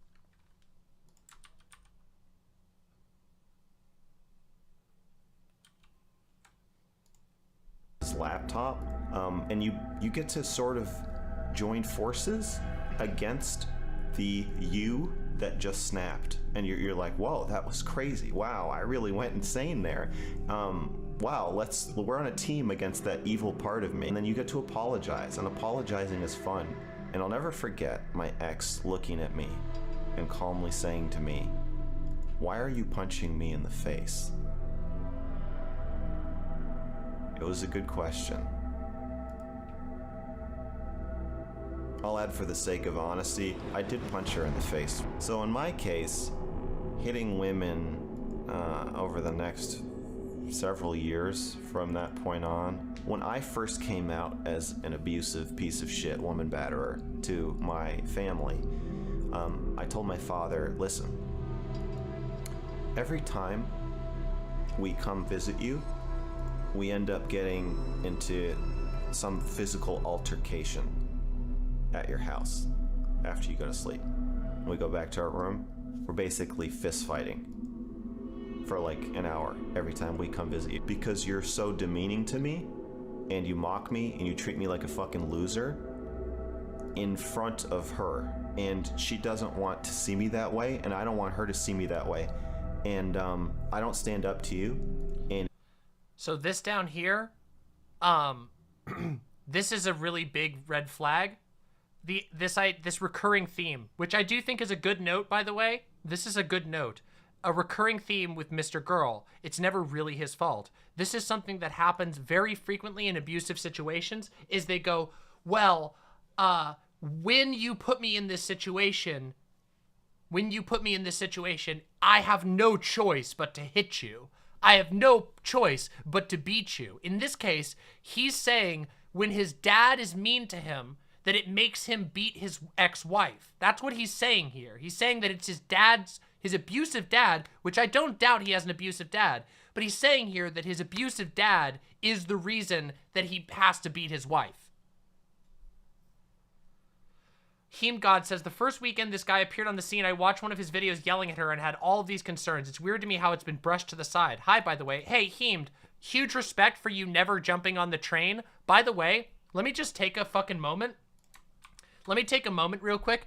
Heemed, based of you to not have jumped on the MrGirl train. You are one of a few people in your general circle who actually have the courage to have principles and have beliefs, and it's one of the reasons specifically why I've always respected you more than most of your peers in that circle, because you actually give a shit and you're willing to say no where other people will just go along with the crowd. So I do appreciate that, by the way. Oh, and the God Mama parody, which was the funniest thing I've ever seen in my entire life. it's humiliating and it makes me hate her because she's watching it. So I need you to stop doing that.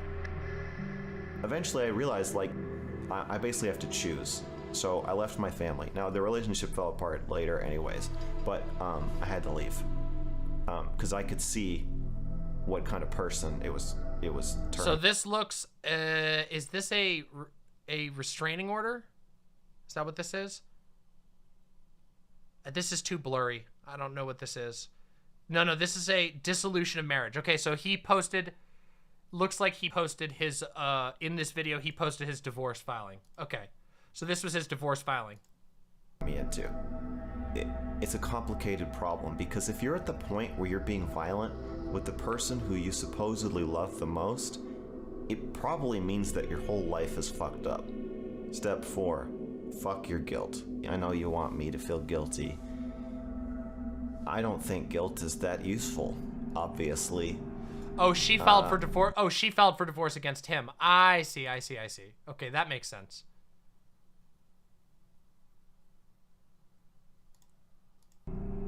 I just don't think you have as much control over yourself as most people seem to think they do. And I think that it takes two to tango.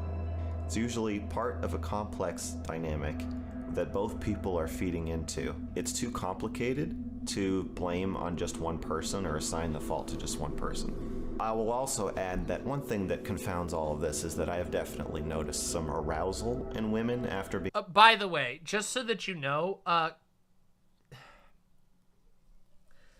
people saying it's complex, that it's mutually abusive, that there's no way you can tell who's at fault, that is a very common abuser tactic because there is some truth in it. This is the one thing that you're going to notice is that a lot of abusers, but specifically MrGirl, relies on plausible deniability. See, if it's just complicated, which it's true, relationships are complicated, and oftentimes people do hurt each other in relationships. There are tons of relationships where both people are very bad to one another. That's a real thing. But that doesn't mean that it excuses all behavior. It doesn't mean that you can't find the truth. It just means that sometimes the truth is that it is fucked up. But it's interesting how at every single juncture, there is an injection of plausible deniability at every single step along the way.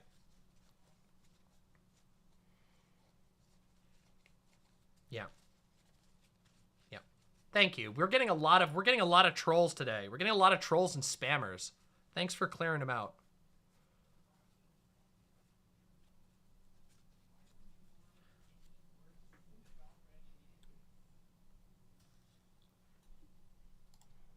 Being violent towards them, it makes it pretty hard to break the cycle.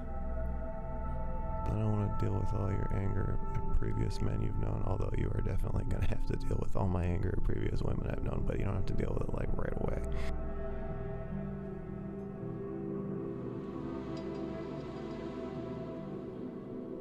Hi, horses. So, why is it okay to hate women? Well, hate is an emotion, and I don't think emotions can be controlled. People always say, oh, don't you have a mother? Well, yes, I have a mother, and 2 stepmothers, and they're all heartless vipers who cut my balls off when I was 13.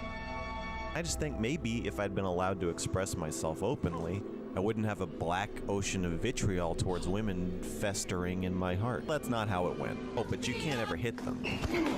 But they can hit you. Yeah. And then he listens to me, by which I mean he agrees with me. Okay. And he's taller and sexier than me. Oh, you're just mad because you can't get laid. No one would ever fuck you, Mr. Girl. At this point, I don't know if I hate women because I'm gay or if I'm gay because I hate women. Women. Can't live with them? Can't kill them. But honestly, all this shit wouldn't be... By the way, the music is added, but the sound effects, as far as I can tell, are from the... Yeah, these are his sound effects. Yeah, I've seen one of his videos before, and he uses sound effects like that. That bad if you Those could are his actually sound take effects. feedback. Then we could talk about it.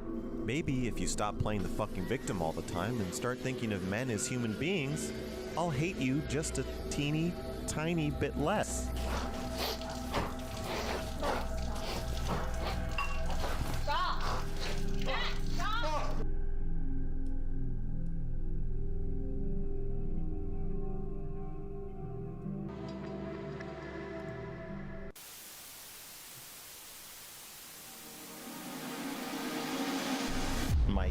My attraction to my cats is probably very much less tinged with sexuality, but not free of sexuality.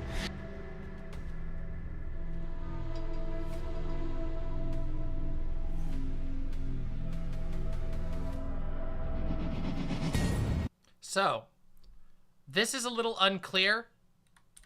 This is showing a former account. Much less tinged. So what this is doing, I feel like this is a little hard to read what's going on, but just so that it's clear for everyone. This is his former account, okay? Here's a screenshot of his former account up a post in 2012. Hey guys, I moved to LA to become a screenwriter. The content of my scripts is similar to my blog. You can follow me here, at Max Carson. So now we see this is the same account that became Max Carson, aka MrGirl. I tried to get my cat to pleasure me when I was 13, and then he has a blog about it.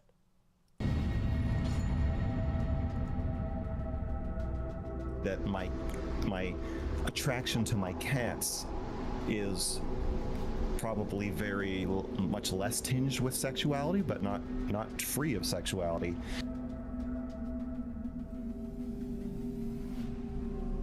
Okay, if I were to ask you if you've ever had an attraction to an underage person before, would you answer that question if I asked you? The answer is yes. What is a pedophile? How could you ballpark explain that to us? Preference. Dominant preference. They're saying if I could have any woman in the world, I would have a 5-year-old. That's any female. Any female. No, that's a different question. That's not a preference? It's a preference for a different thing. It's instead of a preference for, somebody who's attracted to 12-year-olds, it's not, I want a 12-year-old, it's I want to masturbate about 12-year-olds. Thinking about molesting children is okay. I don't see how a thought can be immoral.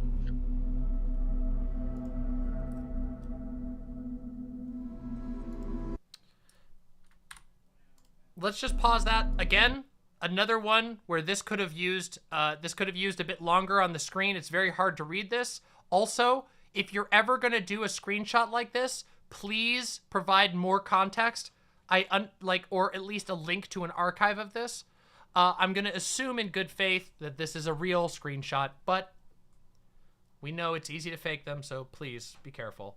This says, meanwhile, this is a BX Bullet TV is a conservative Twitch streamer who says, today I woke up and turned on my computer to see a pedophilia awareness stream on Twitch with 1,100 viewers. This is referring to, if I'm not mistaken, the conversation between Destiny and MrGirl. Then MrGirl retweeted this saying, meanwhile, I'm here in my giant house crying and wiping my tears with the undies of the kids that you wish that you could fuck.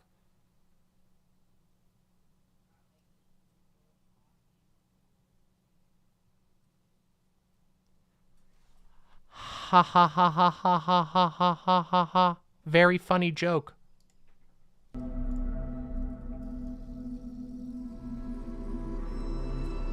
You know, I had a... I read last MTB says, no, it was the conversation about POCD. BX Bullet was misleading. POCD? What's POCD?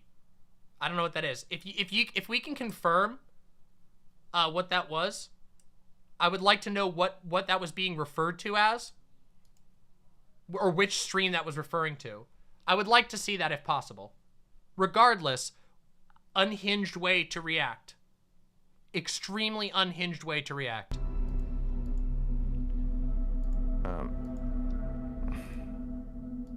Someone I knew. Who... Just, you know, if you're going to admit to any crimes, I would really rather not be listed in whatever federal reports are filed, so I would prefer it be done in a video on your stream, unrelated to my own. Okay. Do you think owning child porn should be a crime? Yeah. Have you ever looked at child pornography?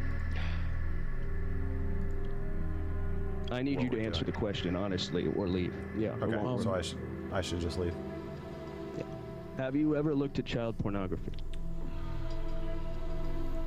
I don't think I have.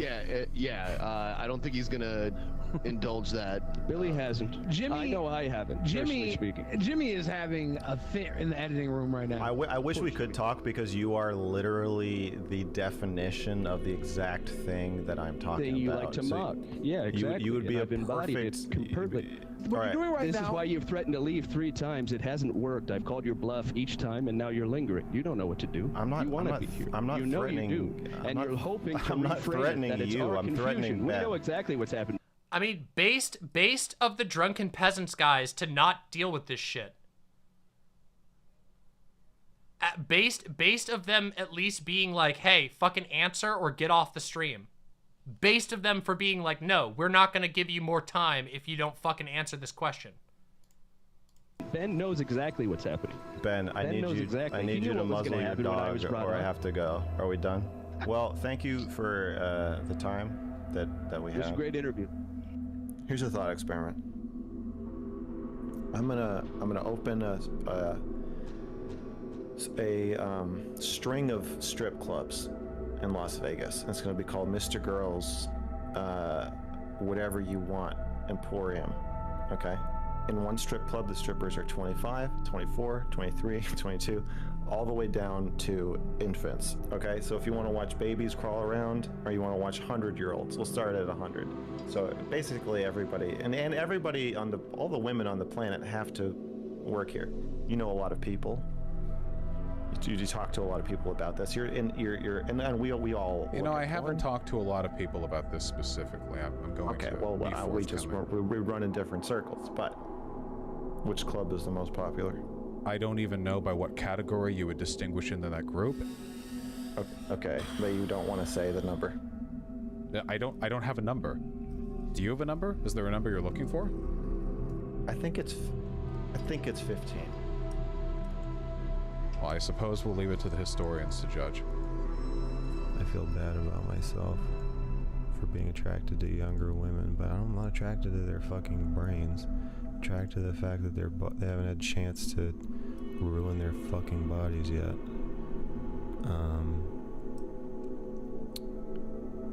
You know? By the way, this right here is why people say purity culture is super pedophilic, by the way. This is why people say purity culture is super pedophilic, because it is. Because it fucking is. I just want a 35-year-old brain in a 15-year-old body. Maybe 16. It might be. I think it would be 14 at first, and then it would move up once the novelty wore off. I think it would be 15 or 16. Is this consideration in line with your desire to empathize with pedophiles, or is it something more personal than that? I just want a 15-year-old body. I feel bad about myself for being attracted to younger women. What do you mean by that? Well, I mean, you sound like a pedophile, not a person who wants to promote empathy for socially misaligned people. I feel bad about myself for being attracted to younger women. Why do I sound like a pedophile? Because you're dedicating a considerable amount of thought to the subject of what type of underage girl people would be most interested in. What color, if you had to guess what color their underwear would be, Vlash, what would you say? Yeah. I'm at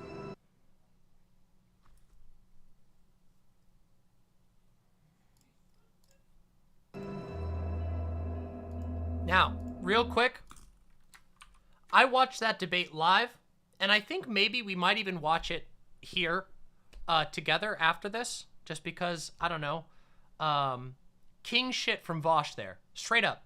King shit. King shit from Vosh for calling out that this guy is just doing nose-tipping pedophilia apologia, genuine child abuse apologia, that he's playing games and pussyfooting around the issue and refuses to answer things directly at all and just wants to make jokes about having sex with and sexually accosting young women. Based of Vosh to call it there and to say this is not worth it. This is not content. This is not something I want my channel to be associated with. Seriously. And you all can tell, you all can say to the ends of the earth, I've said this before, but since everybody's talking about it now, you can go tell fucking Vosh if you wanna. That was fucking king shit. He's one of the only people in this space who's actually taken a responsible approach to MrGirl, which was, I'm not talking to this weird fuck anymore.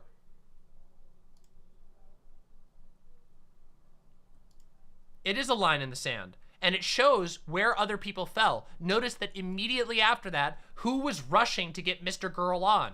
Out of spite. Who enabled this guy to get thousands and thousands of new viewers, thousands of viewers who he is telling, yeah, it's okay, it's more or less okay to abuse your partner as long as you work it out in the end, quote unquote, because it can be a leading moment. A guy who talks about how he thinks that it's totally normal and okay and healthy to be attracted to 15-year-olds. Nuts, shut the fuck up. Are you for real? Are you for real, Nuts? Shut the fuck up, please. Let's continue. Anyway, based of Vosh for being the one to make that call, because I completely understand why you wouldn't, because it's fucking arguing with a freak like MrGirl is it can be good content.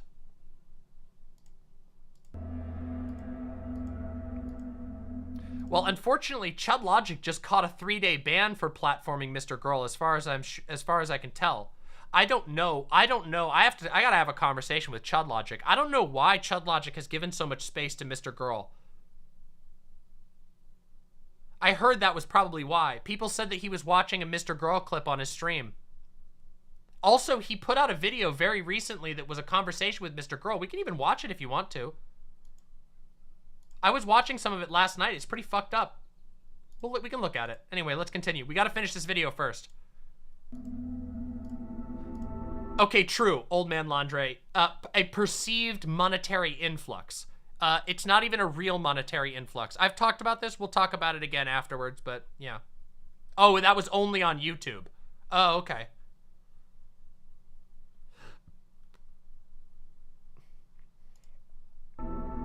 Oh yeah, have fun with this. Huge, huge, huge trigger warning here. Nude modeling is sexual after all. February 15th, 2011, by Max Carson. As you all know, I am an exhibition. This is a voice-to-text reading of an article that he wrote in 2011. That's, as far as I know, still up on the internet. I am also creative and like meeting other creative people. I also usually get paid, so modeling satisfies several different needs for me. One of them is purely sexual. Art schools are overwhelmingly against male models getting erections, and those who do are usually fired. Fuck you. Ryoma, are you going to mention Stardust's insane defense of MrGirl and calling for his unbanning? Sure, I'll mention it right now. Stardust is an absolute cringe-lord who hangs out with some of the stupidest people on the internet, is rapidly firing into a garbage bin of a career, and has no fucking principles whatsoever. The conversation that Stardust had with Merrick, by the way, Merrick and Merrick, you guys, you want to listen? Actually, you want to know what would be an interesting conversation? We should listen to Stardust and Merrick's argument about MrGirl, in which Merrick absolutely fucking cleans the floor with Stardust, and it's no contest, as in Stardust is just totally out of her depth and gets clapped by Merrick. We could do that. That would actually be a better watch. Maybe we'll watch that one, because I don't think anybody's seen that one. And it's a good one. It's from a while ago, and it's still real good. We'll think about it. Let's keep going. What kind of sex blogger kills his erections? What kind of person kills his erections? I made a vow right there. I will never attempt to prevent myself from getting an erection for the rest of my life. If I get kicked off of model stands, or make people uncomfortable at dinner parties, or freak doctors and therapeutic massage therapists out, then so be it. No more hiding. Once I was posing nude for a group of high school kids. High school kids? What kind of high school is this? I pose for kids 15 to 18 pretty regularly. Nude modeling is sexual. Yeah, drawing naked people is inherently sexual.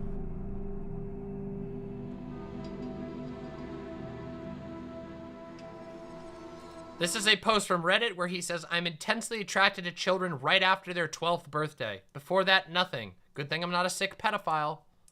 Now, I know for a fact this one's a little bit out of context and that he was trying to make fun of like a phoebophile guy, but in context with everything else we know, this does not fly well. And it just further, by the way, it further solidifies my argument that there is functionally no difference between somebody who constantly pretends edgy to be an edgy pedophile versus an actual fucking pedophile. There's no difference. There's functionally no difference in the way that those platforms exist. If your platform is devoted to making arguments that pedophiles would make, then you're just a pedophile as far as the internet is concerned. Average most desirable age is 14. You may overstate how many people are going to find the children in this movie hot. Like, I don't think so. I think they're objectively hot. If you're... This is another thing. This is another thing that MrGirl does that I personally, even though I've not watched very much of his content outside of what I've done for research, I've seen him doing this multiple times. As a way of, again, sort of de-incriminating himself, he claims that everyone thinks this, but they don't. No, actually, the vast majority of people do not think that way. And even if they did, that wouldn't make it right to advocate in favor of child abuse or to downplay the impact of child abuse. It doesn't matter whether or not people find this, but notice how he uses it to make it seem like he's normal. This is literally normalizing pedophilia. That is definitionally normalizing pedophilia. This guy uses a huge platform to normalize and downplay pedophilia and the effects of child molestation. We're going to see more of that. Let's keep going. Again, I wasn't lying when I said there's a reason why I think this video should be watched. Let's say your son is 12 and he's like, you're like, oh, there's gonna be these group of girls at this like a function that we're going to, and he says like, oh, are they hot? I think most people, if they saw the girls and then they're like had a socially acceptable reason to say yes, they'd be like, well, yeah. Okay. Because I don't really. We have a difference of opinion, but I think that's where it's coming from. No, I don't think we have a difference of opinion. Okay. I think that you are now claiming that you are unable to determine attractiveness in 12-year-old humans. Okay, when you were 12, could you tell whether a 12-year-old was hot? Yeah. And you could, and you could feel it. Yes. Okay, you're saying that your innate physiological radar for whether someone is sexually attractive has been decommissioned and no longer functions? Like I can intellectualize it, I don't feel that anymore. You're claiming that when you see a 12-year-old twerking, just as I can tell you which 90-year-olds are hotter than other 90-year-olds, I can still tell you which one I would rather fuck. I mean, can you tell which ones are...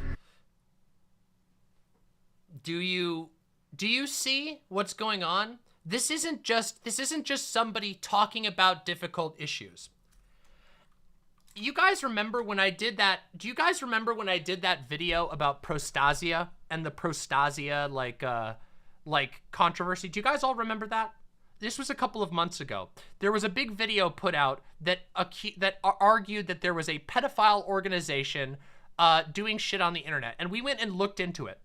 And as it turns out, I don't think I don't think that there's any evidence that this is like a pro-pedophile organization. In fact, everything that we found seemed to show that this was an organization that was very, very devoted to ensuring that people don't offend, and instead getting people who have like pedophilic attraction to go and get therapists. That was the entire purpose of this organization. Were there things the organization was doing imperfectly? Yes. But the argument that this was like a pro-pedophilia organization was simply not true.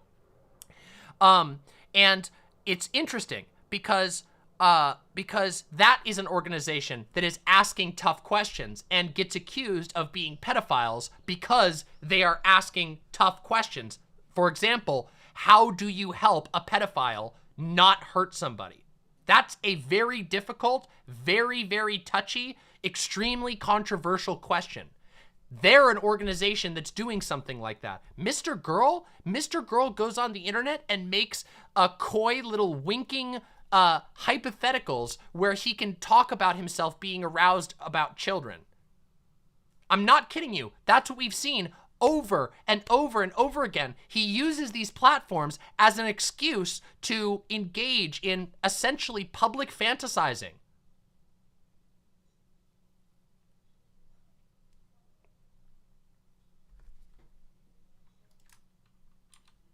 He literally said he was an exhibitionist. Yeah, that's why I'm saying increasingly it seems like he uses this cover of just asking questions, much like Nazis do, that he uses this cover of just asking questions to get away with basically exhibiting his own extremely, extremely problematic kink. Fetish, whatever you want to call it. And I recognize that he claims that he has never offended, but I'm sorry, given the way that he talks about that, I completely understand why nobody should believe him about that. He's clearly not an honest actor. He clearly talks about acting on other things, but he conveniently avoids ever admitting any of this. So,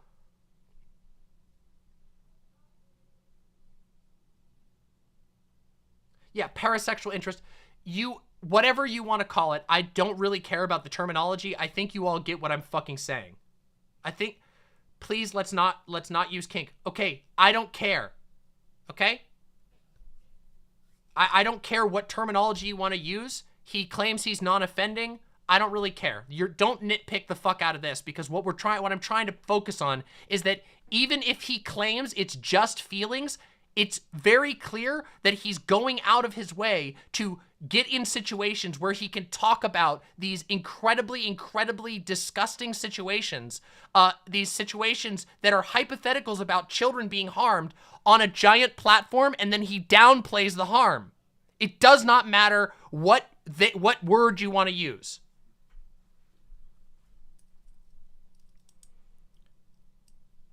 Let's go. More cute I guess that's why I said this in the review. I think cute is a stand-in for sexually attractive. I don't think there's really a difference. Face the fact that you can be attracted to 12-year-olds, but I'm like, I already knew that, so that's not surprising to me. But what is surprising to you is that may be a more unique to you experience than you originally thought, whereas you think every human experiences that. Maybe that isn't the case. No, that's not. I mean, it's not surprising to me because I don't think it's true. You can tell when a 12-year-old is hot, and then so like I think we should just move. Notice again, I don't think that he genuinely believes that everyone feels like this. I think he wants to make the argument that everyone feels like this so that he has cover. It's old school projection. Old school projection. Move on. Okay, everybody. Again, warning, this shit gets pretty fucked up. Just be ready. This shit is really fucked up. It was January 2015. My marriage was well into falling apart. I went to the UCLA clinic where they train therapists because you can get pretty cheap therapy there. I went for my intake interview. She was doing my intake interview and was asking me what kind of therapist I wanted. And I said, you need to, whoever you would give Hannibal Lecter to, if he were to come in looking for therapy, you need to give me to that person. Because otherwise this isn't gonna go well. And she was like, okay, so I'm and let's just like undercurrent of like extraordinary discomfort masked with like a thin veneer of professionalism that I encounter a lot in my life. She assigned me to the director of the program. And the next week I came back and I said, it's okay to keep going to you for therapy as long as you don't continuously try to reschedule or try to sleep with me. And she was like, I am not going to try to sleep with you. And I was like, that's great.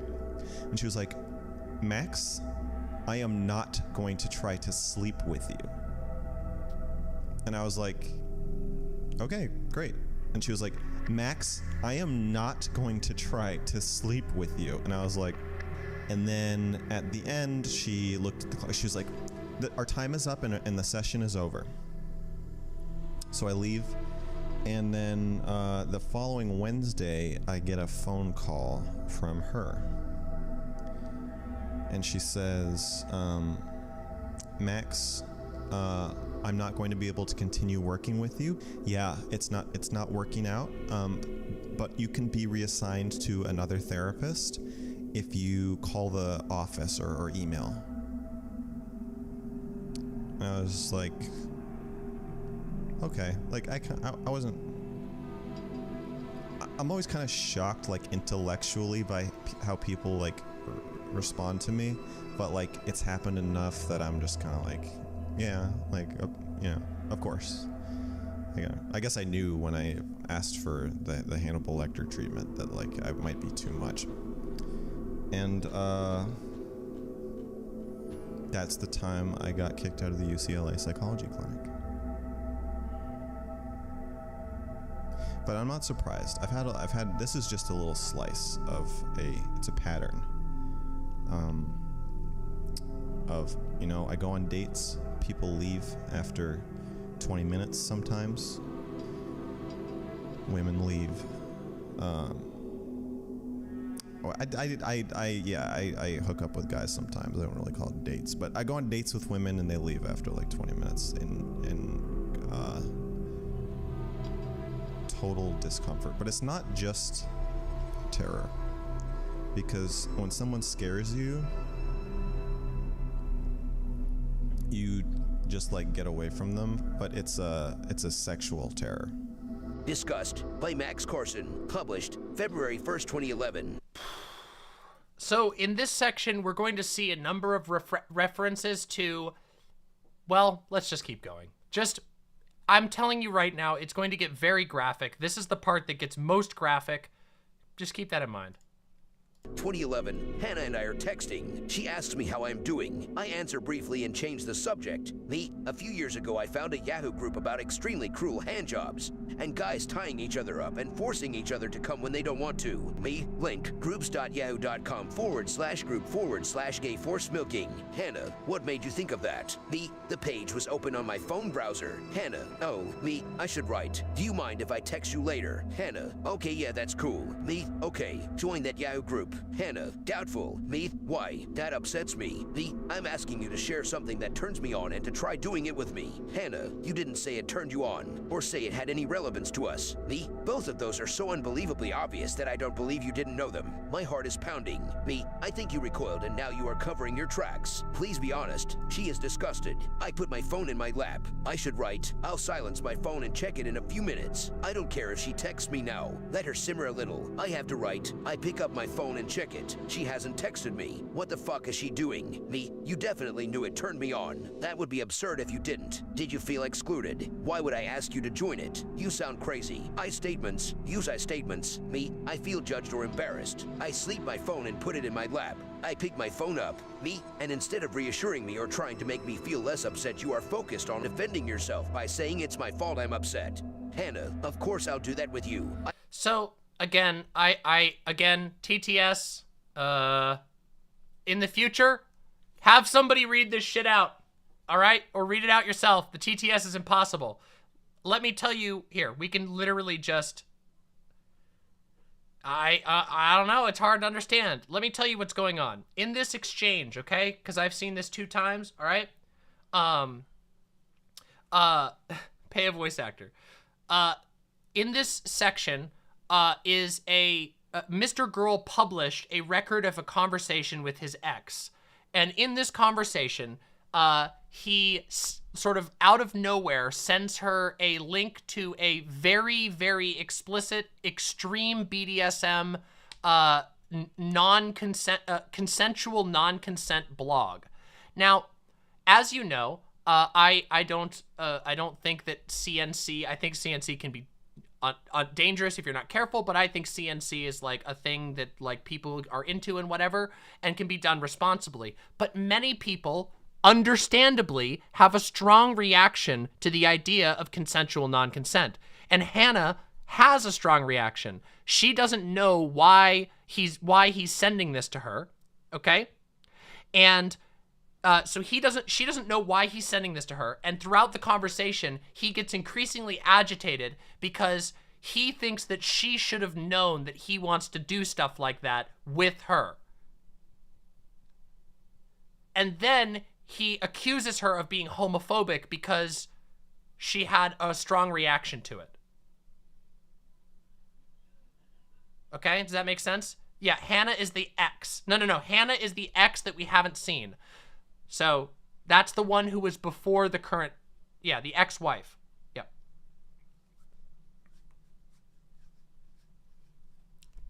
Yeah, Shaylin. Shaylin is the one who was in the beginning of the video. Hannah is the one we haven't seen, but who he was with before. Oh, we did see her briefly. Okay, maybe I didn't see that part. Sorry. Let's continue.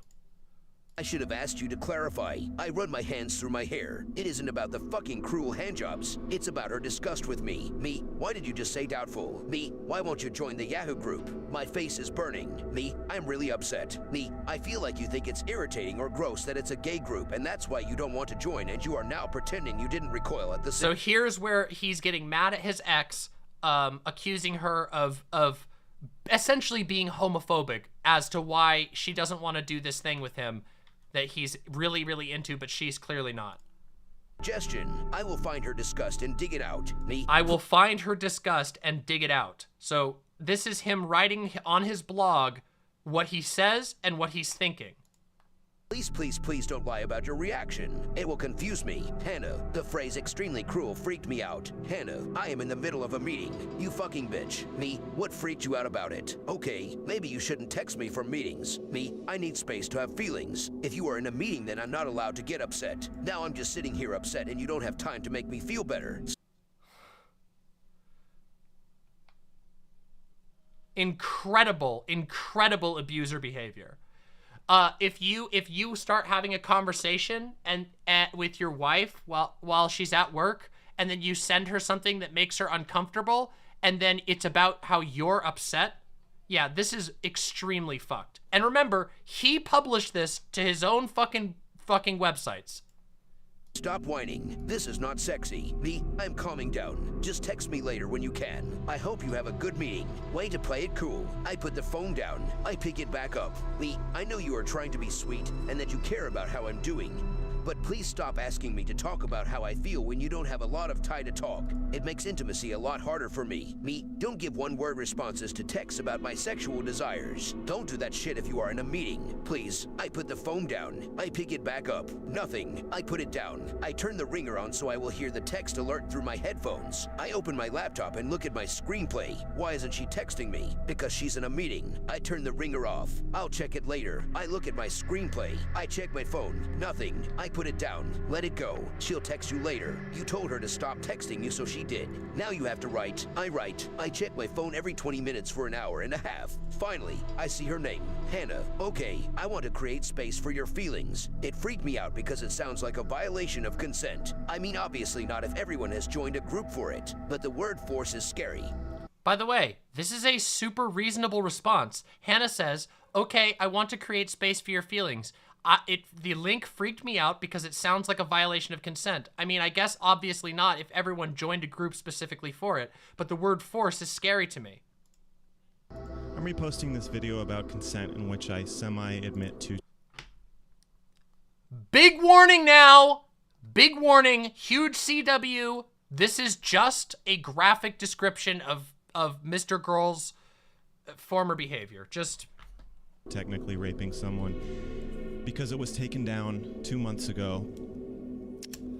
Okay, well, here's the video. I hope you enjoy it. The public dialogue about rape and consent is spinning off into wild, bizarre directions. People are trying to get a handle on what's going on, but for some reason they want to do it with very simple ideas and catchphrases. Yeah, that doesn't really work for me. As a rule, I don't have sex with enthusiastic people. Yeah, that's more like it. Yes means yes. Is that always true? Do you really never say no in sexual situations when you really mean yes? Here's a story. A couple years ago... By the way, this is why I don't really focus as much in this on the pedophilia stuff, because he just openly admits. He openly admits to being a rapist and also then does apologia. As you're going to see, he does apologia. I matched with a woman on Tinder. We got frozen yogurt. She came over. We got naked. I got naked. Then we both got naked. We started making out. Finally, I get her on top of me. I put my dick in place, like right at her vagina. And I'm like, all right, let's do this. She holds perfectly still and says, I'm not ready. Clear as day. No mistaking her meaning. She doesn't consent. But she has this look in her eye. Like she's daring me to just push it in. Like I'm some kind of pussy if I don't. I could have been imagining that, but I grabbed her shoulders and pushed her down onto my dick. She liked that I did that? I think so. She probably had mixed feelings about it. Was it rape? Yes! She told me not to and I did it anyway. That makes it rape. Did the cops show up later? No. It's rape. But I don't feel bad about it. Telling college girls to be mindful of what they drink and possibly even what they wear is victim blaming. A college girl should be able to get blackout drunk, wear a short skirt with no underwear, and crawl into a halfway house for sex offenders and not worry about getting raped. Here's where I'm a little confused. So here is him admitting and then expressing that he did, that yes, it was unequivocally rape, and no, he doesn't think it was wrong. Me this, normies. If you leave your pussy or your dick unprotected and I fucking steal it, how is that my fucking fault? Alright, now that the normies are gone, let's talk about some real shit. All sex has some component that is non-consensual. No, it doesn't. No, it fucking does not. No, it does not. Nope. No, it doesn't. That is a big fat no, just so that we're 100% clear. No, it doesn't. Notice again, the exact same tactic of trying to create plausible deniability for his actions by saying that everything is like this. No, it fucking isn't. No, it isn't. I have never, ever had a situation like that in my entire life. That is not normal. That is not okay.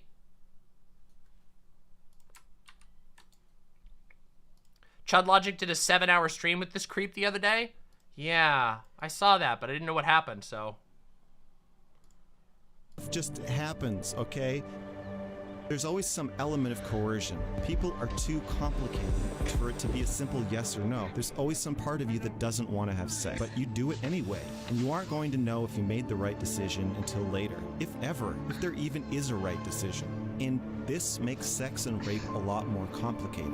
Rape isn't like murder. Most people don't want to get shot over the contents of their wallet and dumped in a trash can. Am I saying that rape victims want it on some level? Unfortunately, yes. And that's probably the reason rape is so psychologically destructive to people, because some part of you does want it. And here's the other thing about consent.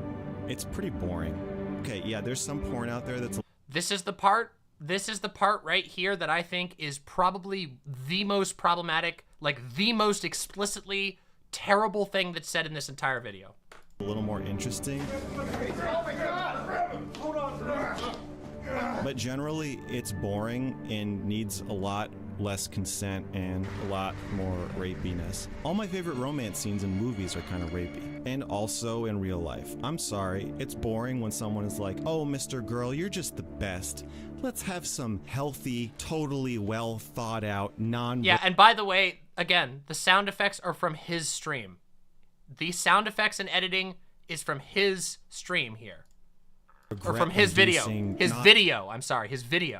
Not scary sex. I'm just not into that. It's a lot better when it's like, oh, my friends are all so creeped out by you.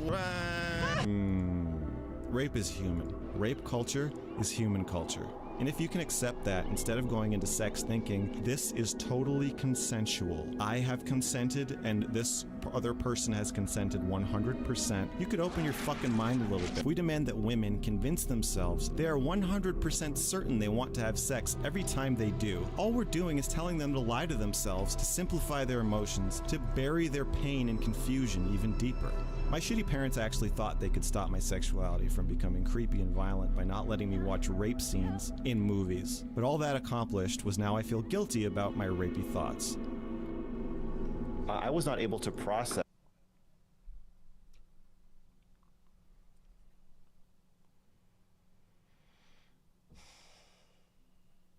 Maybe you should. Maybe that is a healthy experience of guilt.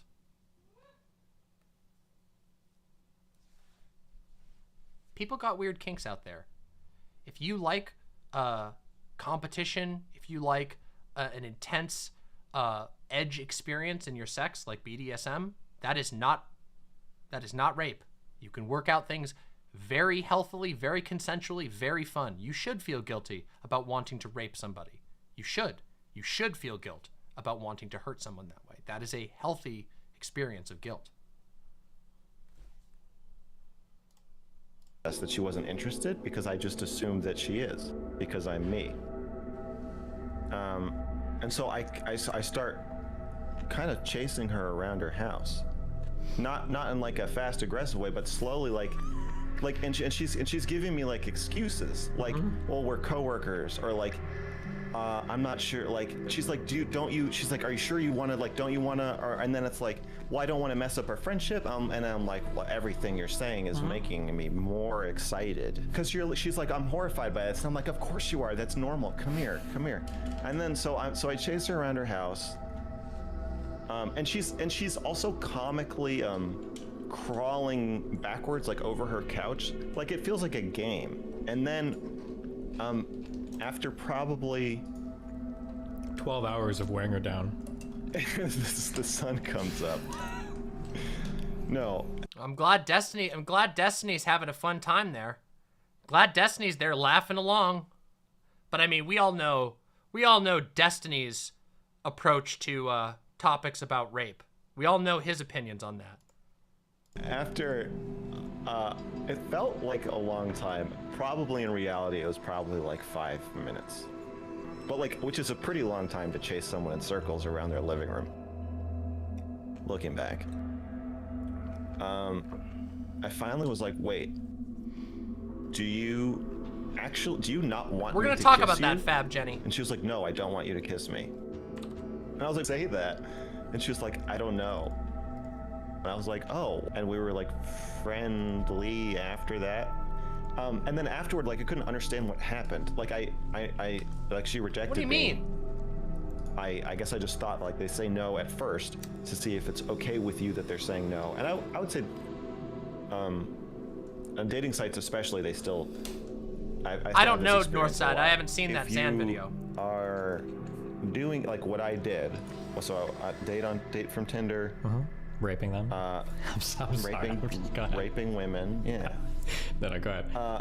You know, if you're date from Tinder and Very she funny. says I'm not ready, but she's on top of you, physiologically feels ready, and seems ready, and is just holding herself on top of you, and you're at the entrance, and nothing else is happening, and she's just staring at you for 5 seconds, giving you the look of all looks, and then you push her down. I would say that is a similarly advanced maneuver.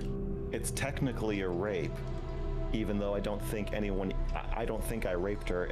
Yeah. Okay, so there are hard lines for how far I'd be willing to go with some things that make them vastly different. Yeah, if Shaylin comes up behind me and sticks her finger in my butt, like. Don't you feel like any broadcaster should have the responsibility to push back at this particular point, unless you actively support? Not pushing back here is implicitly granting credence to his statements. And let's just be real. I don't think Destiny's pushing back real hard. I'm not. It's right. That's just part of relationships, is being more transgressive of boundaries, and like that's kind of fun. Okay, so when someone states a boundary about sex, that's not their actual boundary. And if you say no to something, it might not actually mean no. Do you remember what we saw in his videos with Shaylin?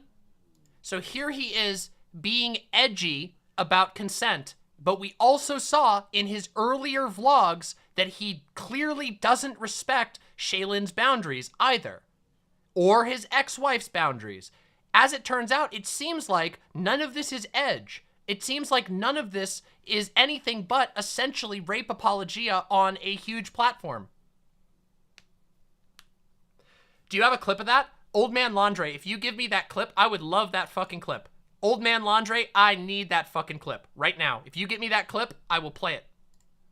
Like in the case of the Tinder woman, I may or may not have sexually assaulted, or maybe it was a no and I raped her. Like she said yes and no at the same time was my perception. So I guess Then you fucking stop. If somebody says yes and no at the same time, you fucking stop. I think every sex act is a dice roll to some degree. Okay. And that we're at some point we're gonna have to have a.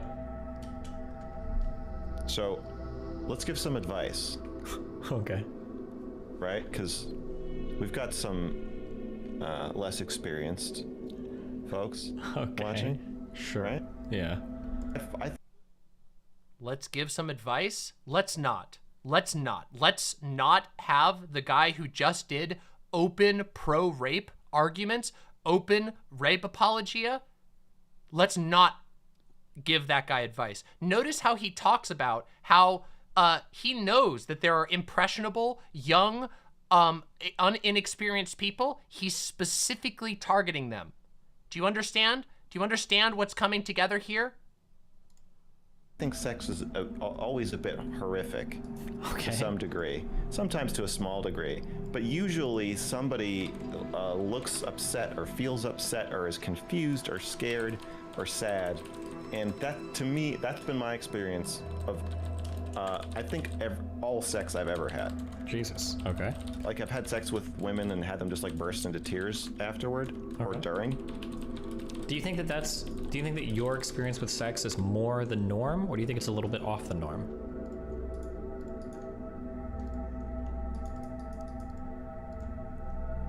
I'm saying I think it's the norm. Well, yeah, well, no. So, yeah, let me be clear, just because maybe you answered it how you intended to. But I'm asking your experience with sex, that all. Mason from YouTube chat says, hey, MrGirl fan here. I feel like this video is somewhat unfair to him without viewing his content in the greater context. You should talk to him through DM. You should talk to him, though, Demon Mama. I feel like it would be a stimulating conversation. No, I will never, ever, ever give my platform to this motherfucker.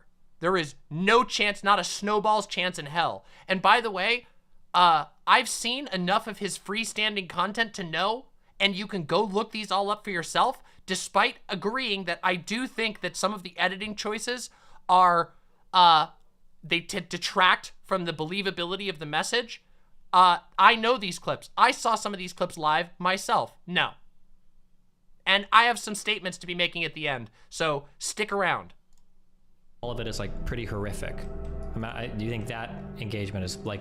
Nut says, isn't the point of a safe word in a CNC situation because no doesn't declare consent being revoked? Please, I'm literally asking a real question. Yes, in a CNC situation, other words besides no will be used. But we're not talking about CNC at all. We're not talking about kink. We're not even in that ballpark. We're not even in the same galaxy. Yes, there are scenes of extreme BDSM where no is not the safe word. And that's because somebody has a fantasy, problematic or not, that they want to work out in a healthy way. That's a good thing. But we're not talking about a CNC situation. We're talking about a guy just openly violating the consent of people that he met on Tinder. And he talks about this openly on the internet all the time.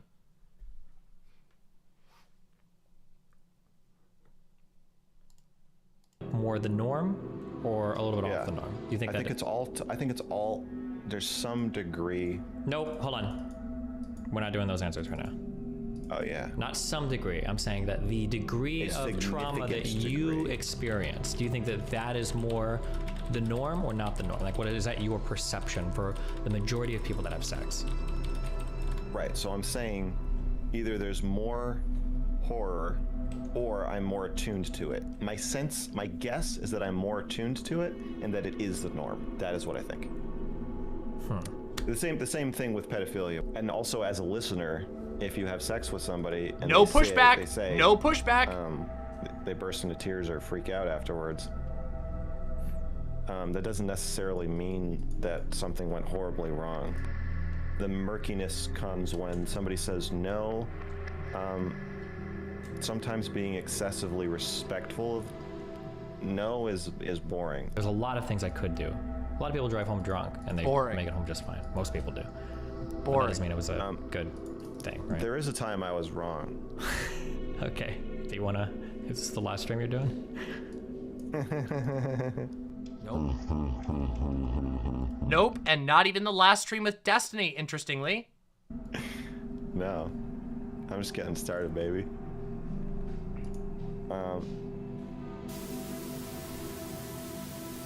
Smug black women irritate me when they talk about politics. Oh, MrGirl, you're just saying smug people irritate you. No, I didn't say smug people irritate me. Smug black women irritate me. Black men make me more uncomfortable than annoy me. But if you hear them talk and they start talking about anime or they sound like white or something, then it's a relief. Come on, guys, come on. One time I was at the grocery store and there's a group of black kids, like 17 or something, behind me, and they were all saying the N-word a lot. Thank you, Metroplex. I appreciate that. We may need that. They were like, "Oh, look out, we're scaring him." And I looked at them and I was like, of course I'm not scared, but I was scared. Latinos who haven't really assimilated are weird to me in a way that bothers me. The music, it just all sounds the same to me. Like, it's just like a tuba. And the singers all sound the same. I don't like it. Boring, unfunny racism. Just boring, unfunny racism.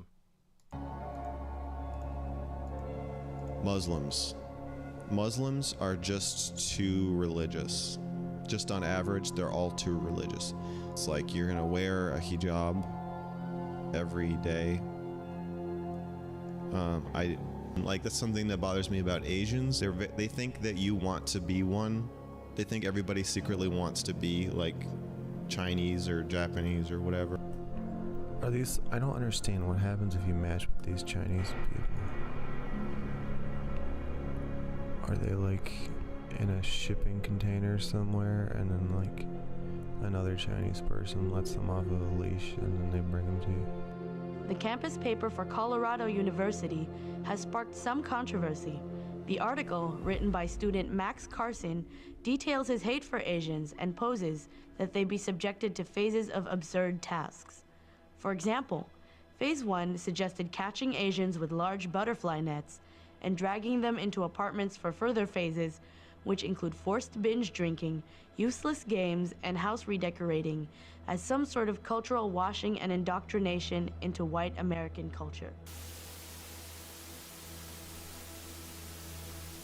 Students returned to class after Max Carson's arrest. By Vanessa Miller for the Daily Camera. August 14, 2009. Most of Max Carson's classmates in a women's studies course at the University of Colorado reconvened Thursday, 2 days after the junior was jailed for comments about being angry enough to kill. But where Carson would have sat, there was an empty seat. And there was an officer in the room, police said. One detective was there in case there were questions. CU Police CMDR. Brad Weasley said. They had a brief discussion, and that was helpful for everyone. Carson was arrested Tuesday on suspicion of interference with staff, faculty, and students of an educational institution after he commented during a heated classroom discussion about the Virginia Tech massacre that he was angry enough to kill his classmates.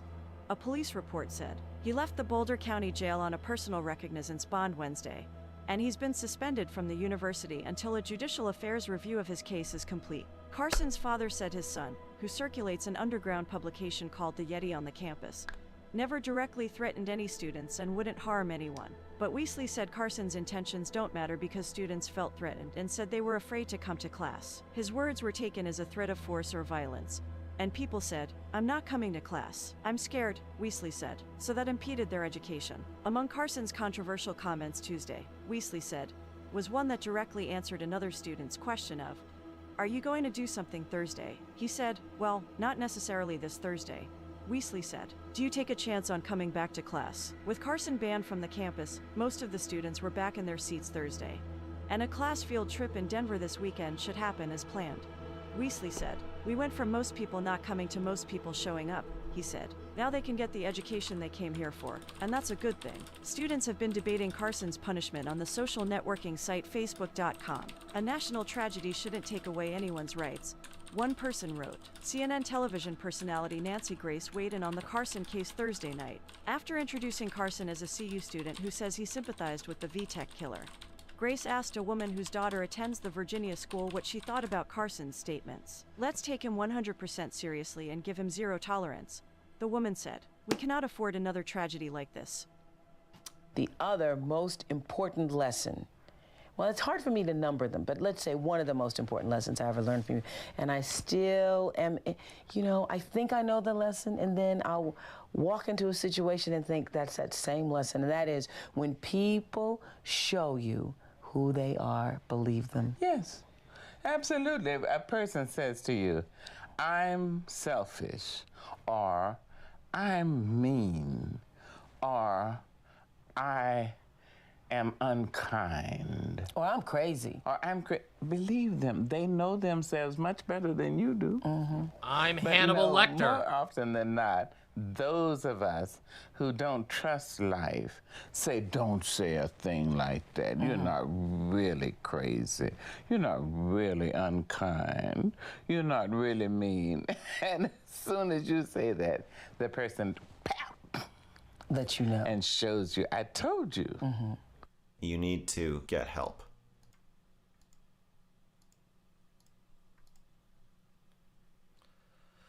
All right, that's the video, everybody. Now listen, I am going to go to the bathroom. No, I am not going to be playing the bathroom song. I'm going to post this link. We are going to do what we always do, okay? All right? Which is we're going to raid with love, everybody. This video currently has 361 comments, and of course you can't see the like numbers anymore, so here you go. There's the link. Okay, oops. Okay, there you go. Go to the link, leave a comment, and press like, because this video, even if it has flaws, was very carefully made, so I would like us to go show some support. Of course, you're free to put your criticisms in there if you'd like, but go raid with some love, okay? I've just posted it there, and I need to go to the bathroom.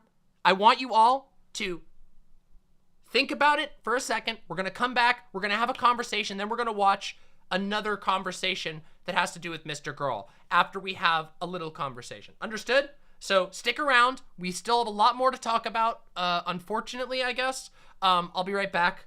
Do the thing I told you to do. Go show some love, etc., etc. I'll be right back.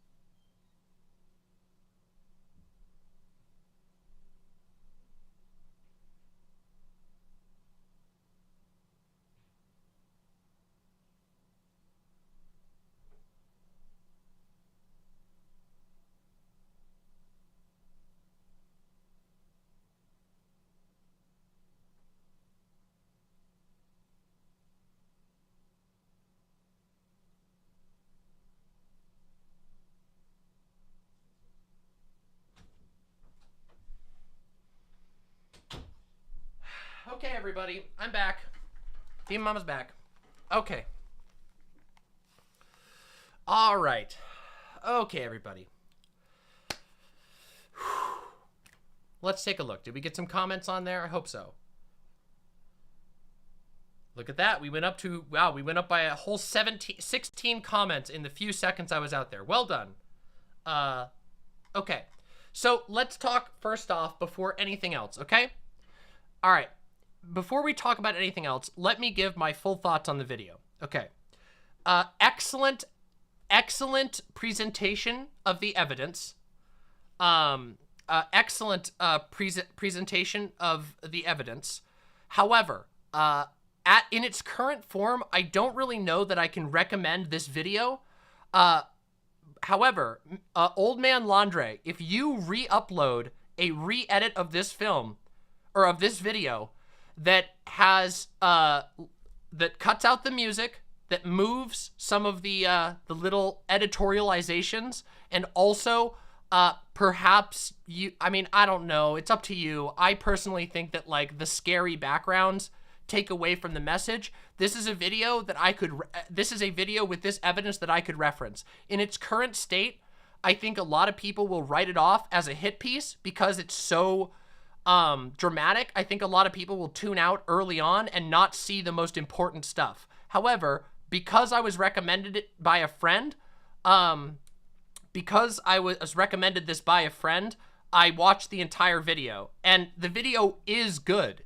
I really think that I strongly believe that you should upload a second version of this that doesn't have the editorialization, that just sort of straightforwardly documents each of these things and presents a case.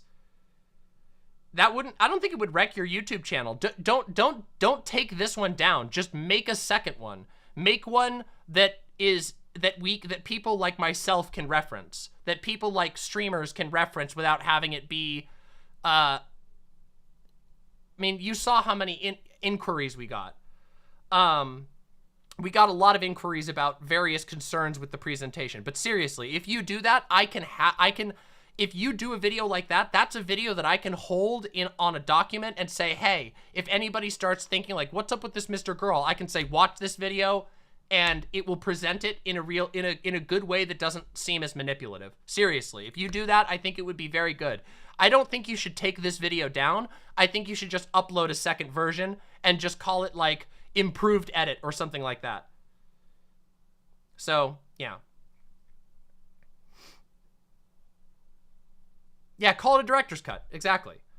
This is a clip about Destiny's first debate with Vosh that's a serious red flag of the past I feel is relevant. All right, let's see what this clip is. I got a couple clips to go through while we have this conversation. Let's see what this clip is all about.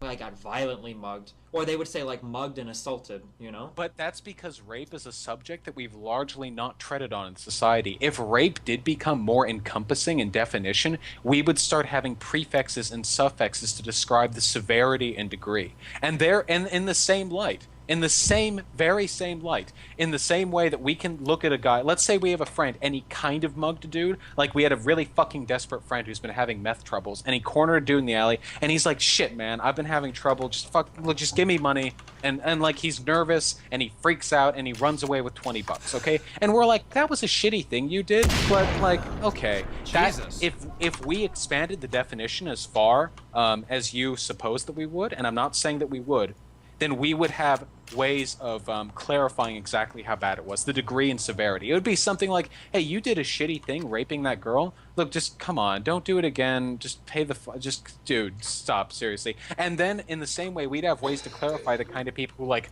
viciously beat and rape somebody. Why do we need to? I mean, I guess it just seems really silly to take away all of what that means from that word. And then to clarify. You're not clarifying it at all, though. You're making it much, much, much more muddled. You've made it so that somebody who gets violently sexually abused in an alleyway at night by or that girl that got fucking raped by like all the football players and shit, that was fucked up, and that was rape. That word now means the same thing as I had sex with my partner that I've been married to for 20 years. This is a motherfucking stupid argument because we can acknowledge that there are ways to murder somebody that are less fucked up than other ways to murder somebody. For example, you can murder somebody by driving drunk. And you can also murder somebody by staking out their house, kidnapping them, throwing them into a vat of acid while they're still alive, and then chopping up their body. Both of those are murder. One of them is more gruesome than the other one. This is such a stupid argument. What a moronic argument. Last night, and they were kind of tired and didn't want to. Those are the same word now. Like, that was both rape. Like, why would you take away so much from that word? But again, like, what if I made it so that murdering somebody also applied to just, like, hitting them? Like, yesterday, 52 people were murdered at a school, and 20 of them died. Like, why would you do that? Murdering has a strict definition. It's the taking of the life of another human being. If you have a problem with the way we would retool rape as a term, then why don't you have a problem with what we've done with the term mugging? Why? Oh, hold on a second.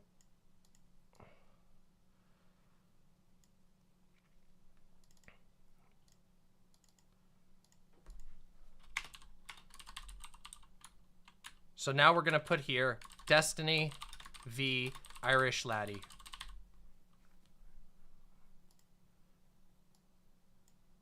And everything changes its degree as we become because more mugging is progressive. something that's so much less serious, kind of. It's- I mean, but- if but mugging that's- is that's a accompanied, difference- if mugging, that's a if difference in mugging, scale, no, not in type. if mugging was accompanied with some kind of violent assault, that's always included. Nobody ever just says that guy was mugged when the guy had like 4 bones broken and like he was tortured. They were like, he was mugged and violently assaulted. You know, like then, and if we expand this definition, then people will be saying, well, she was brutally sexually raped instead of just she was raped. We are not interested in clouding the intellectual integrity of the English English language. We were only interested in expanding it so that people who have languished under a silent oppression, who are unable to clarify or quantify the ways in which they feel uncomfortable or oppressed or otherwise maligned against. If you give them words. Okay, like I understand exactly what you're saying, and I kind of agree, and I see your point. But you have to accept the fact that what you're doing is you're making the word rape a lot less powerful and have a lot less meaning than what it has now by encompassing what it does. Wrong. Like you're making Wrong. that word mean so much more. No. It's about calling something what it is. You can't technicality. You shouldn't technicality your way out of rape. A joke than it is now. Like you're making, like what you're doing is you're taking rape from meaning what it is now to like the difference between murdering somebody and beating somebody up. Like those are now the same words. If you murder somebody and beat him up, it's the exact same word. Like that's what you're doing to the word rape by doing that, and it just seems really strange that. All right, this is fucking stupid. Yeah, I understand. I mean, obviously, none of Destiny's supporting of MrGirl should come as a surprise. But we have some things to discuss. Okay.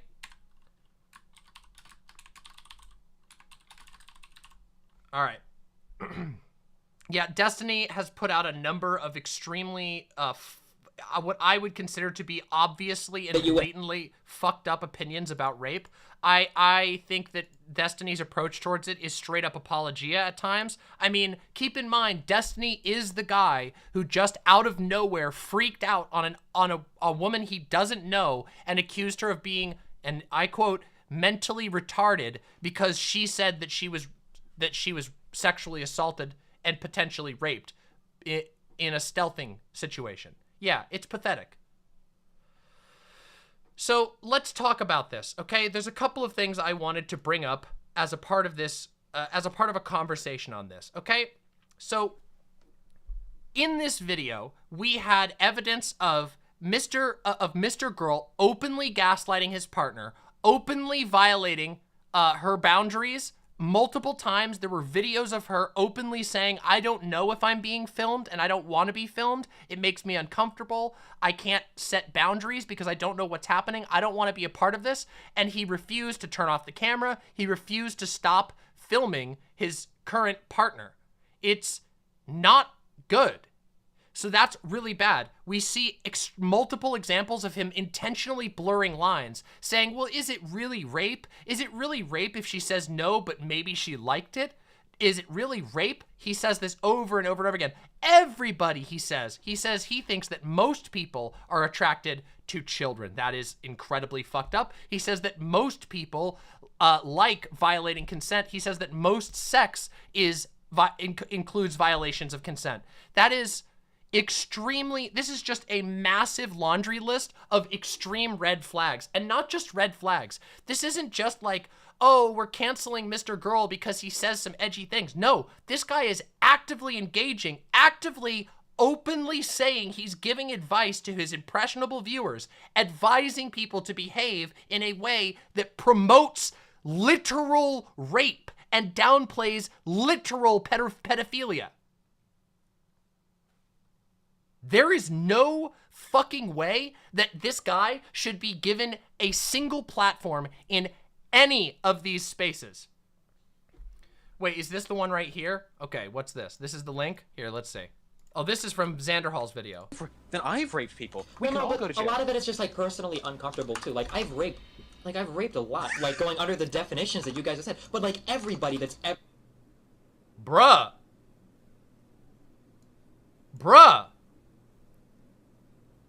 I'm sorry, can we get a replay of that real quick? I'm sorry.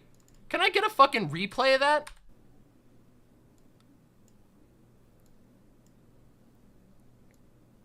Here we go. There's Mr. Destiny himself. Let's pop back there. I've raped a lot. Like going under the definitions that you guys have said. But like everybody that's All right. Well, there you have it. So, well, isn't that comforting? Isn't it comforting to know that, thank goodness to know that Destiny has raped lots of people under the definition that violating someone's consent and sexually assaulting them is a form of rape. Nice. That should make you feel very comfortable around him. Incredible. From the words of the man himself.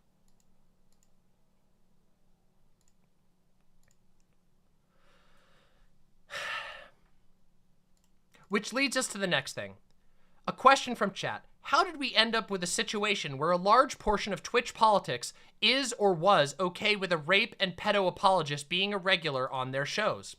An interesting question. Well, first of all, in the words of MrGirl, MrGirl thanks Destiny for that, in fact. So that's an interesting one. On MrGirl's Patreon, he thanked Destiny for making it possible for him to have a big platform. So, well, from the words of the man himself, thanks to Destiny. Incredible. So there's a way. And really, that's the way that it is. People providing cover, playing coy games, letting somebody like this hide behind jokes without pushing them further, not drawing lines in the sand, basically being cowardly, spineless motherfuckers who only think about clout and money. That's how we get here. Because the truth is, a lot of people, especially in the Twitch politics space, genuinely have no principles and literally only care about gaining whatever pittance of clout they can get from their little personality cult.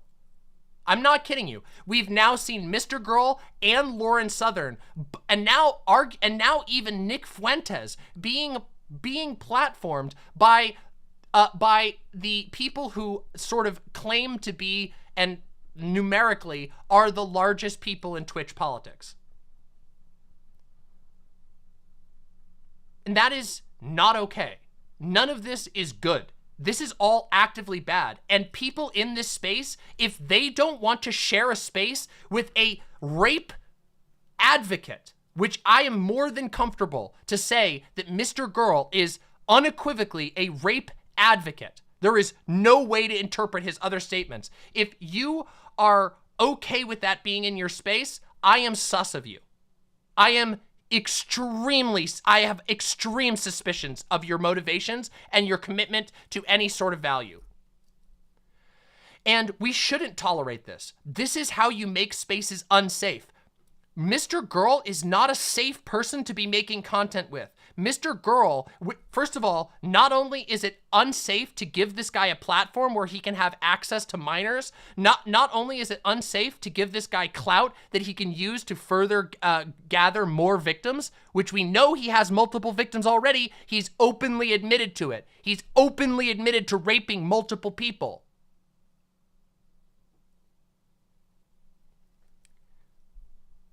This ruins spaces. It makes a space intolerable. Not only that, but it gives a guy directly. People are giving their platform to a guy who statistically, as far as we can tell, from his own opinions, as far as we can tell, is not apologetic and will offend again. A guy who is open about his past victimization of other people and unapologetic about it. This is not a complicated issue. This is a disgusting situation that people should absolutely be willing to put their fucking hand down and say, no, this is it. Vosh had the right idea. And you all know for sure I'm never having this motherfucker on here, but I'm gonna go one step further, okay? I'm going one step further, imps. Listen the fuck up. From here on out, I will no longer work or promote any person who collaborates with and does not call out MrGirl in this space. Don't care if you're Twitch politics, don't care if you're YouTube. We're done. If you are defending and platforming this very, very, very obviously dangerous person, this person who is clear and unapologetic, who engages in apologia for child molestation, for pedophilia, for pedophiles, for child abusers, a guy who does apologia for rape, who does not show any sense of remorse for what he does, who records himself abusing his partner on the internet for money. This guy is abusing his partner for money. And guess what? Even if all of it is an act, the outcome is the same. He's teaching his audience and the audiences that you give him access to do rape apologia, to do pedophilia apologia. And you're gonna fucking associate your brands with that? Not fucking me. Nope, not happening. if I see, I don't care if you're my friend, I don't care if you're my political enemy. We are not fucking collaborating. I am not raiding you. I will not shout you out if you're going to support this shit. It's a line in the sand. An absolute line in the sand. Yeah, I'm definitely going to have a conversation about Chud. Of course.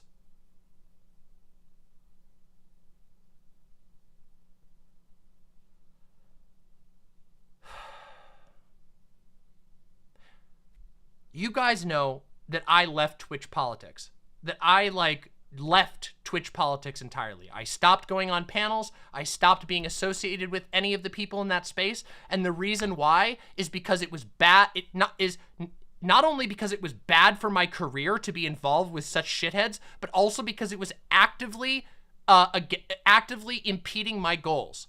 I want to build spaces online that are good for trans people, where queer people, where marginalized people can feel safe and feel like they are learning and growing and fighting together alongside one another. I want to encourage other trans streamers. I want to encourage other marginalized streamers to get the fuck out there and to grow amazing communities. I cannot do that when there are people like motherfucking Destiny and whoever else platformed this MrGirl guy, Stardust. I don't care who the fuck you are.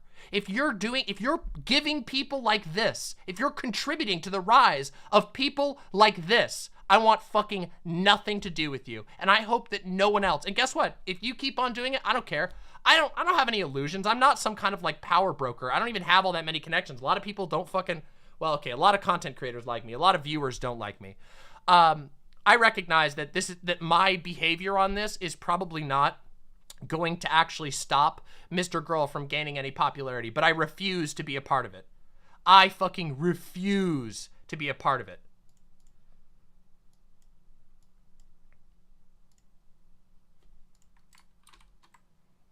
Dear Twitch support. This is Stardust, by the way. Dear Twitch support, please give my friend MrGirl Returns account back. He is well-meaning and kind soul. MrGirl is incredibly creative and talented, and I can only see him growing. He may have controversial ways of framing things, but that aids him in starting and propelling a conversation around a subject forward. Somebody should edit up Stardust's tweets here just plop those in right next to some of these videos of MrGirl just straight up abusing and admitting to rape. When I first saw MrGirl, I was slightly taken aback by how open and frank he was, but something about his honesty and humor spoke to me. You mean like when he was joking about sniffing the panties of little girls? Is that the one? Or was it the time when he talked about masturbating into the panties of little girls that he was fucking? Which one of those was it, Star? Which one of it was those? It felt like I'd met a long-lost kin. He believes so much in the truth, even when it isn't convenient. He's an advocate for health overall and healthy boundaries. The guy who said, I don't care about your boundaries, fuck you, is an advocate for healthy boundaries? You fucking kidding me?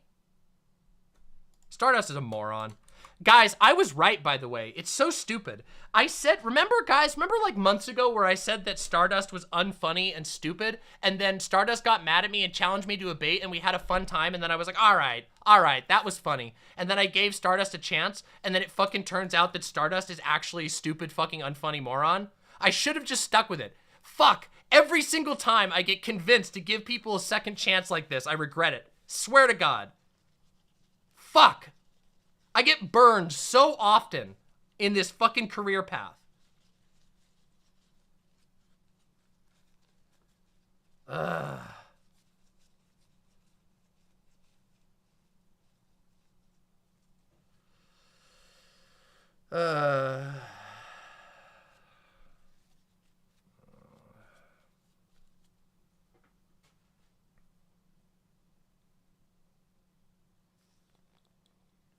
Well, good. She can suck it. I don't care. She's a nobody.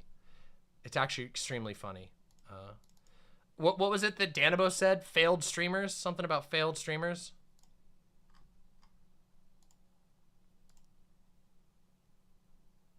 Yeah. Hey! What's this one? Thank you, AT5D2D Derek. What's this? Nuts, shut the fuck up. Nuts, shut the fuck up. Are you for real? Are you for real, Nuts? Shut the fuck up, please. Nuts, shut the fuck up. Are you for real?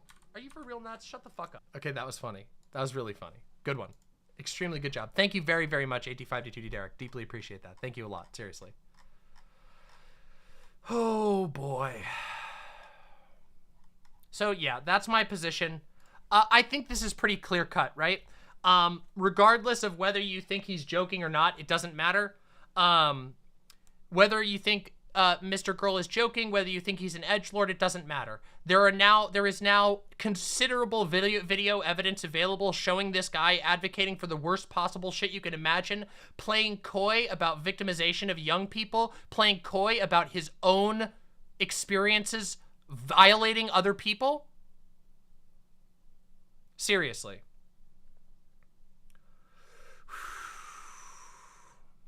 Yep. Well, that more or less does it. Do we want to watch? Should we watch? Maybe we should watch the Stardust Merrick conversation, because I feel like that's a good follow-up here, and many of you haven't seen it. This is a conversation about MrGirl, and I think that it highlights a lot of the issues that people have with MrGirl and why a lot of their defenses are incredibly stupid. Let me see if I can find that video real quick. Hold on.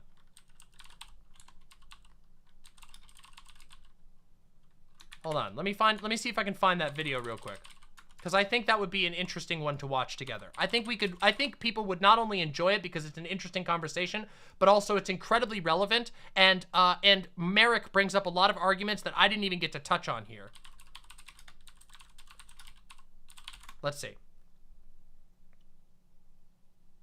Yeah, here we go. Oh my god. Wait, look at this shit. Guys, look at this shit. Stardust, 16K views, an interview with MrGirl, interviewing the infamous MrGirl. In this interview, MrGirl talks about his experience in life. Destiny defends himself in impromptu MrGirl debate. This is if I search Merrick and Stardust and MrGirl. If I just search MrGirl, Benjamin Boyce. This is the Transcell panel. Oh, nice. Love that shit.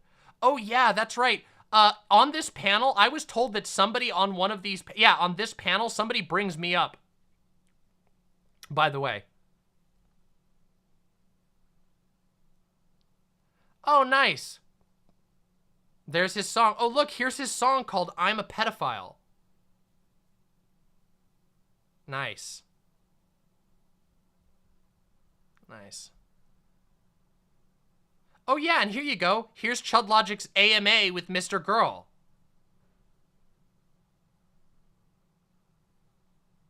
Incredible. MrGirl Dr. K drama. Oh, yeah, there's that whole thing, too.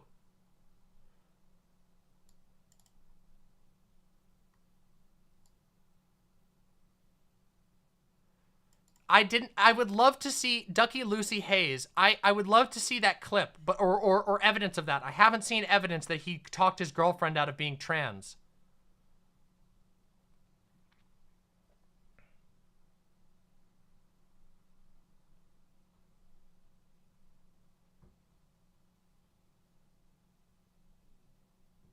Okay. Well, anyway. Let's watch this one, guys. This is a really good conversation. This is the conversation between Merrick and Stardust concerning MrGirl, and it discusses and I think this is. I know that this seems it might seem a little bit off topic at first, but I promise you, what we've talked about here today is demonstrated very well in this debate. So let's watch this together, and this will be how we sort of wrap. This will be the last thing we do in the stream today, but we'll have a conversation afterwards. I just think this is a fun react. So let's sit down and let's listen to this. We're gonna skip the intro because we don't need the intro teaser, and we will go right here. Let's start right here. Now, this is a few months old. However, I think you'll understand why I, just like I said about the other video, I think you'll understand why I think this was a valuable debate. There we go. Right, it's all set up my end. So let's just check. Yep, there we go. Let me pop you out. There we go. Right, you're on stream now. Please do not swear. Well, you can swear, but don't say any slurs. Stardust, that's mainly directed at you. Yeah, an infamous slur sayer here. Exactly. Okay, so there we go. Right, so I'll just give a quick introduction, and then I'll kind of hand it over to you. Oh, and thank you. We'll figure this. Hold on 1 second. I just got evidence of this one. Sorry about that. Thank you. Thank you for sending me that. I'm a 27-year-old trans woman, and I consider myself to be pretty down to earth, i.e. decent career. Okay. Is there a utility in calling trans women women? MrGirl, we define, hold on, let's see. Where is this in here? You said that there was a thing I needed to do. I needed to look for. I forced. Okay.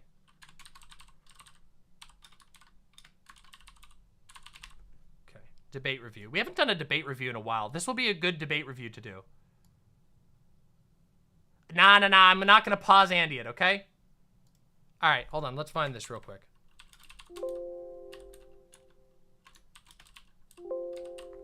Wait, here we go. Oh, that's from the video. Okay, so here we go.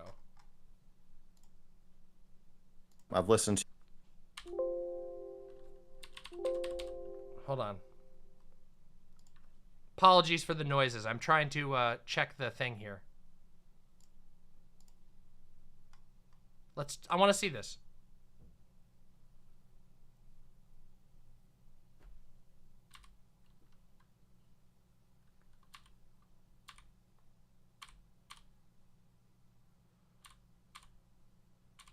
Hold on, let me see here. He says I talked. Okay. Ah, here we go. Here we go. Let's see. I talked to my girlfriend out of taking testosterone when we first met. Okay. Yeah, were we going somewhere with that? Yeah, she said I'm thinking of starting a low dose of testosterone. Mm-hmm. I'm non-binary. I want you to use this nickname for me. I want you to use... Oh, this is her on my shirt. I want you to use they, them pronouns. And I was like, no, I'm not doing that shit. I said, you hate women, and that's fine. But don't expect me to participate in your self-hating misogyny. You can... Well, there you have it. There you all have it. It's fucking right there. Here you go. Here's the exact timestamp. Let me give you all the exact timestamp. Here you go. There you go. If anybody wants that exact timestamp, there you fucking go. Oh yeah, absolutely. I'll shoot you a follow on Twitter, Old Man Laundry. Hope you have a good night. I'll get you a follow. We can talk. All right, let's watch this damn debate. Let's watch this damn debate, everybody. Buckle up. This is a fucker. So I'll just sort of lay out some ground rules. I don't really have any ground rules, to be honest, but just so we can keep this as productive as possible.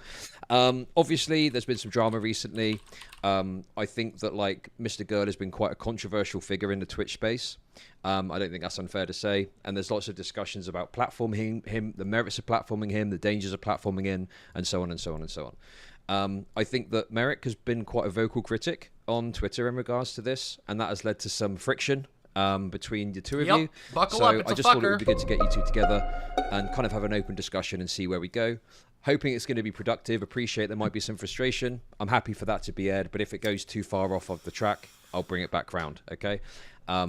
Explosion 85 says this whole thing is why I resigned as a mod for Stardust. I completely understand that, and I applaud you for taking that decision. That is a totally valid thing to do. If you think a content creator is platforming people dangerously, you are well within your right to step out of something like that. That's a fucking bullet dodged right there, Explosion. Holy shit.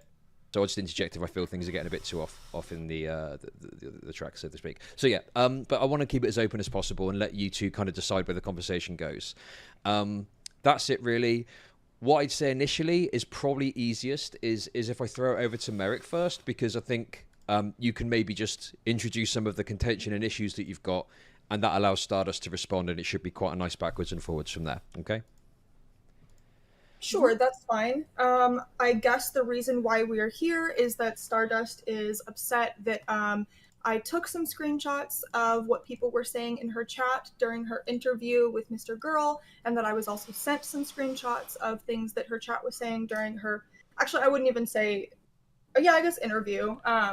So, you know, I was I was talking about how I don't really think that this is someone that needs to be. So these are all of the things. Don't normally watch your content, we'll stop in again. When you're so used to streamers who live off of optics and headlines, it's refreshing to have some honesty. Thanks, Stardust. So these are a bunch of comments from Stardust community in favor of MrGirl. MrGirl, who we just watched that whole thing about. Just remember, keep this all in your mind. This is why we're following it up with this. I told you, this conversation from 2 months ago will be very telling.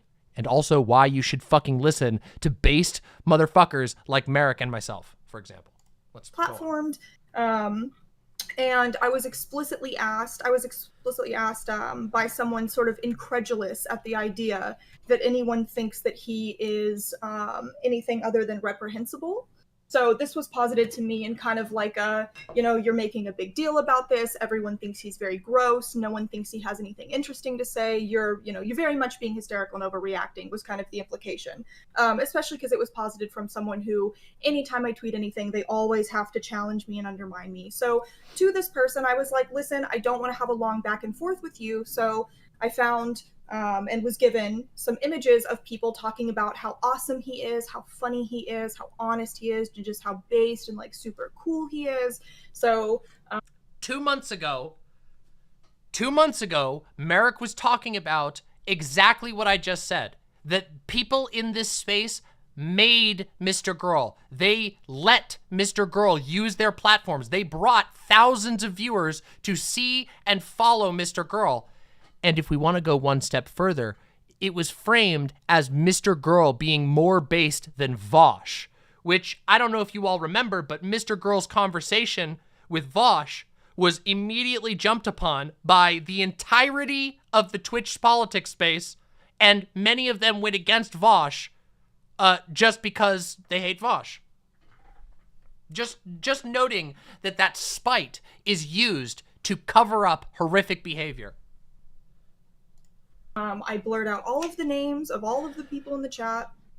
And I was like, here, look, like this is what's happening right now. This is kind of what people are saying about this person. This is a very warm, very, very positive reception. And I suppose Stardust took that as a very, very personal attack on her. She said that I was very creepy for doing this. And then I didn't say very creepy, but Yes, no, you I did. just said it was, I didn't take it that personally. Yeah, you What, did. And I quote tweeted it. Yes, I did. And I said that it's a little bit creepy. Hey, this is kind of creepy that you're screenshotting my chat. Can you not? If you listen to the interview, I think you might see why I had him on. Weird. Super creepy taking a screenshot of a public chat. Yeah. Creepy that you are taking screenshots of my chat, especially knowing that you're not looking at the interview while it's going on. So that's what's creepy to me. I was watching the interview. Okay. All right. So And it's not creepy. It does seem like this has kind of really upset you, especially because you also took the chance yesterday to take very personal jabs at Merrick me is over such a champ. the Steven thing. Wait, what personal jabs did I take at you? Well, he was very blatantly attacking me and talking, like, saying that I, like, don't have any integrity and I stand for nothing. I love the virtue signal from Punished Mother while she's literally liking tweets attacking me personally. Yeah, that's right. Destiny also took great offense to Merrick correctly pointing out that they were platforming a reprehensible individual. And this is what he How thinks does about what it. he does reflect That on me? You commented and said, yeah, same here, I agree, when I'm the subject that's being discussed. Right, and because of your screenshots, I've been dealing with like a bunch of people on Twitter. Now, I can handle it. I've dealt with worse. But it's just a little bit hypocritical for you to sit there and say, oh, how could people engage in this kind of toxic mobbing and all of that when I am the subject of toxic mobbing right now? Oh yeah, totally. I don't see how anything Somebody criticizing you farming 16,000 views off of an interview with a rapist is yeah, you're totally getting mobbed there. God. did is negative towards you. I didn't say anything bad about you. I don't actually. You screenshotted my chat, which I don't know. I don't know how you can interpret that in any other way. I don't actually think that you having him on is the end of the world. I don't think it makes you a bad person. I didn't say anything negative about you. I don't really think that what you did was all that bad. I don't think that you've necessarily... Oh yeah, remember guys, I told you that Stardust gets the floor wiped. Just wait. Merrick absolutely fucking wipes the floor with Stardust. Just watch. I'm telling you, this isn't a bad debate. This is a good one. You just all haven't seen it because it was on Chudlogic's channel. ...necessarily even looked into a lot of his chat. I didn't shit talk you. I haven't encouraged anyone to shit talk you. I didn't see anyone on my end shit talking you. So this does seem to be I've kind of been getting, like anytime I check Twitter, I can't keep track of the notifications at this point. Which is fine. Again, I can handle it. I just think it's hypocritical for you to be saying that mobbing is so bad, and yet you are here screenshotting my chat, tweeting out and complaining about my chat. Whether you say that that's personal or not, it seems a little bit personal. I mean, that's fine. If it just own up to it. That's all. I have not seen any negativity directed at you. I haven't seen it on my end. If you do have things that you know come from people that follow me or are in my community or came from that post, I would very much like you to send it to me. But I don't really think that this is really the point, because I'm more than happy to tell people not to say anything to you, to apologize to you. If things did come from people who I surround myself with, then I do apologize to you, because... Oh yeah, I got waves of harassment from your screenshots, so... Okay, well, it was very clearly not... A very serious individual here. A very honest and serious individual. My intent. I never said anything negative about you. I really don't think that you doing this is the end of the world. Time and time and time again, I have been very vocal about, like, if someone is doing an action we don't like, we don't attack that person. We talk about the action and we talk about ideas. So I've gone really above and beyond, time and time and time and time and time again. Like over the past year. Yes, ma'am, I have. So I've gone over and above time and time again over the past year to talk about how if we have a problem with something, we talk about what the problem is. So if there are people that you can show me that came from my community or came from my chat, I would love for you to privately DM me that, because I would like to personally handle that. I'm trying to move the, I don't know how, I think what I'm gonna have to do is I'm just gonna have to move the chat for this segment. I'm gonna move the chat over here. I know, I'm sorry everybody. I'm gonna move the chat over here for just a minute. Okay? Gonna move the chat. I know, it's so disorienting. It's so disorienting, but it's okay. You will be fine, okay? You're gonna be just fine, okay? There we go. We're gonna move it, and then we're gonna put this image up to cover the chat over here so that you can still see Merrick, and then we'll put this up right over here, okay? Bam. That's much more watchable. I don't think you deserve to be mobbed, but I do think that there is a conversation that we do need to have about whether it's okay to platform this person. So I don't think that it's okay to say that I'm sending mobs to harass you when I'm saying it's not okay to platform this person, because that's a valid discussion to have, and it's an okay thing that I have a problem with. It's completely okay that I have a problem with that. And yeah, of course. You can have a problem. You can have a problem with who I platform. Then why are you saying I'm sending mobs of harassment to you and I'm hypocritical? You are sending. Okay, so maybe that was not your intention. Whether you intend it or not, that is what you actually inflict upon other people when you screenshot a chat and you start commenting about, look at all these people in Stardust chat who are being affected. If that's true, what did Stardust inflict by platforming MrGirl? Surely the impact of platforming MrGirl is greater than the impact of screenshotting your public chat. And all of this to him. What do you think that the response is going to be when you have, how many followers do you have on Twitter? 36K or something? And I'm like a 5K person? No, that's not even close. Okay, what is it then? I think I have like 13 or something. Okay, like 13K. Okay, still 13K. You've got a lot of followers, a lot of engagement on Twitter. You must know this. And when you tweet out a bunch of screenshots of my chat, and I'm not aware if you're even participating in the chat or if you're even participating in watching the interview, then yes, people. First off, for me, that feels a little weird.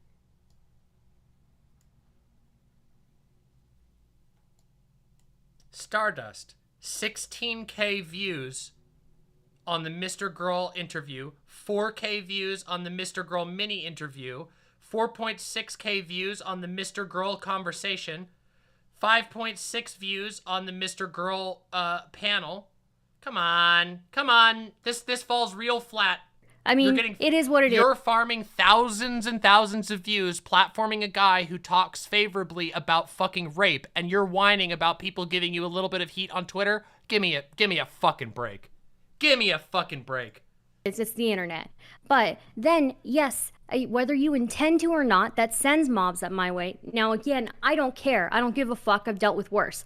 But I still think... Wait. I don't care. This is, by the way, have you guys noticed this is a constant tactic that DGGers do? They go, I don't care, but you're being hypocritical according to your stated values. I don't actually care that you harassed me. I'm going to pretend that I care. I'm going to act offended. I don't actually care because obviously I look the other way when people I do, when people I am friends with do that, but I'm trying to hold you to an imaginary standard that I made up. It's literally, they constantly do this. It's such a fucking spineless and idiotic argumentation. Yeah, it's so fucking stupid. It's like, it's this fake attempt to like call you out on hypocrisy without ever understanding your position. Wait, I'm not finished, okay?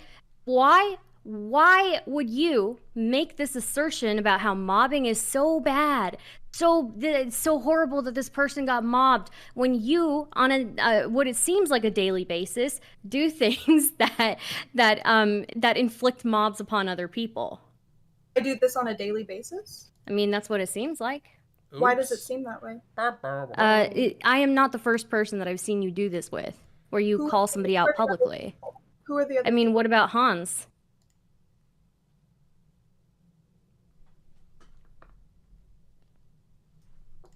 Do you understand the situation that happened with Hans? Would you like to tell us? I don't really care about the situation with Hans. Look at that immediate goal, immediate retreat, immediate backpedal. I don't really care about every situation that happens with you, but it's every day with you. I'm pretty sure it's every day with you. And it's fine. I just do what you want on the internet. Just don't complain about it.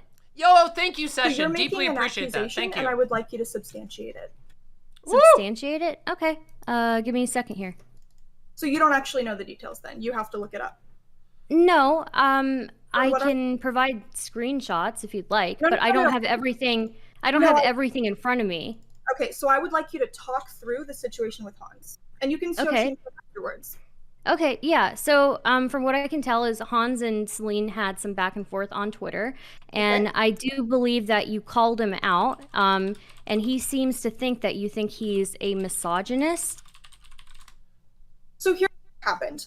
Hans and Celine have had a long back and forth that I don't really know much about. I don't see Celine's tweets, and I haven't really seen a lot of Hans going back and forth with her. So what I did see was someone telling Hans, hey, I don't really think it was okay that you held the $300 over Celine's head. This is a trans teenage girl.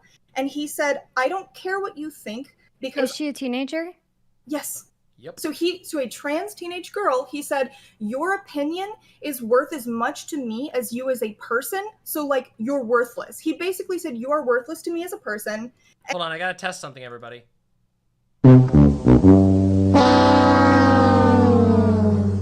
There we go. Sorry, everybody. Just had to test that. And 11 hours go by, and this is still up. And I was like, hey, Hans, this is really awful to say to someone. I don't think that this is the way to go about it. So he responds negatively, and I realize very quickly, oh, this is not going the direction that I think is going to be good. So I DM him privately, and then he tells me to fuck off and proceeds to send a million messages about how I'm a horrible person, I'm a piece of shit, he fucking hates me. I need to do this, that, and the other. I needed to have read about everything for me to go, hey, I think this is a little bit over the line. And then try to privately speak to him in private. First off, she's not a teenager. She's 24, from what I remember. Second off, she's 24.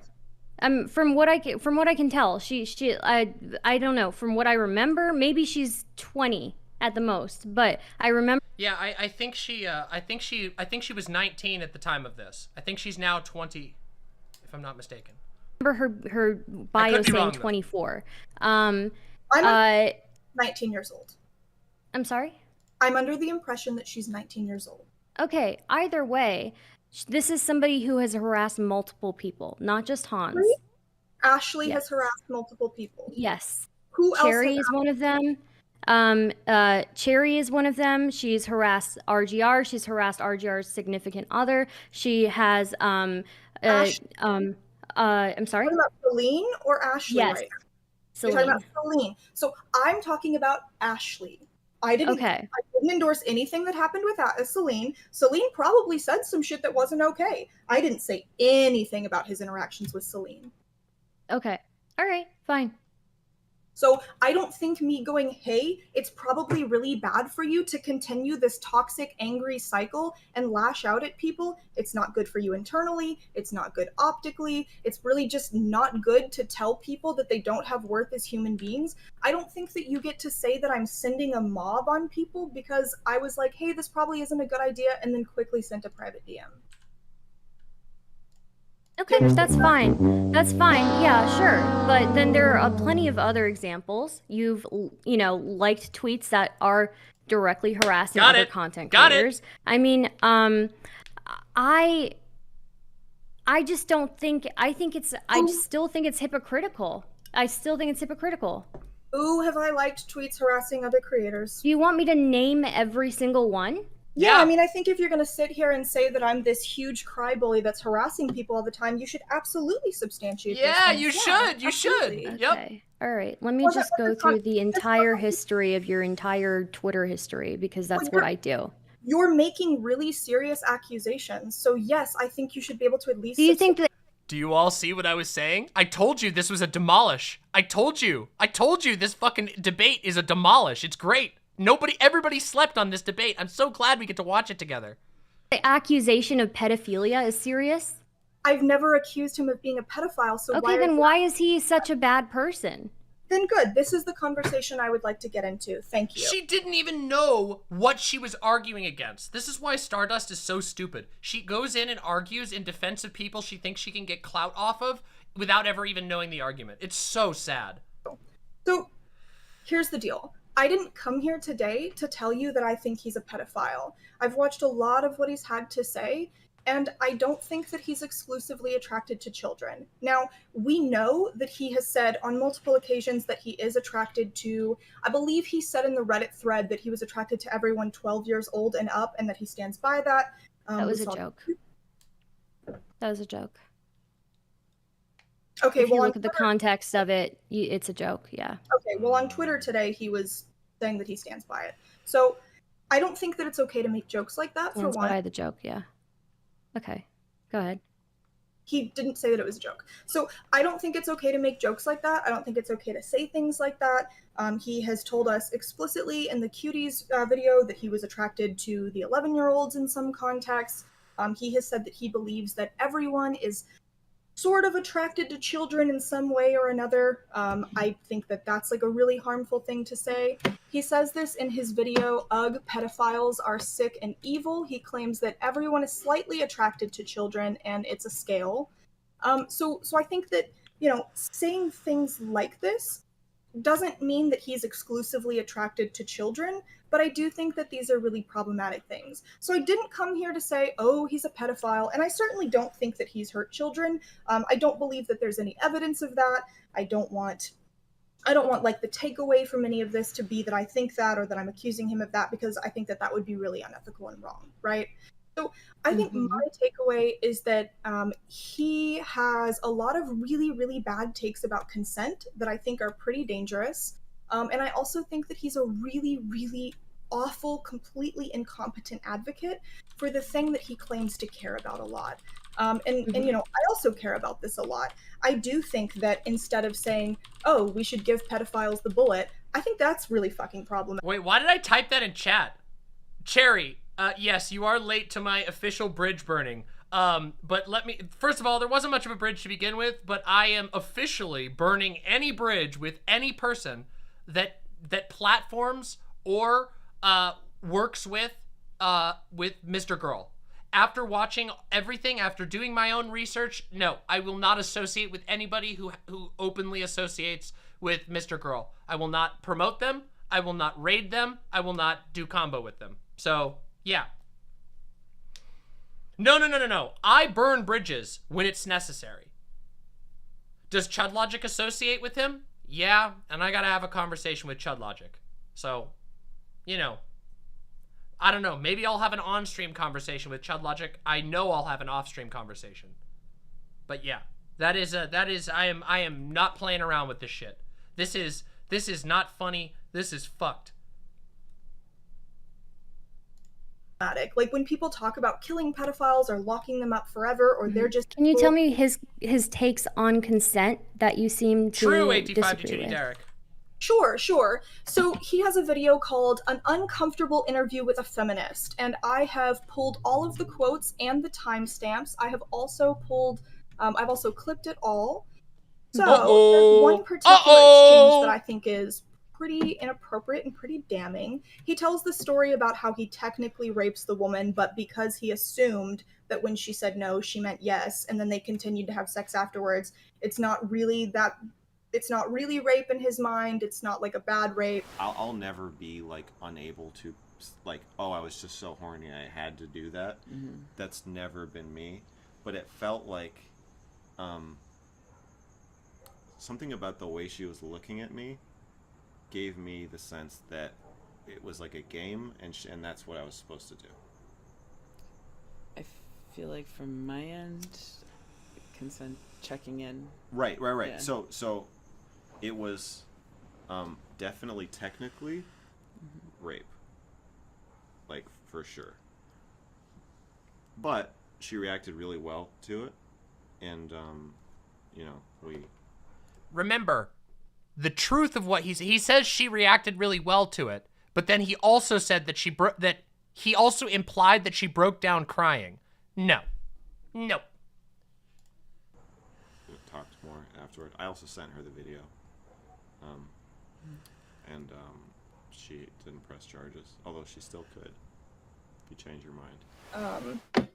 But let's see. At 43 minutes and 5 seconds, he says. Oh, I'm sorry. Let's start at 42 minutes and 14 seconds. He says, even if you think you don't want to have sex, there's probably always a part of you that does. There are times when people say no, but mean yes. There are times where people say yes, but mean no. And even if you think you want to have sex, there's always part of you that probably doesn't. And even if you think you don't want to have sex, there's always part of you that probably does. At 43 minutes and 5 seconds, he says, I just met that woman 2 hours earlier, so I was definitely rolling the dice. Yes, the idea that I was putting forth is that consent. It was called Consent is Complicated. Just the idea that a simple yes or no, legally is fine. Right. But interpersonally, if you're humanistically, if you have empathy for another person, just because they said yes. Yes, ChudLogic added these from the. Okay, so these are the citations that Merrick provided. So Chud added in Merrick's citations so that people could see that she was telling the truth on her citations. Doesn't mean that they necessarily want to have sex with you on balance. If you can get someone to say yes, you're legally covered, but ethically and psychologically you're not really, and you're not really ever covered. And just because someone says no, especially if you know them better. I just met that woman like hey, 2 good hours luck, earlier, virtual so girl. Have a great night. But if you know someone well, people say no all the time, don't mean it. So in consent culture. Yeah, so it's an anti-consent culture video. At 43 minutes and 19 seconds, he says, yeah, so it's an anti-consent culture video. Amazing, and incredible, then at 43 fucking minutes incredible. and 38 seconds. If anybody ever says they're against consent culture, that is a massive sus. If anybody fucking ever says they're against consent culture, that is a fucking dog whistle. That is a dog whistle of dog whistles. He says, Oh wait, I didn't put the actual timestamp for this. So he's talking to the feminist that he's interviewing, and she says, "But that's what I'm saying. In consent culture, no is always no unless you've negotiated." And then he cuts her off, and he says, "Yeah, I know." And then they both kind of like really awkwardly are like, but at each other. So that fills up a couple of seconds. And then she kind of like sympathetically leans in, and she's like, "But you know, it's hard to end. Like it's hard to kind of stop yourself, essentially." And he looks at her.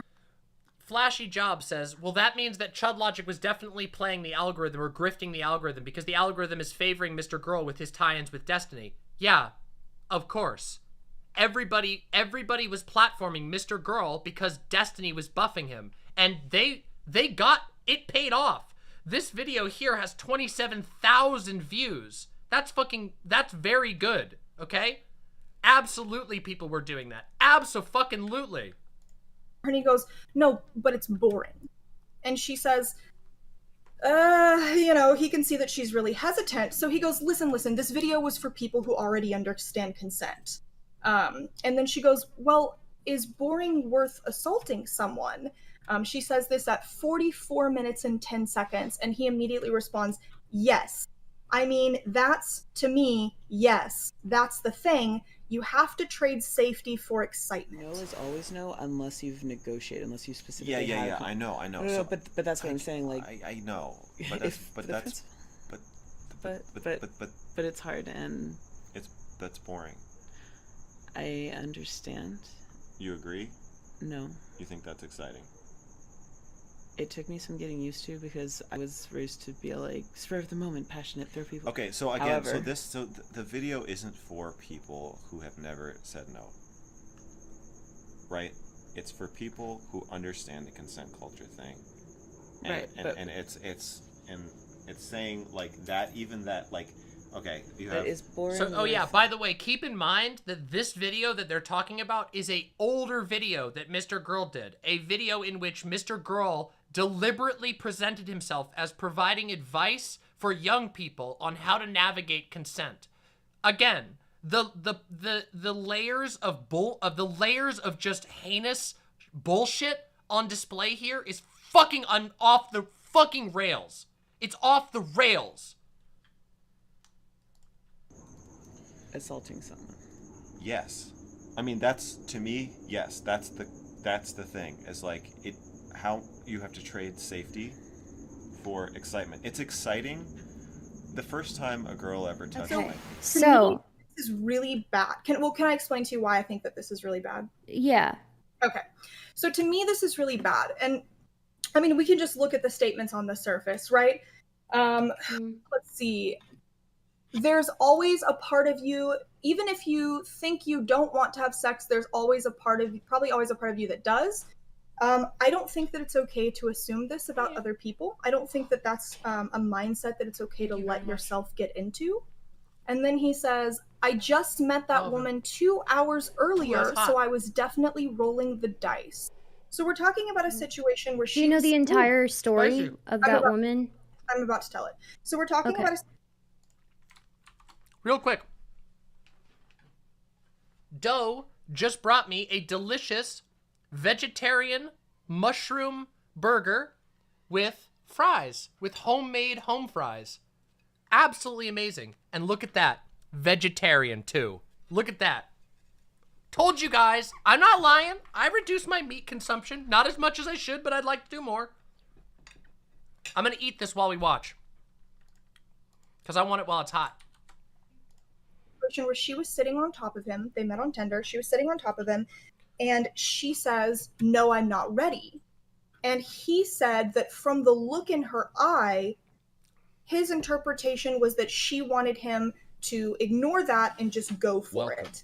So then he says, "I just met that woman 2 hours earlier, so I was definitely rolling the dice." So to me, this is really scary that you don't know someone at all, and you're in a situation where if you...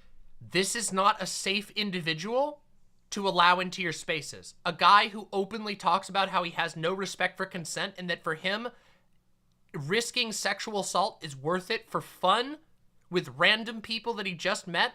That is not a safe person. That is not a safe person to be around, to work with, to allow into your spaces. Not even a lot.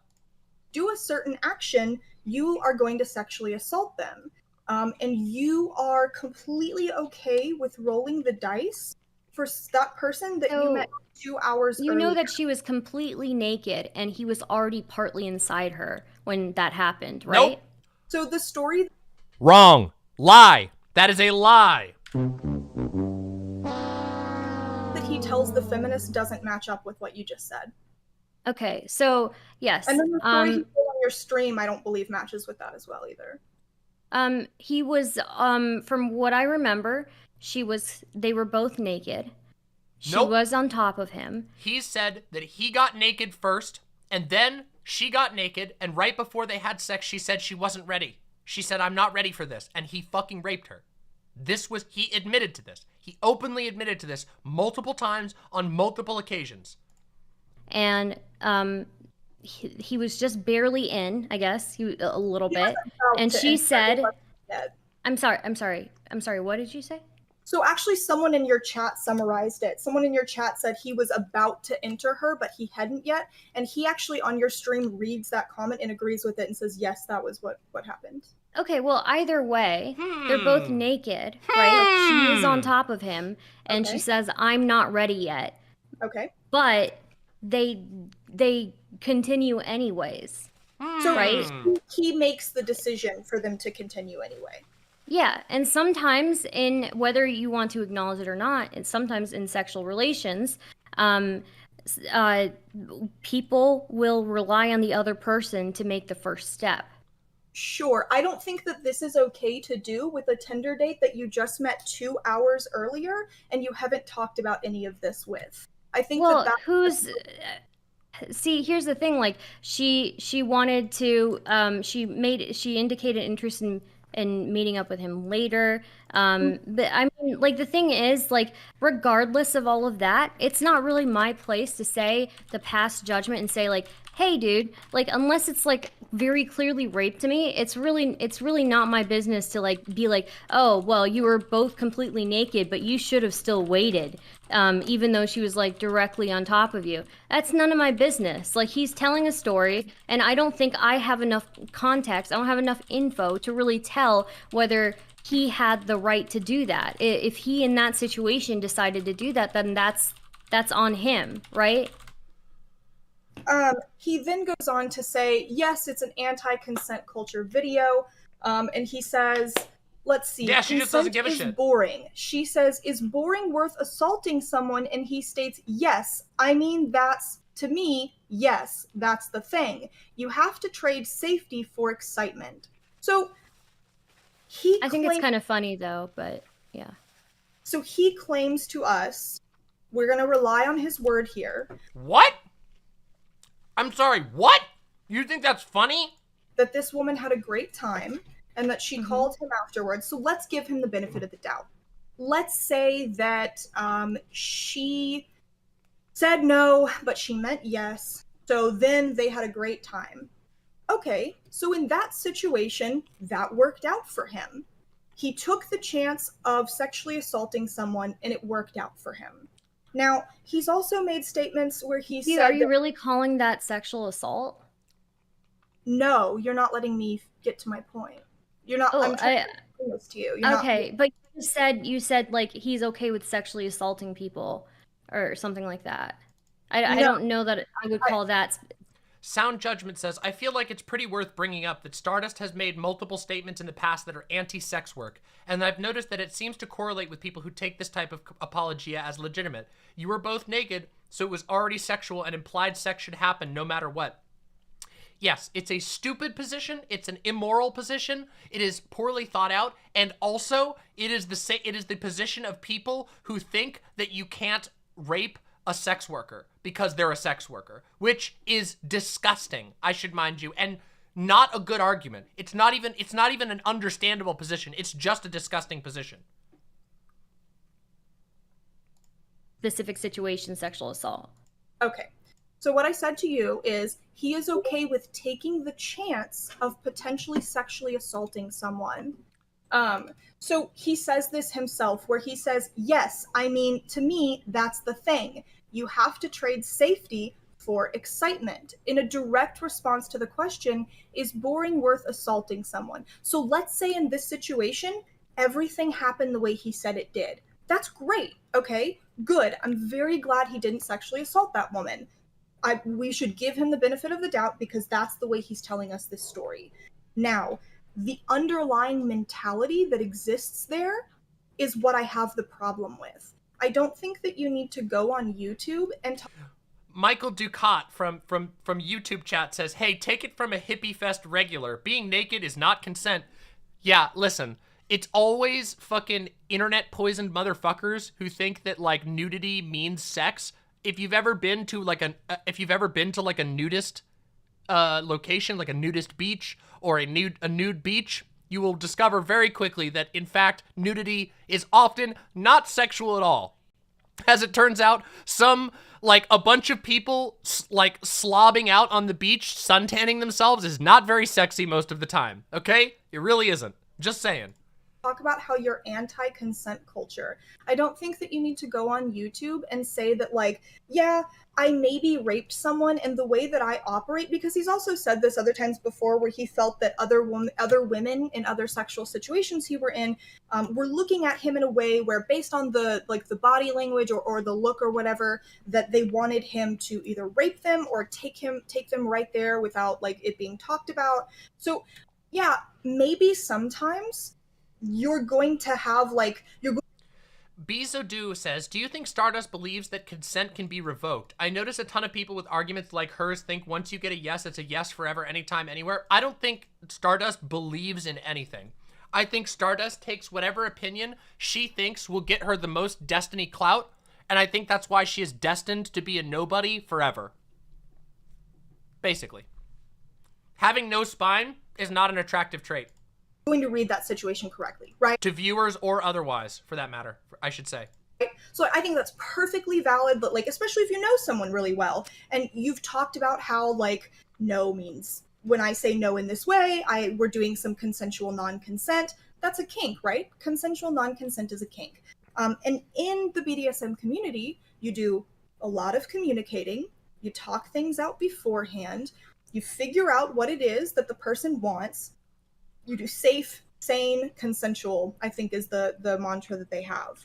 So when you're out there with random people that you're meeting and you're not really talking about how you understand safe, sane, and consensual, and you're going on YouTube and you're not delivering the message of like, hey, you need to communicate with people. Hey, it's not okay to roll the dice and maybe sexually assault someone because yes, I mean, that's, to me, yes, that's the thing. You have to trade safety for excitement. See, I don't think that you do trade safety for excitement. I don't think that that's okay. And you know what? Listen, let me tell you from firsthand, I love me some kink stuff, all right? You all know this. You all know I'm a pretty open kinkster. I do some things. I engage in some fun kink times that would, outside of in another context, be incredibly dangerous, but they're not dangerous because you take the steps necessary to ensure that safety is present. There is no trade-off between safety and excitement when it comes to consent. No, none at all, not at all, none. And that's coming from me, I would consider myself an extreme kinkster, okay?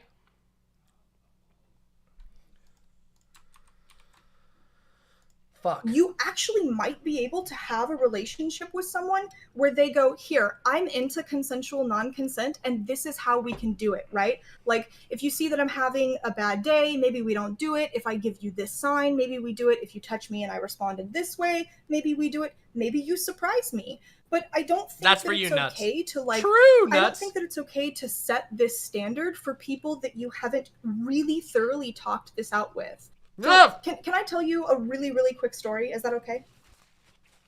Yeah, sure. So when I was 13 years old, I had a relationship with a man who was 20. And content warning. This is content warning, okay? This is very real. Merrick Gets very real here. Just warning. I didn't know that that was wrong. So we were in his house, and I was in his bed, and he asked me if I wanted to do something. Now, I thought he was asking me if I wanted to do a completely different thing because I misheard him. So before I knew it, he was taking my virginity. And I said no. And he said, you know, you just said yes. And I didn't know any better, and I froze up, and I got really scared. And I continued to date that person for 6 months after that. So I don't think when you sit here and say it's okay to roll the dice, it's okay to roll the dice. And I don't think that for personal reasons. The fact that there is plausible deniability for someone who thinks that because of a miscommunication, they can keep having sex with you even when they stop, that is insane. So if you go up to somebody and go, you want to have sex? And then they go, and they think that you said you want to get lunch, and they go, yeah, and then you start fucking them, that apparently that's okay because they misheard you? No, it's not. It will never be okay. It will fucking never be okay. And I also don't think that because you're taking a risk that I think is inherently very selfish and has the potential to be extraordinarily damaging. And then you're going on YouTube and you're not putting any of these qualifiers around it, and you're putting out videos where you act like that's just okay. Yep, Merrick is so on point. You don't know who's watching your videos. You don't know if teenage boys are watching your videos. You don't know if really, like, people who are in a very weird mental space are watching your videos. You don't know if people who have bad intentions are watching your videos, who can then point to your videos afterwards and go, well, see, consent is just really complicated. So I think that you open up this horrible can of worms when you want to normalize anti-consent culture practices. So I have a couple of questions with this. Have you looked at any of his other videos on rape? I've watched almost all of his YouTube videos, I think, actually. Okay, cool. So then you would know that there are times when you are in a situation where you say yes out of coercion, right? Did I not tell you that Merrick just absolutely dominates this conversation? Sure, Just I think straight that's up. a thing. Yeah, he has a really great video. Have you watched the one where it's why are women afraid to say no? I do. I think I did watch that one briefly. Yeah. I thought that was really great. I actually was really surprised at the way that he managed to touch on that topic and to, I thought, handle it with a level of insight that I don't think is present in a lot of his other videos. I think that one was actually really good. Okay, so you think that that one was good, but that other videos were bad enough to justify having an issue with him being platformed? Yeah, so I think the vast majority of your content is not messaging properly, when you don't handle your messaging with care, when you spread misinformation, when you talk about things that are very much above your pay grade, and when you handle most of your videos very poorly. I don't think one or two is enough for an entire community of lefty streamers to decide that they need to boost you and platform you. True! I do actually want to talk about fucking true, Merrick! Fucking true! His views on pedophilia, if you're okay with that. Well, I feel like here's the thing, like, I feel like we're not really having a conversation here. What? If this is a conversation about platforming him and about his views, certainly, like, we should be doing that, but I'm really not here to sit through and go line by line on every one of his videos. What I'm here to do is talk in general about why you have a problem with me platforming him and why you seem to think that you're not somehow complicit in the same type of mobbing that you're claiming to be against, right? Dude, look at this. She's literally like an NPC stuck in an argument that neither of them were ever having. Literally just vaguely gesturing at imagined hypocrisy. Just peanuts. Just fucking peanuts. I have, again, I have no problem with what you do. Just be honest about it. But I'm really not here to go line by line in every video.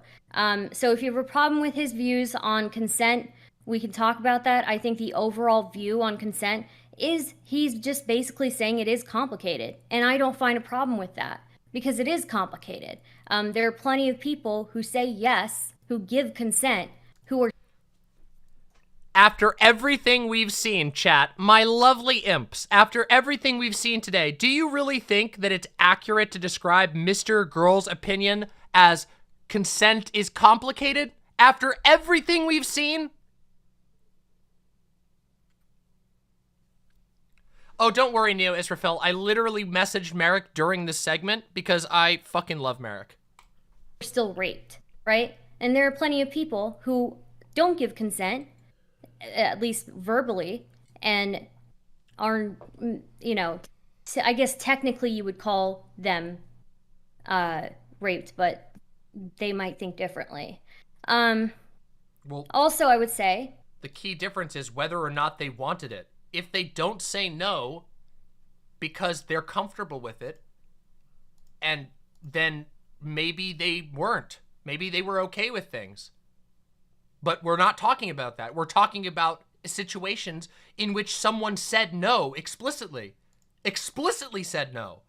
This is so stupid. Yeah, Merrick is literally in disbelief because Stardust, keep in mind, Stardust is on here to defend MrGirl. Straight up simping for MrGirl. Just doing defense for this guy. Why? I don't know. I don't know.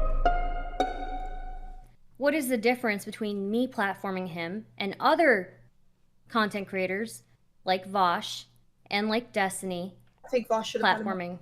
I don't think Vosh should have had him on. I think Vosh made a mistake. I think Vosh needed to have done his homework, and he didn't do it. Oh yeah, by the way, Merrick said that to Vosh's face. So Stardust here, once again, totally failing because Merrick already talked to Vosh about this. After Vosh had Mel on, I really think that should have kind of been a turning point where he went, why don't we look into, think about what's going to happen when we platform these people? And yeah, I've been pretty vocal about the fact that I don't think Vosh did the right thing. Okay, fair enough. Oh, I think it was a little bit careless for Vosh to have MrGirl on in the first place. However, I will note that, it's really hard to screen every person you have a conversation with. However, I think Vosh handled it relatively well. I think that Vosh, basically ending the call when he did, handled it about as good as he could outside of better screening callers. And I do think there were some, there were perhaps some careless steps, but I can't really get too mad at Vosh about that because he does lots of random call-ins. There's lots of random call-ins that happen where you don't vet anybody. It's just how it goes. I just think he made the right decision in ending the call. So yeah. Anyway. So okay, you feel like I'm trying to get into the nitty-gritty details of why I have a problem with him, and you don't want to get into the details. You want to focus on the big ideas, correct? I don't think you're trying to get into the nitty-gritty. I just think I find it very boring to go line by line in every video.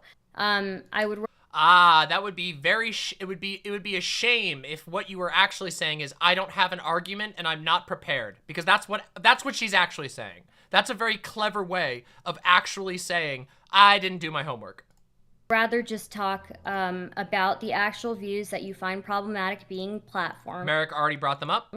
And I would rather just talk about why you seem to have a problem with platforming. I personally am not a believer in deplatforming. I think it's bullshit.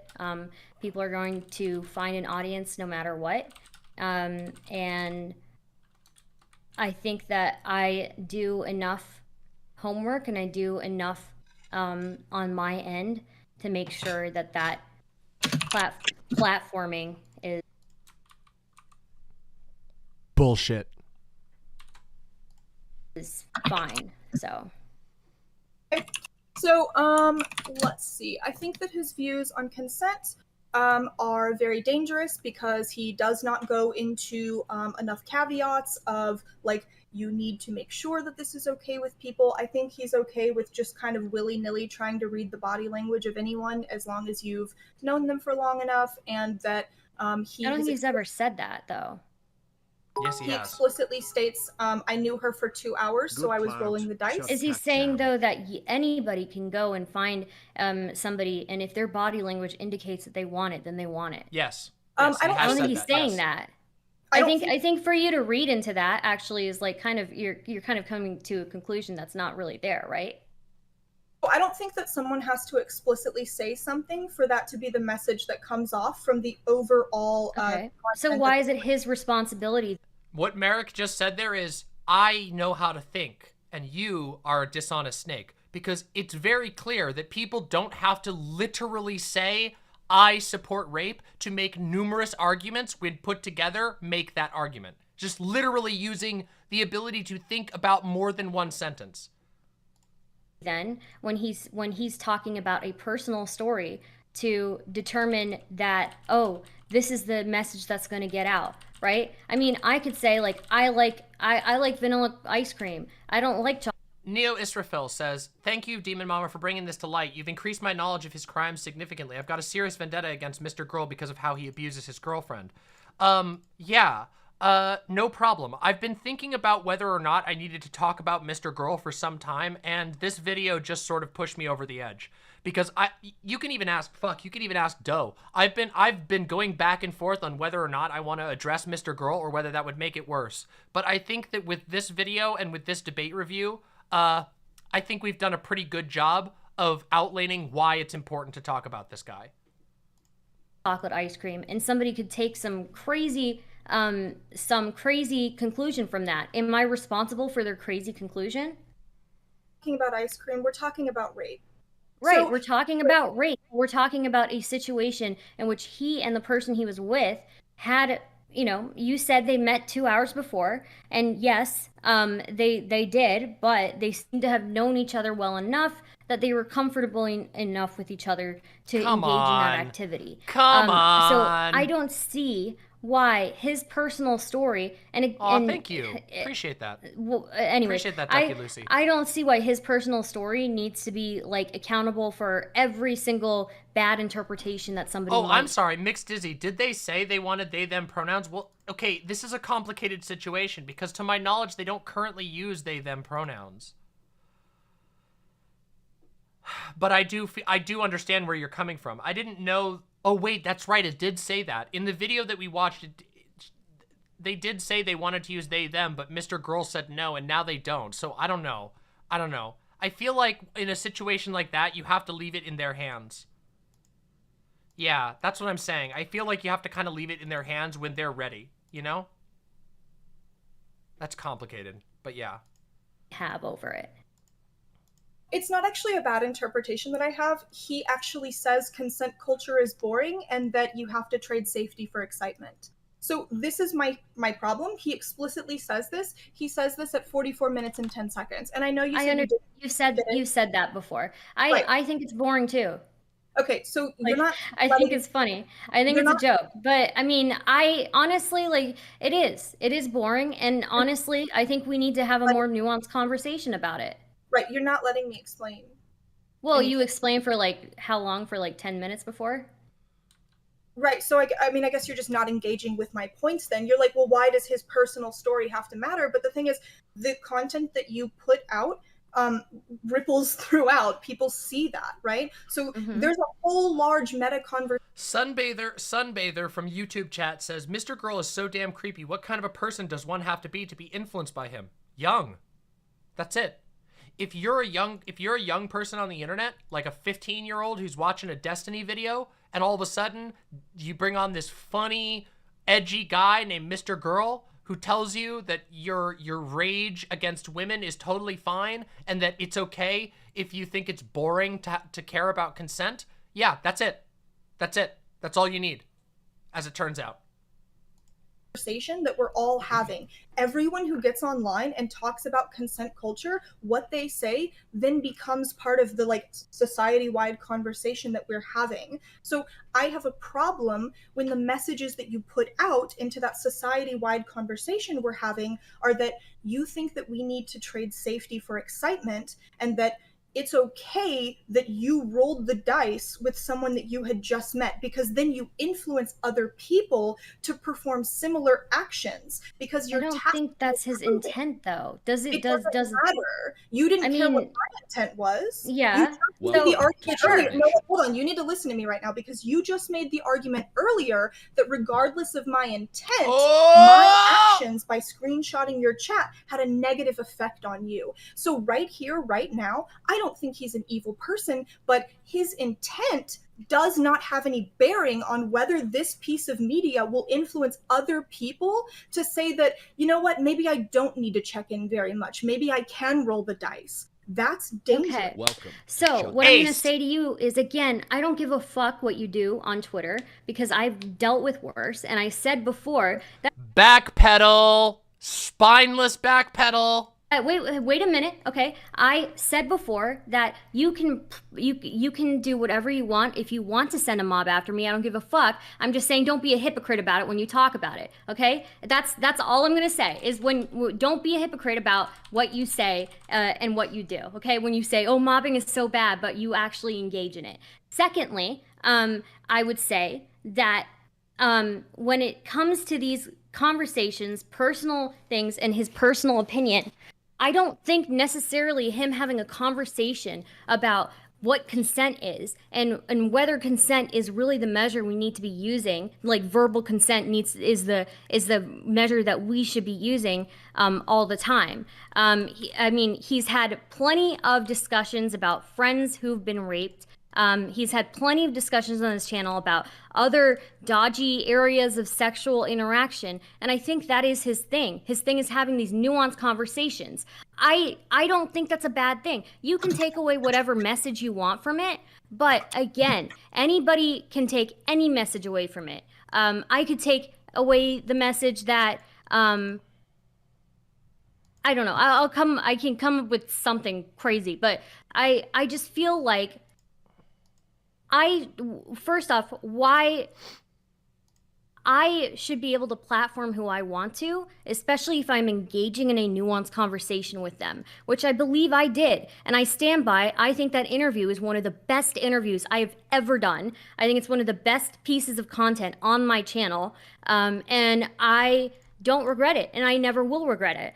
His views on pedophilia may be uncomfortable, may be very, problematic for some people. But for me, I think that he is having, a nuanced conversation with people. The predator is not going to be the creepy, skeezy guy who's in the alley. It's going to be somebody you know, right? There's going to, if we look at predators as this stranger, this foreign person, we're not going to be effective in actually combating child predators. What we is need this? to Is know nonsense. who they are, right? We need to realize that they Literal can word literally salad. be anybody. They could be your dad. They could be your uncle. They could be your brother. They could be your friend. They can be somebody that you really trusted, right? And they can still be a predator. So I don't think that his messaging is bad. I think maybe he's not the best at optics, but I think that he's having... Not the best at optics, openly advocates in favor of endangering people for his own sexual pleasure. Not the best at optics. Not the best at optics. Yeah, okay. Very important conversations, and I really value those. That he needs to be, I don't know. I haven't looked into any of the studies or any of the evidence about whether deplatforming works or not. So I'm not willing to get on here and say, oh, we need to deplatform him, because like fully and completely off of YouTube, because I just haven't done the reading. So I don't think that it would be responsible for me to make a claim about that one way or the other, whether he needs to be on YouTube. Now, I do have a problem with him basically being given a media tour throughout the left Twitch sphere, because, again, I do think he is a... Not left Twitch, liberal Twitch. Let's be very clear about that. I don't know any leftists who talk to MrGirl, besides maybe Chud Logic. No. That was liberal Twitch. Let's be very clear about that. Vosh hung up on him. The leftists all came out against this fuck. as they should. Very, very, very bad, incompetent advocate. You said that he's having nuanced conversations, but I don't think that there's anything nuanced about simply saying that consent culture bores you. I think that if in that interview... I thought this whole thing was about platforming, about me platforming him. Like, that was your whole issue, right? You were screenshotting my chat while I had him on my show, right? So then what is the problem if it's not about me platforming him? Deplatforming? So deplatforming would be like completely taking him off all of the internet. So I'm then, thinking so maybe I used the wrong word. However, everything that I said before still stands with me platforming him specifically. So why should I specifically not platform him when I think that I'm having a valuable conversation with him? So I was trying to get into that. So you say that he's having these nuanced conversations that are very important, but I don't think that the conversations he's having are nuanced. I don't think that at all, actually. I think it's very much the opposite. Whoa, true! Fucking true! On your channel where you talk about how you find consent culture to be boring and how you rolled the dice with someone and that you could have potentially assaulted and you just did it. But then you don't talk about like, yeah, I think a lot of people have this feeling that, you know, the lines are very Is that not the point of me interviewing him? Is it? Is that not the point of me interviewing him? Like, how am I... By the way, just so you guys know, have you ever heard of a hardball interview? This is something that's really funny. When you interview somebody who is an unethical, vile piece of shit, the goal of an interview, if you don't agree with them, you know, if you think that what they're doing is wrong, the goal of an interview should be to question them, to push them on their views, to challenge their views in a forum. That's the goal. It's called a hardball. A hardball interview is when you are a little bit, you push people. You don't just do a PR piece on them. But we all know Stardust wasn't really interviewing him. I mean, she was, but it was a glowing interview. This was not a hardball interview. But Stardust had the choice. Stardust could have pushed back on his more problematic views, but nope. Responsible for every single video that he puts out when I'm having an interview with him and I'm having a nuanced conversation with him. It's me and him having a nuanced conversation. Yes. Jessica Metal says the drunken peasants clip that we saw earlier was a great example of what you're talking about. Notice how the drunken peasants said, you want our platform? Answer a question. And if you don't answer this question, we're not talking with you because we're not okay with that shit. And we don't want you to come on here and talk about pedophilia in a favorable light. That's called having like the basic principles necessary to be talking about politics online. Can I please finish a point? No, because you're not addressing my question. I will be addressing you were not addressing it. You were still going back to the same video, which has nothing. Wait, was it? Wait, what do you mean? Did they end up talking with him? Did they end up just platforming him anyway? Well, maybe I'm giving them too much credit. Anyway, let's continue. Nothing to do with me specifically platforming him. And me specifically having a nuanced conversation. Okay, that's a shame. Okay, I may have to take back my praise for the drunken peasants. It appears that they just didn't hold to their guns. That's really unfortunate. That's very unfortunate. Yeah. About rape and about incest and about abuse with him. Okay, it seems like we just maybe reached a bit of an impasse here because it feels like Merrick, you want to talk a bit about maybe some of the videos that he's done and some of the concerns you've got there, and it seems like Stardust, you want to focus more so on yes, because the initial conflict was over me platforming him and her screenshotting my chat while I was interviewing him. It's not about his YouTube channel. It was about specifically me platforming him. Platforming him is bad is because of the videos, partially because of the videos that are on his YouTube channel. If I have him on my show and he elaborates on them with me, is that not meaningful? When you have him on and you drive a lot of subscribers to him, it's going to boost him in the algorithm. Yes, this isn't just a matter of of having a conversation. It's the fact that you praised him, that you doubled down, that you wrote a giant fucking thread supporting him. That's the reason. That's the thing that Merrick is saying. Merrick is saying you're helping this guy with heinous views gain a position, and you apparently want to save face without admitting that you're doing that, but also boastfully admit that you did. Algorithm, and it's going to have a bunch of people who didn't watch your interviews with him find him and find his content. So this is what I was trying to build the foundation up to talk into. Right. And He has way more YouTube subscribers than I do. I highly doubt that my interviewing him is going to have that much effect on him. He's as far as like content creators go, he's much bigger than me. So if anything, he's platforming me. So you are normalizing having him doing the rounds through Lefty Twitch. How am I I'm not even part of Lefty Twitch. You guys don't consider me part of Lefty Twitch. I'm liberal. Like, what are you talking about? I'm using Lefty in the American sense because I'm in America, because we're talking to all kinds of audiences right now. So I'm using the broad general term. Okay, I don't care about Lefty Twitch, okay? This is just virtue signaling. Me having him on my platform, first off, Lefty Twitch never gave a fuck about me, so I don't give a fuck about them, okay? That's because Lefty Twitch has some taste.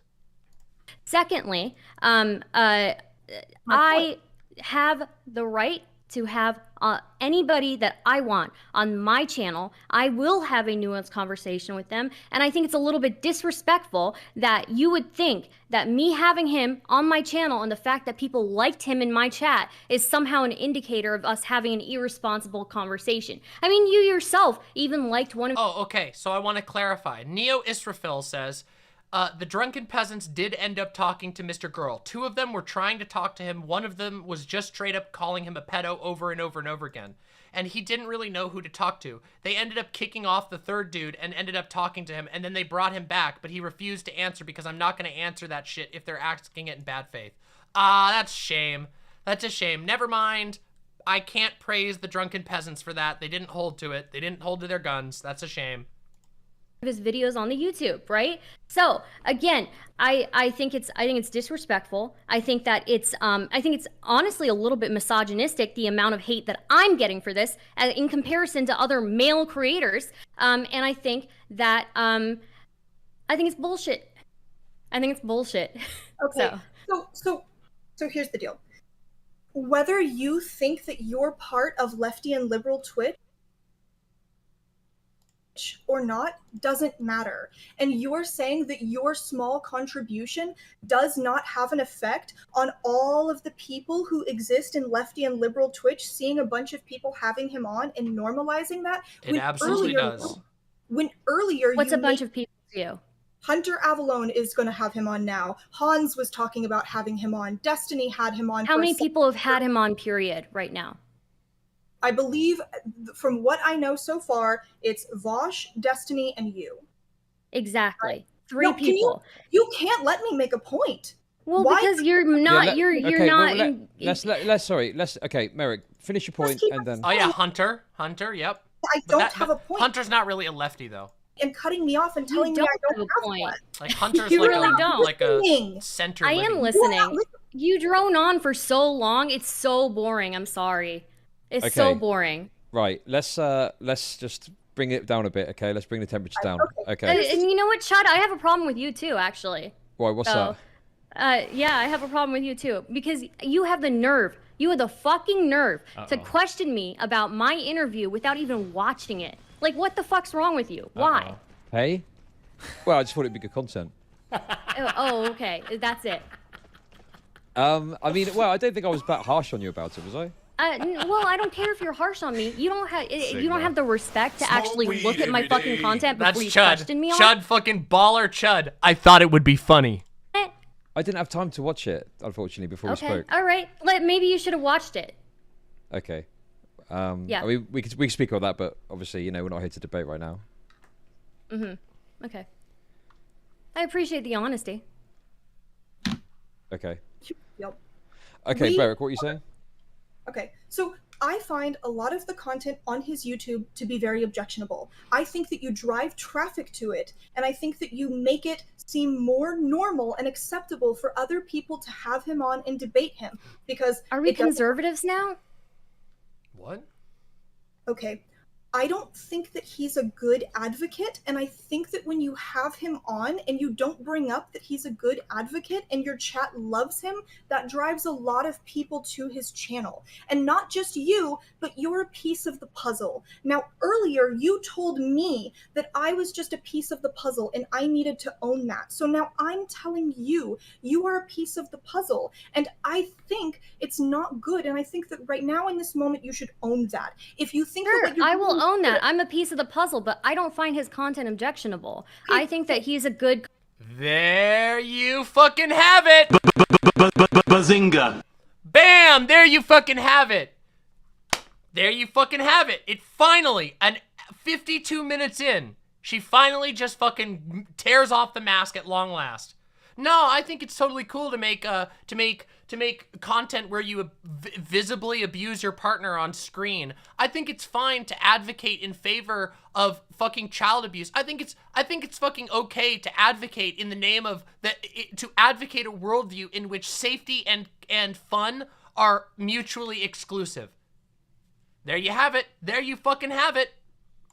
Content creator. I think that his videos are great. I think they're excellent quality. I think he explores topics in a very uncomfortable way, and I think it makes people scared, and I think that's a good thing. So yeah, I will always own up to it. And you know what? I will continue to own up to that interview being one of the best. I love how these fucking 2-bit loser motherfuckers on the internet act like MrGirl is like John Waters.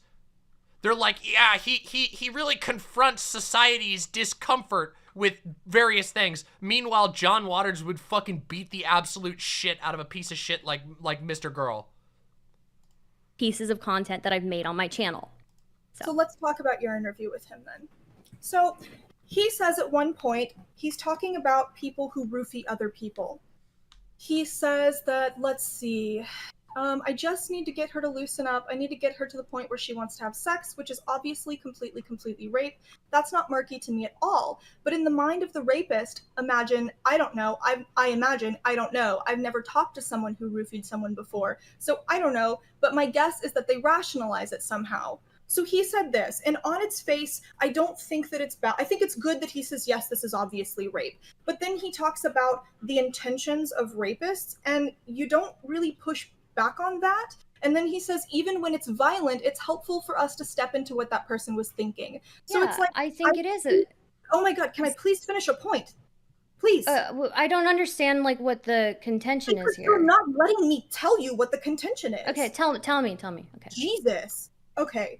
So I think it's good that he acknowledges that that's rape. That's very good that he says that. But then this is sort of indicative of this pattern that follows throughout his entire conversation with you, where it's just this conjecture that he brings up. I think that this is harmful, where he says, I don't know, I've never talked to someone who roofied someone before, but my guess is that they rationalize it. And then he says, even when it's violent, it's helpful for us to step into what that person is thinking. So I can see where he's trying to come at this from, but it's this pattern of conjecture. He brings it up again when he says, being sexually attracted to your child on some level, I don't think is that weird. And you did push back against that. Yes, it is. And that was... Yes, it is. It is fucking very weird. It is very weird, and it is very concerning. And you should take it seriously, and you should not act on that. Do you see? This plays right into all the other tactics we were talking about. Good.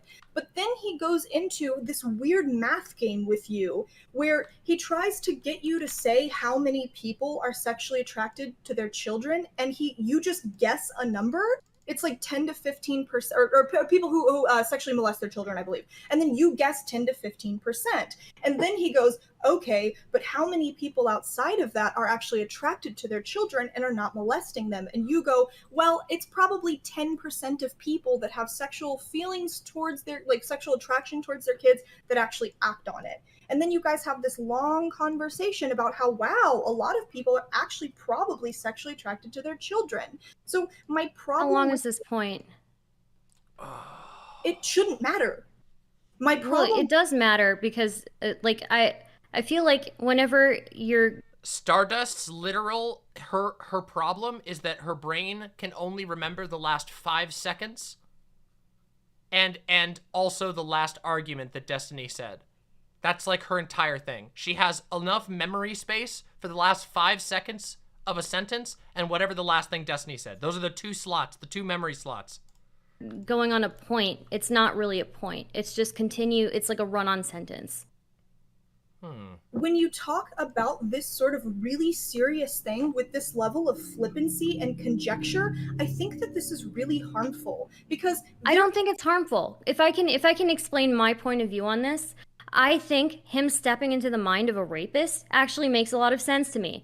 I think when you, a lot of people, and now this is not everybody, but a lot of people who experience trauma want to understand why and how that person who inflicted that trauma upon them came to that, right? I don't think that's necessarily a harmful thing. I don't see why it's wrong for him to say, if we think about somebody who roofies somebody, or if we think about from the perspective of even what's his name, the gymnast coach, not coach, the gymnast, Larry, whatever his name is. There isn't inherently a problem with trying to get into their mind. There is a problem with trying to get into their mind and then agreeing with the rapist on why they raped. That's a very big difference. There's a very big difference there. I don't think that there's necessarily harm in trying to figure out why people think the way that they do, right? I think that that's an integral part of trying to solve a problem. This is a pattern that exists across. I literally went white name in the past 5 minutes. Can't have that. Thanks for going up late tonight, DM. Please wrap up with one Cooking Mama. I can't do a Cooking Mama tonight, but Uncle Gumball, thank you so much. Let's finish this, and I promise, on Friday, I promise we will do Cooking Mama on Friday. I promise, okay? Provided I don't get sick or something. Other than barring me being sick or something like that or something, I will do a Cooking Mama on Friday. I promise. I promise. Across the conversations he has with creators and the content that he makes on his YouTube of just conjecture. And when you're just conjecturing things about a really serious topic that destroys people's lives and impacts children permanently and forever, I think that's a marker of extraordinarily incompetent advocacy. So there actually is information about the Merrick. number of people who molest children who report as being pedophiles. There's all kinds of actual information that I actually went out and collected about this, but he didn't reference any of it on your stream, and you didn't push back to any of it. You guys had this whole back and forth about how 150% of people, and then you said, no, wait, you wanted to change it from 15 to 10. He did the math wrong there. I wasn't going to, it was just like a casual conversation. I wasn't going. Thank you very, very much, Mountains of Chadness. Thank you so much. Deeply appreciate your support. Seriously. To like get into, I guess the. These are not things specifically. These are not things. Wait, we were just okay. Let's make a point. Let's make a point and then respond. Okay. Okay. I don't think. Oh, by the way, I'm gonna speed up the video here because this is the sort of tail end, and I think it's fair for us to watch the whole debate. But they kind of go back and forth here a little bit for a little bit longer. So I'm gonna speed it up as they're sort of working out their disagreement here. That us having a conversation about this and maybe speculating on some of the stuff from our own perspective and putting ourselves in other people's shoes is necessarily a bad thing. I understand that there are real stats about this, and I have looked up some of the stats, so I can't remember all of them off the top of my head. But I still do not think that there needs to be this. Bisadu, thank you so much, Bisadu. I deeply appreciate that. Thank you very, very much. Deeply appreciated. When we're having an informal conversation, that this needs to be this level of precision that you're asking from me.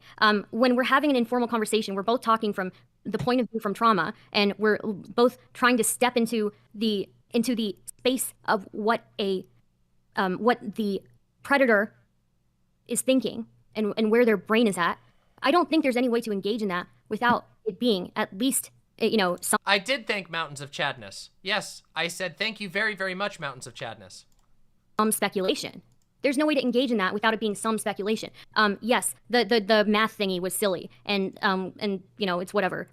But I did push back on him saying that it might be normal, though I don't think it's necessarily him saying something necessarily problematic in that situation. I disagree with it. I disagree with it, this idea of it being normal to have some sort of attraction to your children. But the reason that he's bringing that up is, you know, his own experience, and maybe he's trying to understand it from his own experience, right? His own point of view. I think that if we try, it's again just trying to understand why somebody would like inflict that on somebody else.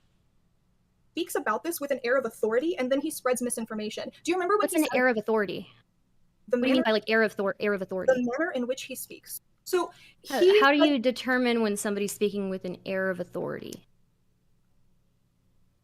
When I don't know something, I say, when I'm going to talk about it, I preface it with, listen, I don't know about this. I'm not going to guess. Like when I said, I didn't come here to say that he's a pedophile because I don't think he is. When I said, it's okay. I don't Don't worry about understand it. the Don't you worry, studies about Neo Israfel. Don't you deplatforming, worry I about it. haven't It's all read them good. yet, so I'm not here to make a firm claim about it. Right? So I'm not speaking with authority about deplatforming because I understand that I don't know very much about this. He Do doesn't. you think saying "I think" is?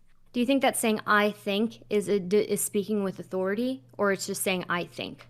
I think it's his tone of voice. I think it's that he doesn't talk about how he doesn't know what he's talking about. I think it's that he makes statements and claims that he's acting like are true. I think there's a lot of things that we And of course, now we, with the benefit of having watched a bunch of clips, we know that not only does he talk with authority, he talks with a lot of authority. He explicitly tells people advice. He was on Destiny's stream giving advice to people dealing with consent situations, and his advice was basically, you know, consent has to be exchanged for fun. So, yeah. Come on. Can look at with this, but the most important thing here is that he went on your stream and he said that if you had studied psychology, you would know that the Oedipus complex is actually very normal. It's not that weird. Well, this is not true. It's been pretty thoroughly debunked, the idea that this is normal. There's very, very little evidence to indicate that this actually exists in real life. If you would like, I can send you the studies that I have. I actually know. I am aware that yeah, Freud got turbo debunked. The Oedipus complex is not really a thing. However, I think that it's important to remember that he was last in college, like he's 36. He was last in college more than a decade ago. So he's going to be talking about these things. He needs to know what he's talking about. Does he? It's Twitch. Yes. If you are going, what are you talking about? You can be on Twitch, and especially in an informal conversation. Again, let me remind you, it was informal. Neither one of us were claiming authority. In an informal conversation, where majority of it is us speculating on what could possibly be the reason for an abuser being the way that they are and doing the things that they do, yeah, maybe it's not really important to me that he has this authority or has, you know, all of these facts in front of him. We're having a conversation about our feelings and about our history and about how we feel and why we are so fixated on a subject. That was the point of my interview. It wasn't to make some you know, claim about the facts of sexual assault. The point of my interview was to get... Wait, when was Freud debunked? Okay, so the Oedipal complex as the sort of center of psychology has not been an accepted theory for quite some time. Like, as in, no one operates off of a Oedipal an Oedipal interpretation of psychology anymore.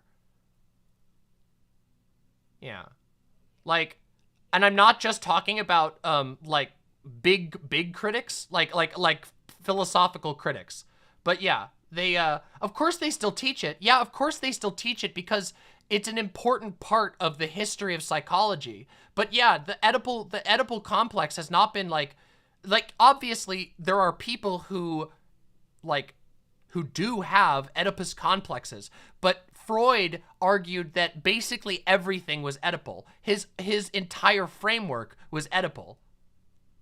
Yeah, there you go. There you go. There's an article from Britannica. There you fucking go. Go ahead. His history, to get his perspective and get why he was fixated on it, because I felt, looking at his videos, I understood why he was fixated on it. I felt like I understood because I've been fixated on things. And no, guys, Freud didn't just have some issues. Freud, more like fraud. No, unironically though, Freud was a incredibly fucked up individual, and a lot of his theories were taken as gospel simply because he was an incredibly powerful and influential person. But a lot of his science is not even accepted anymore. He made a ton of shit up. Like, a lot of shit up.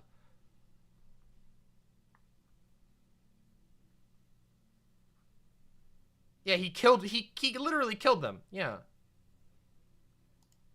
I get it. So no, I disagree. I don't think it's that important that was the whole aim of my fucking interview. And us speculating on multiplying percentages and being wildly incorrect about how we're multiplying percentages is really not that important to me. What was important to me was relating on that level, on that human level.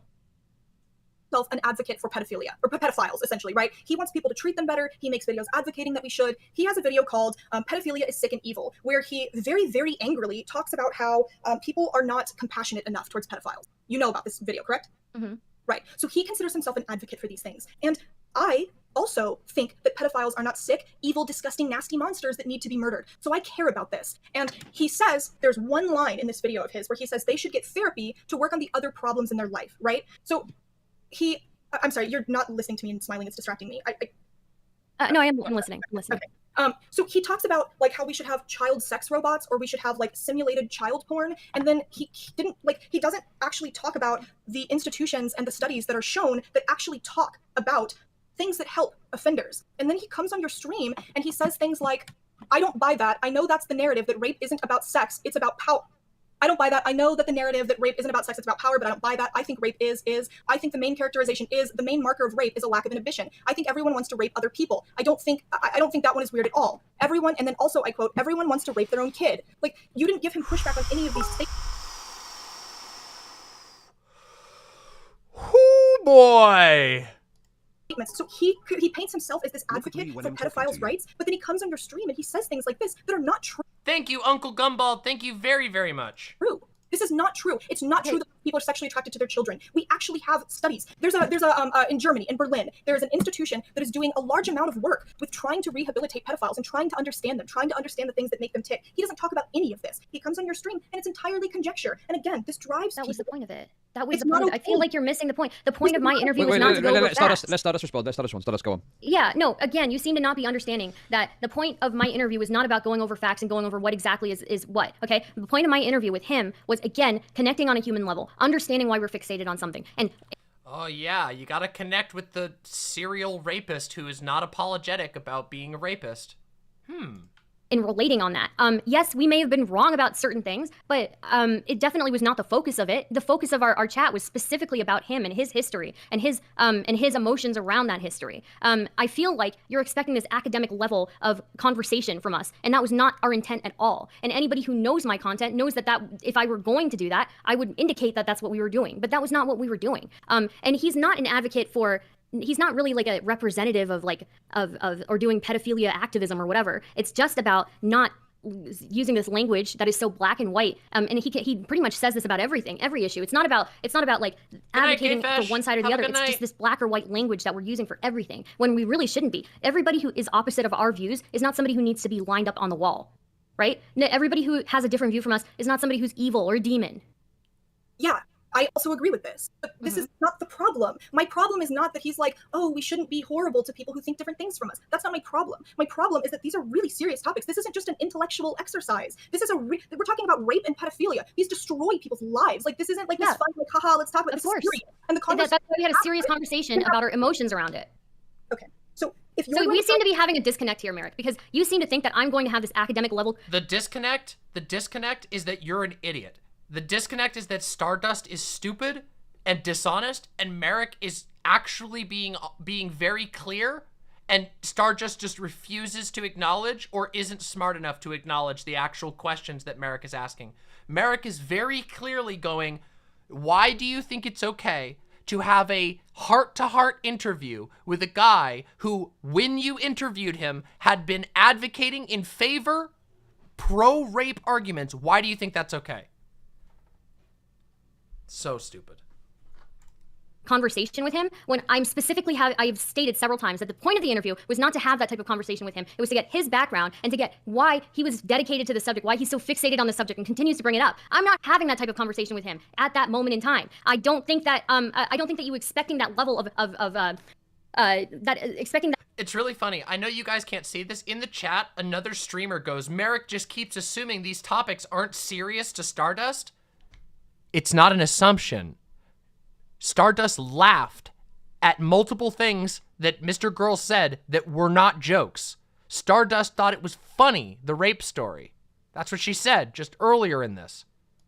That level of poring over these studies is honestly productive to what I was trying to do there. I don't think that we are going to agree on this. I think that you have already moved the goalpost. Like what your initial problem was with people in my chat and empathizing with him and giving him affection, and now it's about how accurate our stats are. It's completely changed. So I don't really get this. Your contention with me was never about the facts. It was never about the facts. It was always about the fact that I platformed him and the fact that my chat was empathizing with him. So I don't give a fuck. I don't give a fuck what you have to say from now on, honestly, because it's dishonest. It's disingenuous.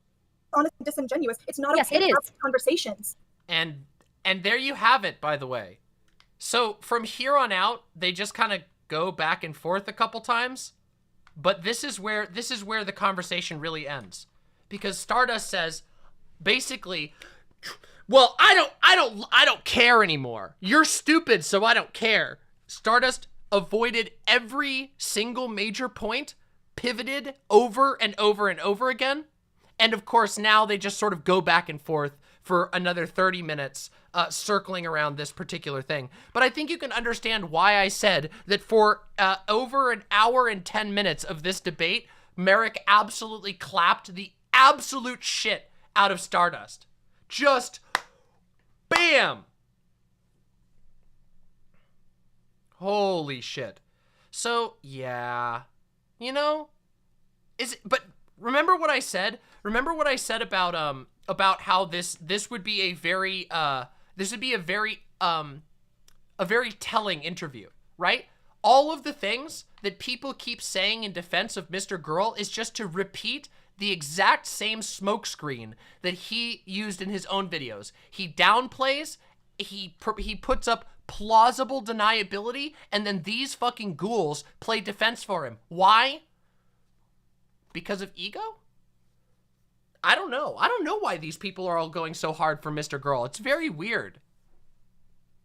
But I'm not going to be a part of that fucking shit. And I'm not going to work with people who do. Brim says, isn't it unfair to have a battle of wits with an unarmed person? Kind of problematic of Merrick if you think about it, for her to intellectually run laps around her. True! True! Yeah, all right, everybody. Listen, I am completely and utterly out of energy. There is nothing more to this debate besides repeating what they've already said. We saw the most interesting part where Merrick completely and utterly destroyed Stardust, and Stardust's only response was, well, whatever, I don't give a shit then. I am extremely tired. I love you all very much. And I want to, before I go for the night, before I wrap up stream for the night, I want to say one thing, which is thank you. All of you who are here, please subscribe to my YouTube channel and consider joining my Discord, discord.gg/demonmama. We had an amazingly interesting stream today, a lot of dark topics, but I think it was very productive. On Friday, my goal is going to be to try and have the History Mama done, but I'm not going to rush it. If I can't finish the History Mama by Friday, I'll do it for Monday. That said, there will be a stream to the best of my ability on Friday. My goal will be on Friday to do Cooking Mama and some video games, okay? I hope to see you all on Friday, because let me tell you, my streams are fucking bangers. And you all, thank you so very much for supporting me. Thank you for your donations. Thank you for your likes, for your chatting. Thank you for blessing the other imps with your presence. Truly, it's been a wonderful time. Thank you very, very much. Much love to all of you. And I will see you all very, very soon. Thanks for being here today.